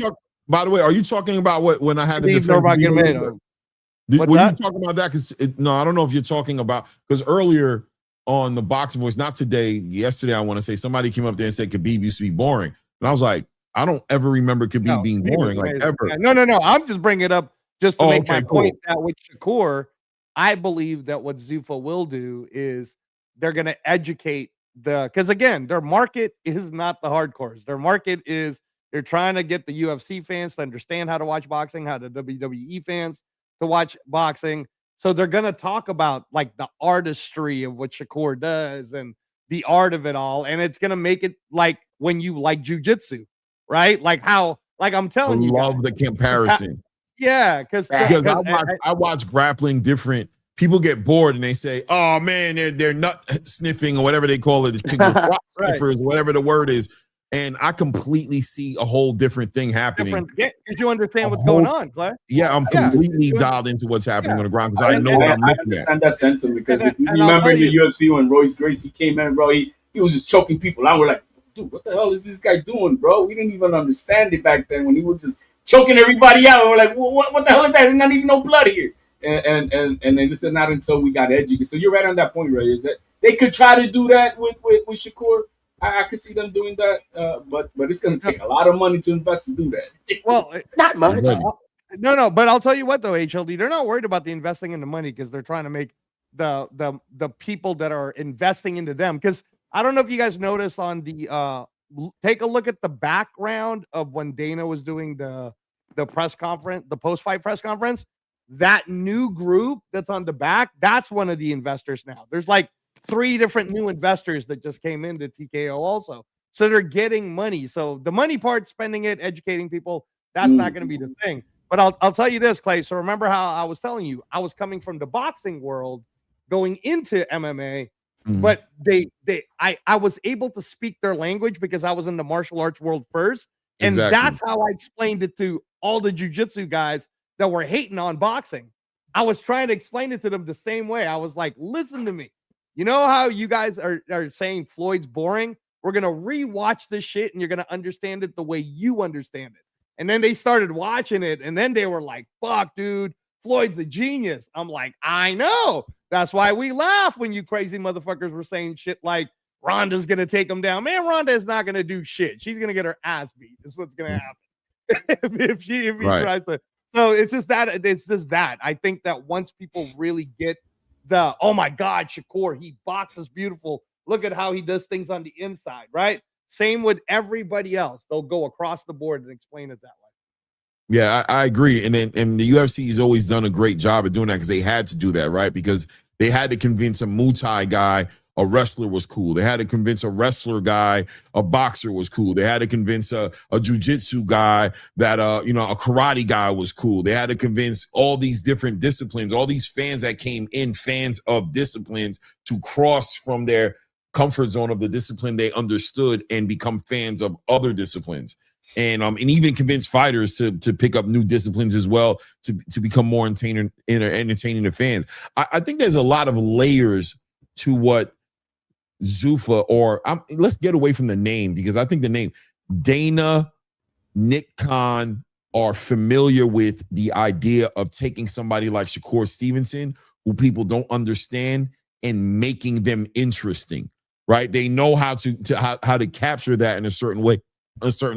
And even like I said, I mean, that idea I thought about earlier, which I think would be a great idea. I don't know where Dana is willing to go with it, but to have an ultimate fighter boxing, right? Like an ultimate boxer, and having Shakur Stevenson as a captain of one team and having Devin Haney as a captain of another. Right? I'm telling you, Clay, I promise you, it's the ultimate boxer. The first thing that they're going to roll out for you guys is in 2027. So everybody just has to understand, like, it's funny to me, Clay, when I hear the other people talking about the money part of how it's working and they really don't know. So just a little insider for you guys. There's a budget for 2026. The budget is hard. It's not going to budge. Then there's going to be a budget for 2027. Then there's going to be a budget for 2028. So in 2027, you're probably going to see a thing called the Contender Series. Right now, there's the Dana White Contender Series that's happening for the UFC. What the Contender Series is you're not in the UFC. You're trying to fight for a contract to get into the UFC. And you could be in the Contender Series several times. You could end up having like 3 fights in the Contender Series before you finally get signed to the league. Right. That's how they're going to introduce the league once legislation passes it through. So, so that's why 2026 is about solidifying the roster, and then 2027 roll. But what you're talking about, Clay, once they branded that Shakur is a part of this, and Conor Ben is a part of this, and Ryan Garcia, that's right, I said it again. I didn't stutter. Ryan Garcia is a part of this. Haney's a part of this. Then Clay, going into late 2027, possibly 2028, you're gonna see a reality series like the Ultimate Zuffa. Don't count your chickens before they hatch. Can I cook real quick Say it on again? Shakur Zuffa? Can I What? cook real quick about Shakur Zuffa? Oh yeah, go ahead. Yeah, so here's my thing, man. Look, I went back and watched the Zepeda fight just like a couple days ago, and then went back and fought the Teal fight. And then I've been like anybody who's like a Shakur fan, you done watched all his fights because, you know, his debut was on television with ESPN. And one thing that Shakur fans love about him is that early on in his career is how he mixed up his offense and defense together. How he, you know, oscillated, you know, just so effortlessly, you know? And you know, one thing that you get is like, you know, when it comes to boxing, and it's like, I don't think you can appreciate it if you haven't done any type of martial art, because you don't understand that, you know, the intentionality as far as how he fights and as far as how he, you know, executes, and as far as how he dominates in the ring. It's like, man, science is, man, he's nice, man. He's nice. And like you said, there's got to be definitely an education for the casual, because when you're looking at UFC and if you're looking at boxing, casuals want to see knockouts. Casuals want to see stoppages. Casuals don't necessarily appreciate the art of, you know, get hit and not getting hit. And, you know, I think, you know, Shakur has been, you know, handling it as well, because he's just clearly been winning. And the first time they put a name in front of him, he absolutely washes them. And so I expect the next name to put in front of him, he'll probably absolutely wash that particular person too, with his boxing IQ and how he moves. And so, you know, I think, you know, him going to Zuffa is great for them to jumpstart as far as getting a real pound for pound, just like they got, well, Ja, I think arguably Ja should be on there. And then if they get Devin, and then like you said, I like what Angelo talks about, if the model is going to be like the Ultimate Boxer, then you got these established champions, future Hall of Famers that are guiding these young, hungry Zuffa, trying to get these contracts in the house 16 deep, going way back to 05 when they did the Contender on NBC, and then it went to ESPN, as far as when they already had a model that was successful, where you got 16 boxers of a weight class and you run them through the gauntlet, and then that gauntlet of competitiveness, this actually brings out a champion like a K9 Brundridge, you know, later in his career, coming up out of the Contender Series, Ishai Smiths and, you know, Manfredo's, etc. Right? So I think this is a very good move. I think Zuffa is what, you know, people don't know what it is because they don't know what it's ultimately going to be right now. Right. I think we always, when I hear like my man just explained it, why is that always the far extreme that people just want to see knockouts? It's not what it is. People want to see the intention of you wanting to hurt somebody. And when Shakur does not have that intent of I want to hurt you, and it's only about jabbing and missing and that's it, that is not fun. That is the problem. It's not about knocking him out. I want to see you with the intent that you're trying to hurt this dude in front of you. And you're not doing that. He is not fighting with the intentions that I want to hurt you. And that is the problem that makes it boring. Like, bro, by the 7th round watching that Teal fight, I was 5 feet away saying, damn, do something, bro. You're gonna get him out of here or what? What's the point? What are you doing? Like, dude, get him out. If Teal's not supposed to be in the ring with you, get him out. And he was not fighting with the intentions of getting Teal out of there. And that's a problem. It's not about that he's not great. It's not about that we know he's a great talent. Now, is his hands that messed up that he cannot fight with those intentions? Maybe that's the case. But it's still what we're seeing. It's not fun. I don't think it's fun. I mean, that's what I'm saying. People got different preferences. But it's like, not about knockouts. It's not about knockouts. But it's not about knockouts. Often, people are going to call them boring. Like you said, hey, the narrative now for... you cut out there, Blaze? Yeah, you got a bad connection. But yeah, I'm always going to keep pushing back at HO with that whole perspective. Like, not everybody feels that way, man. I'm telling you, bro. I know a lot of people who like what Shakur does. I'm being real with you. I mean, listen, we would love a knockout as well. That would make it better. No, but I think stop saying knockout. Stop saying knockout. How about or just a bludgeoning, whatever. You know what I'm saying? Just a legitimate. You know what I mean? A lot of people see what. You know, at the end of that fight with Teofimo, that dude's eyes were swollen. He was leaking. Got his ass beat. You know what I'm saying? Like, he got his ass. The wind could blow over the wind could blow over Teal's eyebrows and they'll swell up, bro. That's nothing new. Well, okay, so even when he fought Josh Padley, he stopped him, tearing him up to the body. When he fought William Zepeda, he was putting, that was a very competitive. That was more fight. intentional. That was more intentional, right? Yeah. See, that was more intentional. He's trying to get him. He at least trying. Doesn't have to get him out, but you're trying to hurt this dude. But I think we're seeing him. I feel like we're seeing him do that more and more. And I believe that personally, the reason that we were watching him look that way because there was a point in time in the beginning of his career when he was still a prospect to where I thought he was putting hands. He had a little money name. Pretty boy. Yeah, I mean, at 126, he was doing his little thing, but I think things changed up a little bit for him. And I also think, I'm gonna be real with you, I think by the time he hit 130, the end of 130, right at the end of 130, I think his hands started to have those issues. I think he started having those issues, and he started having to pull back off of that pressure that he was trying to apply. Because if you remember, going into 135, he was promising he was going to be knocking people out. He had the intentions of being a mean fighter, but I think his hands really got in the way of him being able to really do that the way he wanted to do it. I think that's who he wants to be, and I think right now you can kind of see like this potential mean streak coming out of him where he's wanting to show improve. He knows when he gets in the ring with a Devin Haney or with a Ryan Garcia that he's going to have to get respect. He's not going to be able to just sit there and run around. He knows he's going to have to make those dudes respect him. And I think he's ready to stand up to that challenge because I think he's been in a lot of sparring where he's done that in the sparring, where Terrence has seen him do it, and Andre Ward has seen him do it, and people have seen him be mean. But, time will tell. Until he does it, he hasn't done it. You know what I'm saying? It is what it is. Hey, Clay, can I ask HLD a question? That's all. He gonna keep winning. Facts. 444, go ahead. HLD, did he show you that in the Valdez fight? Wait, hold on. Don't hang up. Everybody chill. Twin, I don't know who you are. Show me a picture or video of who you are so I can see that you're a real person. Otherwise, we're just gonna, I'm gonna act like I don't know who you are because I don't, and I'm not pulling you up here. This is a diabolical space, bro. I can't be bringing up new names. You could be tripping. Yeah, I don't see. So I'm assuming that you'd rather not be up here. Go ahead. My bad. 444. HLD, did he show you that in the Valdez fight? He showed somewhat of it. He did. Did he show you that in the Hooker fight?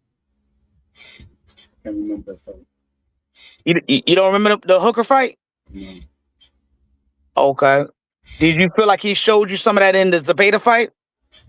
In the Zepeda fight, there was somewhat. Yeah, he was facing the challenge up front. He did what he could. He did what he could in that So fight. let me ask you a question. If you're being fair, do you think that Shakur has more fights where he's showing at least 50% of what you're talking about, or less fights of showing that? I think there's been more of 50% of him not showing us that. You said of not showing it? Of not showing us that. Okay, cool. Fair. Okay. Or at the very least, very memorable not showing us that. You saying the Hooker or you saying the Herring fight, by the way? I'm sorry. My apologize. Herring. I'm going through my Rolodex, Clay. I'm going through my Rolodex, bro, and I'm like, man, my apologies. I don't know shit. My apologies. Yo, he did my boy dirty, man. Herring. Okay, so my apologies. I'm talking about the Herring fight. Yeah. He did. That's the Shakur everybody want to see. That's the Shakur want to see. And I'm not saying you have to stop him, but hurt the dude. Like, you want to hurt him. You know what I mean? And the thing is, he did that on the back end after that that African dude fight that he did, and he apologized. Nakatila, and he said, "Man, I apologize for my performance." And I'm like, bro, I took after that fight, he went on a tear. I took his word for it, and he was back in my graces. What about the Padley fight? What about the Padley fight? The late replacement. The Padley fight. Nobody want. I'm sorry, bro. Nobody want to hear that. Nobody's gonna give him credit for that, but he did his thing in that one. He did what he's supposed to do. And he hurt his hand in that and still kept doing it. You know what I'm saying? So I think for me, right? I think when a fighter has the ability to show different wrinkles in their game, how can you not love that?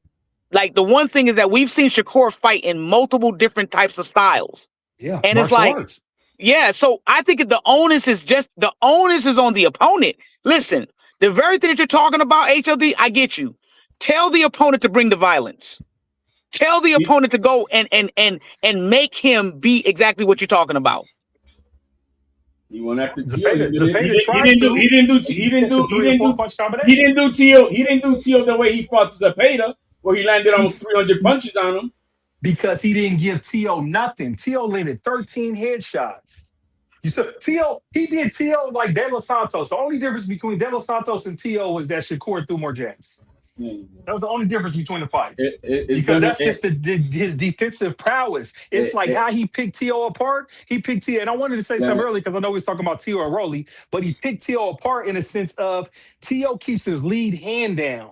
And that's going to be a problem against Rolly if he does that shit too. Because Rolly's going to take advantage of that. Because with Rolly, hold on, HLD. HLD, can I ask you a question? Did you like Teofimo Lopez's performance last year when he fought Barboza? No, absolutely. Okay. So if you like that, and this is where I'm going with it. This is where I'm going with it.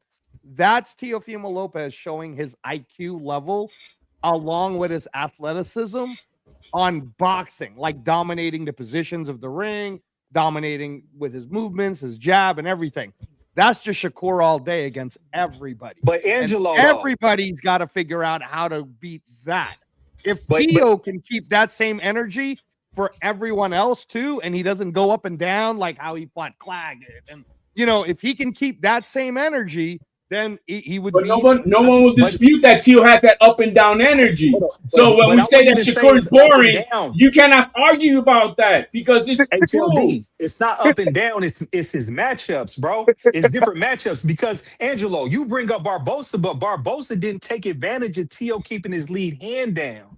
So if you look at Rolly and you watch when Rolly fought Ryan, one thing that Rolly did was Rolly kept his right hand up in the phone booth, right, to protect from the left hook. But he also used his lead hand and he kept tapping Ryan's lead hand and so he would never be able to get nothing initiated and started off. And that's going to be a problem with Tio if he keeps his lead hand down against Rolly. Because Rolly's going to shoot his lead hand down at him and it's going to be over his lead hand. Because Rolly going to look to disrupt it, but if it's not there, he's just going to punch over it. So I really hope Tio learns to learn how to use a high guard, bro, because he keeps his lead hand down, and the right opponent the takes Houston Mafia is not going to have Tio's hands tied up in this fight. I tell you that. Hey, HLD. Oh, wait. So you said that the Houston Mafia, it tied up Tio's hands? I was 5 feet away. I know when the fight is being hot dogged or not. That fight was hot dog. What you saying? He threw it? That fight was hot dog. That's how bad he looked, huh? That what I'm fight telling you was is, hot dog. anybody What who do you mean hot analyzed dog? What does that boxing, mean? You feel like there was some foul play? that was going to happen, bro. Nah, man. Like I said, he can call down. The effort was the most pathetic. No, The effort was pathetic. The effort was pathetic. He got beat in the effort was Tio has lost many a time. We've seen that he almost lost the fight. But the effort was always there. He kept getting punched in the face because he keeps his hand down, bro. Sandor Martin, the effort was there versus you making excuses. The effort was there versus Cambosa. Can I say something, HLD? None of those guys was technical. None of them. You know what? Another time when I watched him break down, Sandor Martin not technical. Jermaine Ortiz not technical. Jermaine Ortiz broke him. He headbutted Jermaine Ortiz out of frustration in that fight. What? What? Yeah. He didn't. Yes, he did. He headbutted him, bro. Sandor Martin dropped him twice. Can I say again? But was the effort there? May I say something, HLD? Was the effort there? Answer that. Was the effort? Yeah, he wasn't getting punched in the face like. Was the effort there? If you can't answer that, you're bullshitting me. HLD, I can answer that for you. The effort was there, but do you know the reason why the effort was there, HLD? Because obviously, in the ring with those particular fighters, those punches wasn't hurting as bad as they were hurting when Shakur was hitting them. Do you remember getting hurt by Shakur's punches now? So you don't remember that? You don't remember, bro. You don't remember that counter punch Shakur threw and caught him coming in? And after that, he was dancing merengue in that fight. Yep. No, I'm not co-signing that. We ain't making no excuses for no Tio, bro. He got out. There wasn't no horseplay. Tio got mentally fucked before the fight even started, during a press conference, trying to play games and not believe in his own hype. And then when he went in that ring and he couldn't figure out what was going on with Shakur, he couldn't get the instructions.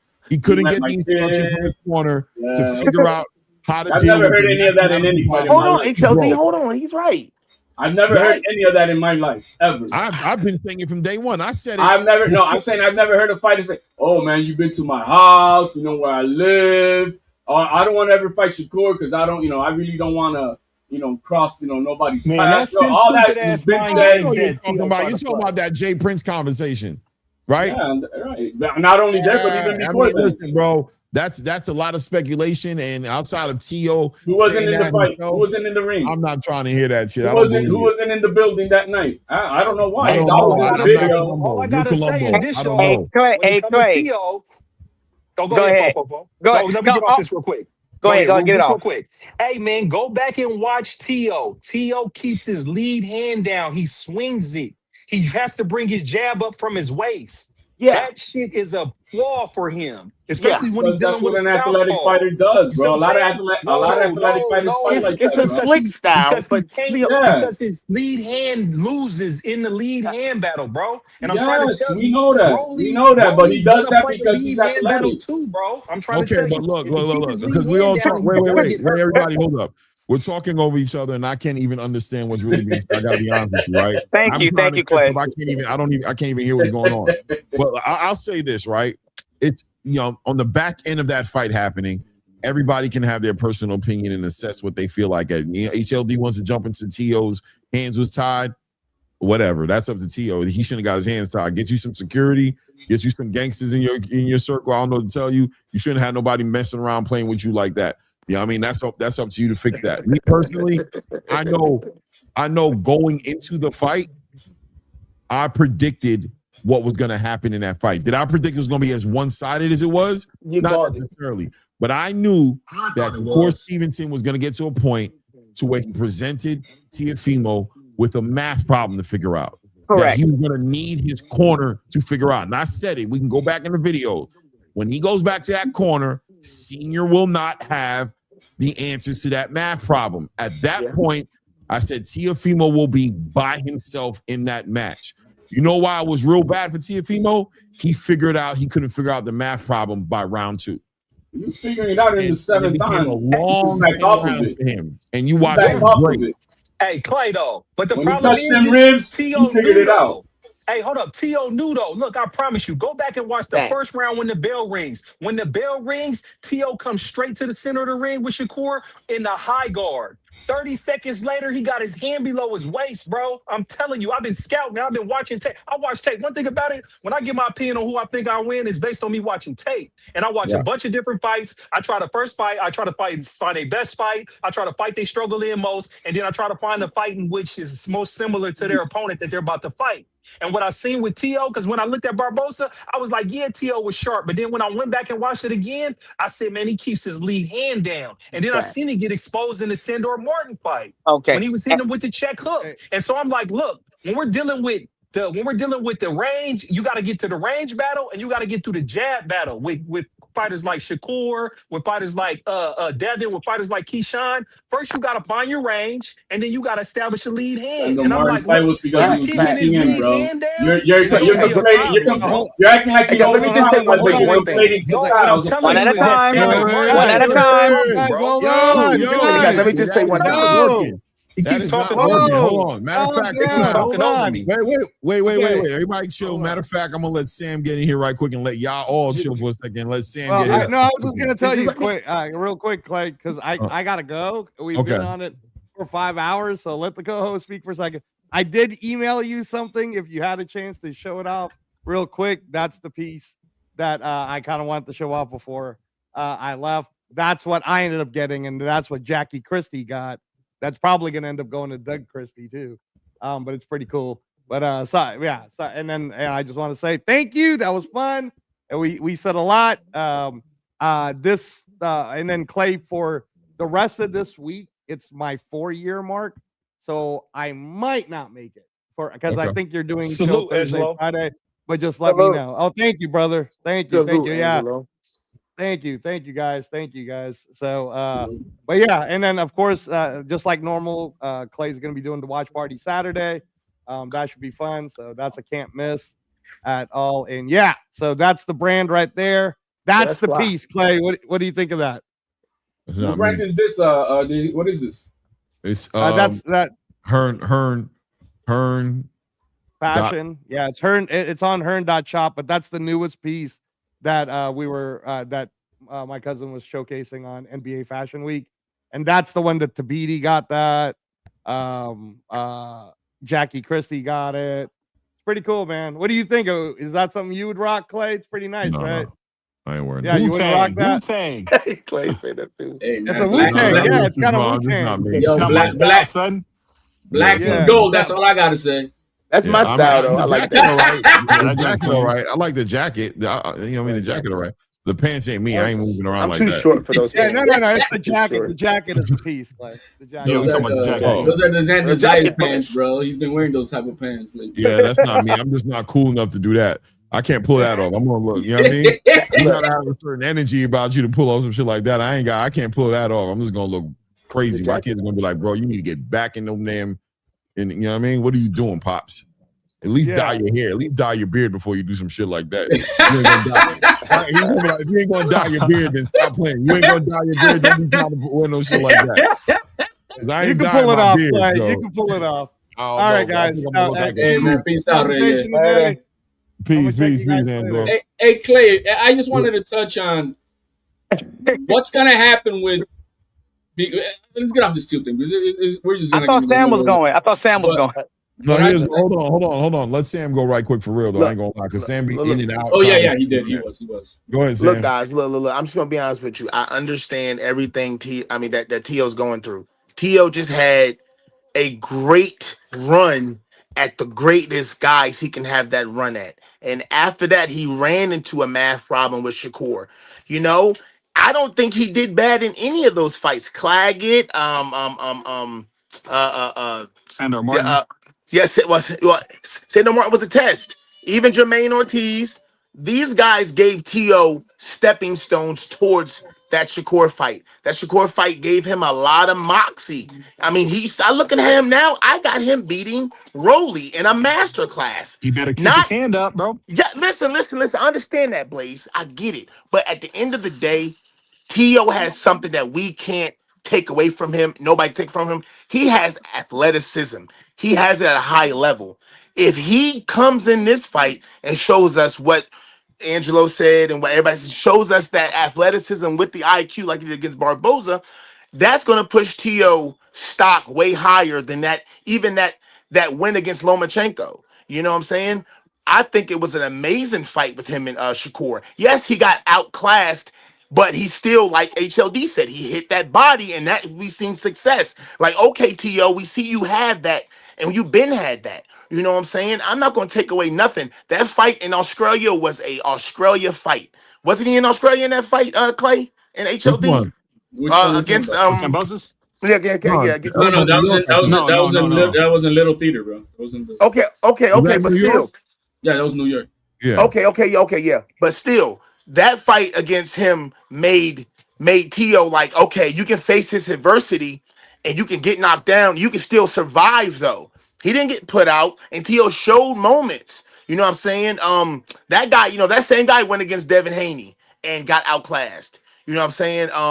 But I feel like, guys, we are moving T.O. in a space where he doesn't need to be. His losses, me personally, that's why I'm like, everybody signed to Zuffa. Hell, Zuffa doesn't care about those losses that are great matches. Now, if you get totally, knocked out every fight, they're like, all right, yeah, you're just a punching bag. But T.O. has given more than he's taken. He's taken more than he's given. He has a 50-50 balance, in my opinion. I mean, T.O. ain't a 3-division champion. That's it.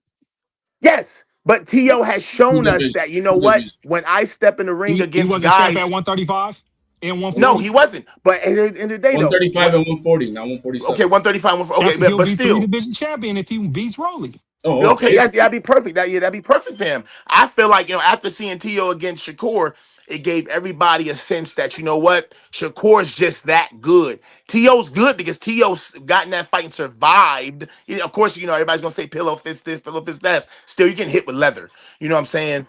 I feel like T.O.'s fight against Rolly is going to really elevate him a little more because I feel like T.O.'s going to outclass him. I don't feel like he's going to be, it's going to be that much out, but it's going to be a fight where it's like, okay, he's going to give Rolly everything he's shown in that Barboza fight because he knows that's just what Blaze just said. He's gonna pick that hand up, even if he puts it down. I feel like he's gonna use that athleticism It's a more. bad You habit, know, bro. it's He a bad tried to habit with that I'm sure Shakur. now that 30 he's changed seconds, he fighters, dropped he it, went back bro. to his old coach when he was 6, his old trainer when he was 6. This right here might be that testament for Tio, which I think it will be that testament. I like Rolly, but Rolly has certain fundamental flaws. I feel like Tio has already accomplished and But already Rolly's mastered. been improving too, though. If you look Yes, at but Rolly, Rolly doesn't Rolly's been improving have that too. head Rolly movement and looked that good. slick He looked style. good I against feel you, Ryan, Blaze. I disagree against to a Ryan, certain bro. degree. You got to remember Rolly from when he fought Tank, and I know that, you know what I mean. That Facts, Rolly when he Clay. fought Tank is a good Rolly. It's just that Rolly walked into some shit, right? I mean, honestly, Yeah. but for the most part, he was Too controlling committed. somebody who He's was too way Hey slicker man, committed. the than him Rolly versus behind the Brian jab. was high IQ, man. He was Look, working behind HLD, a I got good nothing but You jab. love for know, he you, came bro. in with a great game plan and he neutralized Let me keep it Ryan's real. left hook by disrupting his lead hand, by working his jab and keeping that long guard out and keeping his left hand up, with keeping his right hand up to his face, bro, in the He adjusts holding the though. phone. He adjusts though, Blaze. He does adjust. He adjusted in Shakur's fight. He gave him a shot to the ribs a couple of times that made Shakur say, "Okay, let me adjust again. Let me get that step forward again." You know But what I'm he got saying? hit with 100 jabs because he Yes, keeps his 100 lead jabs that he hand knew were down. coming, but he was like, "You know what? Because he I'm gonna doesn't fight stand in the here." high guard, bro. Bro, He doesn't have It's no not not his high even guard. style, man. Hey, Tio's come dad was on, wait! Don't do it. Stop, y'all do it. I can't hear. I don't know how y'all Tio's do dad it. was in that One corner. at a time. You Yeah, don't Please, like I'm what I trying to bro. hear, hear. man. I'm trying to hear, Clay. I'm Yeah, gonna it's hear. hard, man. I'm just gonna land I right don't know what here. I'm doing. Tio's You know what I dad mean? was in that corner, right? Now he has a different guy in this corner, a guy that's been with him since he was 6. Those adjustments are going to change, Blaze. I feel like I just hope what you so. saw. That's going to change. Yeah. I That's mean, it, because man. bro, there's videos upon videos on it. We was talking about it before the fight happened. I'm talking about it before the fight happened. That's why I'm like, hey, he has to clean that up, bro, because he's not going to be able to continue to compete at a high level because he's been exposed. He has to learn how to fight in the high guard with both of his hands up. Well, Yeah, he And Blaze, all does. that athleticism and keeping your jab down and doing all that dancing and bringing your jab up and pit and not using it necessarily for power, more so just to touch so you can get off your right. That's not gonna work, homie. Yeah, It's yeah, not gonna facts, work at this facts, level facts, competition. And facts. It's and I not. like T.O. That's the Well, thing. I'm not even knocking hold T.O. on, I hold on. like Everybody, T.O. hold This is on. where he's been Hold on. exposed at though. Let me tap in right quick to say this. Without a doubt, Rolly Romero is getting better. He looks better at 147 than I've seen him look ever since the Tank fight. The last time I seen him look decent was against Tank. After that, everything between Tank and Ryan Garcia was trash. I hated every single fight I seen him in, bro. Yeah, it Every was single fight that trash. he was in. Facts, Clay. You know what I'm saying? Cruz, But what he did against Perosa. Ryan, he started to show me some things, and I'm liking what Ishmael Salas is bringing to the table. I want to see what that looks like. As far as Tiafimo's at a crossroads, bro. Sometimes when you hit that wall and you ain't got no choice but to barbecue a mildew, that's when the real evolution happens. So we have an opportunity to see Tiafimo evolve into the best fighter he's been since his career, since 135. Let's say like that, since 135. But then again, he can get hit with that wrong shot by Rolly Romero, who's also evolving and really just, get set back majorly on the back end of a loss. And I don't see him getting stopped. I think he's slick enough and smart enough not to get stopped. So I'm not expecting that. If I see him get stopped, I'll be in complete shock. I'm like, damn. You know what I mean? But I'm going to be real with you. If he gets into a situation to where he's hurt and he doesn't deal with that the right way and doesn't slow that game down and box and become defensively responsible, this fight can also snowball out of control for him, without a doubt. Now, guys, listen. 5 hours and 15 minutes I've been on live. I want to go eat. I want to go lay down. Long, man. We stayed until too long. I just wanted to touch a little quick. If Devin Haney does not sign the Zuffa and he goes along with this Keyshawn Davis fight, the only big names for Shakur are at 147 because I don't think there's big names at 140. Like, oh my God, yeah, they're good fights for us, but they're not big fights. They're not big fights. I wonder if Bill Haney is really gonna go that route, one fight to fight Shakur, or does he see the long path at 147, beating Shakur or beating Keyshawn, being able to fight Tio, be able to fight Ryan Garcia. Is there a longer path and still money? Can I tell you something? Bill Haney is a long range thinker. He's got to be thinking about the bigger picture as far as what else is Devin. You got to be thinking about the Zuffa Boxing offers more to Bill Haney and Devin Haney in the strength of growth is concerned, right? And let me explain to you what I mean by that. Devin goes over to Zuffa.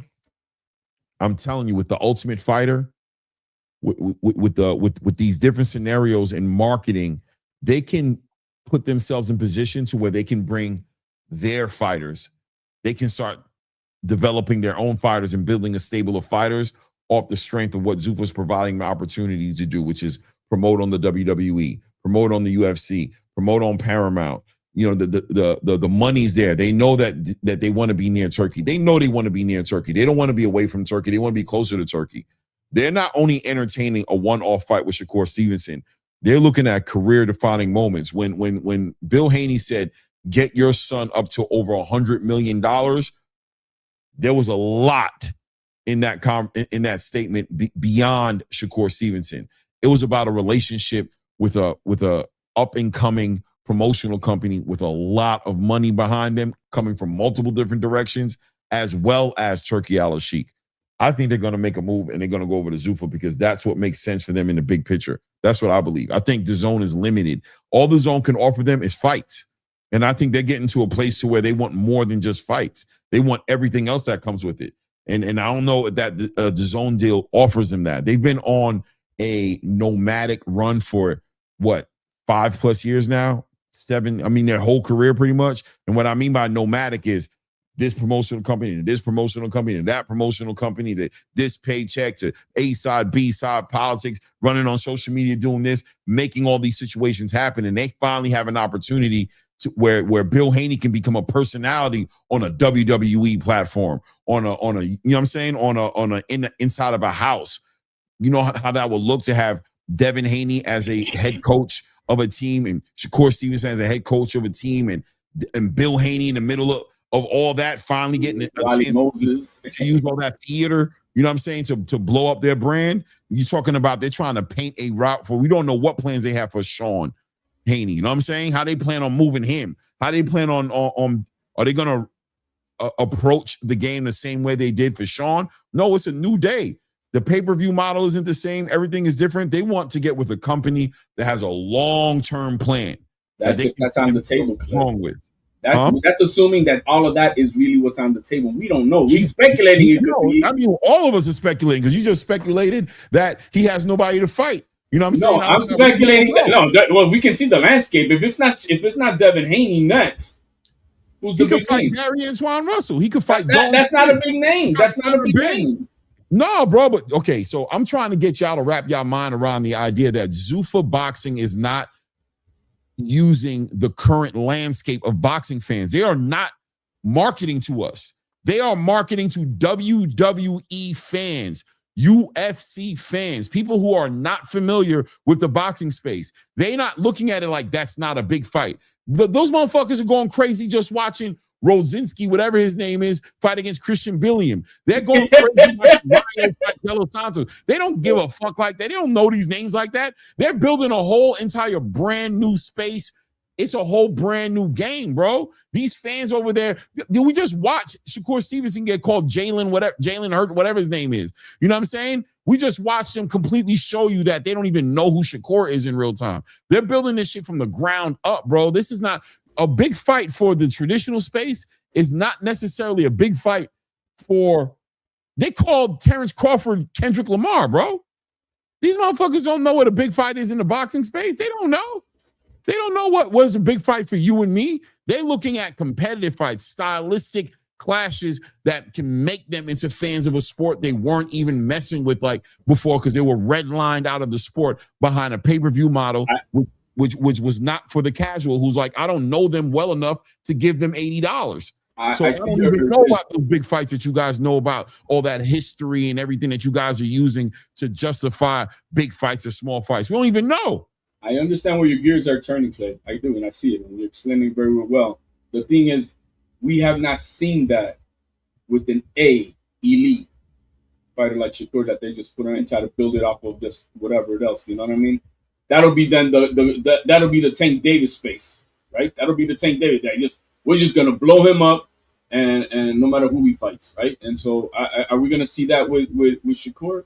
I guess we'll have to see. We'll have to see what if that's gonna be the new whatever path if they don't get Devin Haney. Because if they get Devin Haney, then it's going to work out very well for them in the mean, a lot down the line. But without a Devin Haney next, I just don't that Gary Antoine or whoever else is the B option, a Rayo Valenzuela. I just don't see that being the oh my god, yeah, we want that. I see that being a possible, but I think Shakur doesn't want that. But I'm going to tell you like this: don't think for 1 second, and I know you know better than to think that Nick Khan, Dana White, and this whole entire group of a team of marketing strategy geniuses who know how to blow stuff like this up did not come up with a hedge idea behind Devin Haney not coming over. Don't think for 1 second they didn't plan for that. And don't think for 1 second you be shocked at how good marketing works. And I can go back to Hot 97 playing shit that I don't want to hear, and then 3-4 weeks later, I'm listening to that shit. I'm not skipping past it no more. Do I know the magical madness that's happening that's making me listen to that shit all of a sudden? Hell no. But I know 4 weeks, 5, 6 weeks, whatever it takes, all of a sudden, don't change that channel. What are you talking about? I thought you hated it. I don't know. I'm vibing with it. Let it bump. What? But man, it was like a month ago we were saying this shit is trash. Yeah, I'm not saying I like it, but I'm just saying let it play, nigga. Damn, nigga. You know what I'm saying? Ain't nothing else on. Let it play. Let me ask you last question, Clay, because I know you got to get out of it. Does Devin Haney wait till purse bid and see what happens there before he makes a final decision, or does he make the decision before purse bid happens? I think he makes his decision sooner rather than later. I think within the next week, we're gonna hear that develop. I think that Shakur's waiting for August 1st for Raymond Muratalla. And I think if by August 1st, Devin Haney's still playing games, Devin Haney going to miss the boat, and he knows that. I think Devin Haney's time clock is not based off of that purse bid. It's based off of Shakur pressing him and saying, what we doing? Because I'm about to go into this next thing. And shout out to Gary Antoine Russell, who spoke on that whole Keyshawn Davis, Devin Haney situation. And let me tell you something. Gary's been so solid on his picks. Yes, he has. He has been very solid on his picks. I know because I deal with Nook and Nook deals with Gary. So Nook's always telling me about Gary's picks on so many fights. He's picking Keyshawn Davis to beat Devin Haney. And I got Keyshawn too. And he's saying that low key, Devin don't really want to fight Keyshawn. He said Keyshawn's a wild card, bro. The real life wild card. I'm not picking Keyshawn. I'm just telling you what Gary's saying. I don't see it that way. I don't see it that way. After the performance that I saw by Keyshawn with the R&B singer, nope. We'll see. We'll see. He won every round. He won every round. Bro, that's the R&B singer. He won every single round. He got hurt. Wu ain't never been stopped. He wasn't hurt. He got punched clean one time in the 5th round. He got hurt by Wu. He got hurt by Wu. He did not get hurt. He got hurt by Wu. He didn't get hurt by Wu. You talking about the first fight? In the first fight, he caught him with a shot that made him like. In the 8th round, it made him clinch. In the second clinch. And in the 5th round, he got caught in the 5th round in the second fight. And no. Listen, man, one thing about it, man, why you say that, the individuals that got to get in the ring with Keyshawn know what's up. The thing with Devin is I'm giving Devin leeway on it because of the business, Clay. Because if they can make a Shakur fight or they can make a Keyshawn fight, it's light and day with the money, man. So Devin got to make a decision, because Keyshawn done pressed him. You're going to have to let go of this belt and fight for the money, or you're going to have to, take this market value with the lesser star in Keyshawn, because Keyshawn is really Keyshawn that brings it down because he's the lesser known name. Right. But I got to give respect to Keyshawn because Keyshawn does what any of your favorite fighter would want to do. Go and shoot for the best. Keyshawn's trying to shoot for somebody that's pound for pound. He's only 15 fights in. He hasn't fought nobody, not because he doesn't want to, because he's trying to fight somebody right now. High risk is why he ain't fighting nobody, because people don't want to fight him. And that was he's trying to fight Devin right now. And if you don't fight Devin, he'll mess around and be fighting Brian Norman Jr. in-house top rank for that belt if Devin gives up that belt. So what I'm saying is, hey, Keyshawn's on the pathway to be fighting, and y'all ain't gonna like him how you hate him all you want. Go watch his tape. He's a complete fighter. And the thing where the edge is with Keyshawn over Devin is Devin is a boxer. Everybody knows he's a great out boxer. But Yeah, guys, Keyshawn I gotta boxes go. to fight. I gotta go. He I don't, gotta put he trash don't, they out. don't I want got to all fight. types of shit to do, All man. right, I got peace, peace. My bad, Clay. My bad, Clay. It was my fault, man. Hey, guys, right, peace Clay. out. Much love. Salute to all you guys, man. I Peace, appreciate Clay. you guys having a great time, man. Shout out to everybody in the chat, man. Hit the like button, subscribe to the channel, tell a friend to tell a friend, man. 5.5 hours in, you guys are diabolical, bro. I'm out. Later. Later. Yeah. Gotta aim for the top like hello. Yeah, I can never doubt myself, I know better. All of you critics be acting like you know better. Blowing the smoke, but I know when the dust settles. So I'm in my element. All those dark nights I got then, breaking my back to make it out, got me feeling like pain. I ain't never need your help, I know you wishing me well. A penny for your thoughts, but seeing no change. I snap for the sun like Diddy. The riches got a mad ass son, I'm like Billy. I ain't never switch up, whole team with me. But known for my city like OAGZ. Set the pace as long as you finish. Consumers find a way inside your business. Babble if they try to dabble in it and they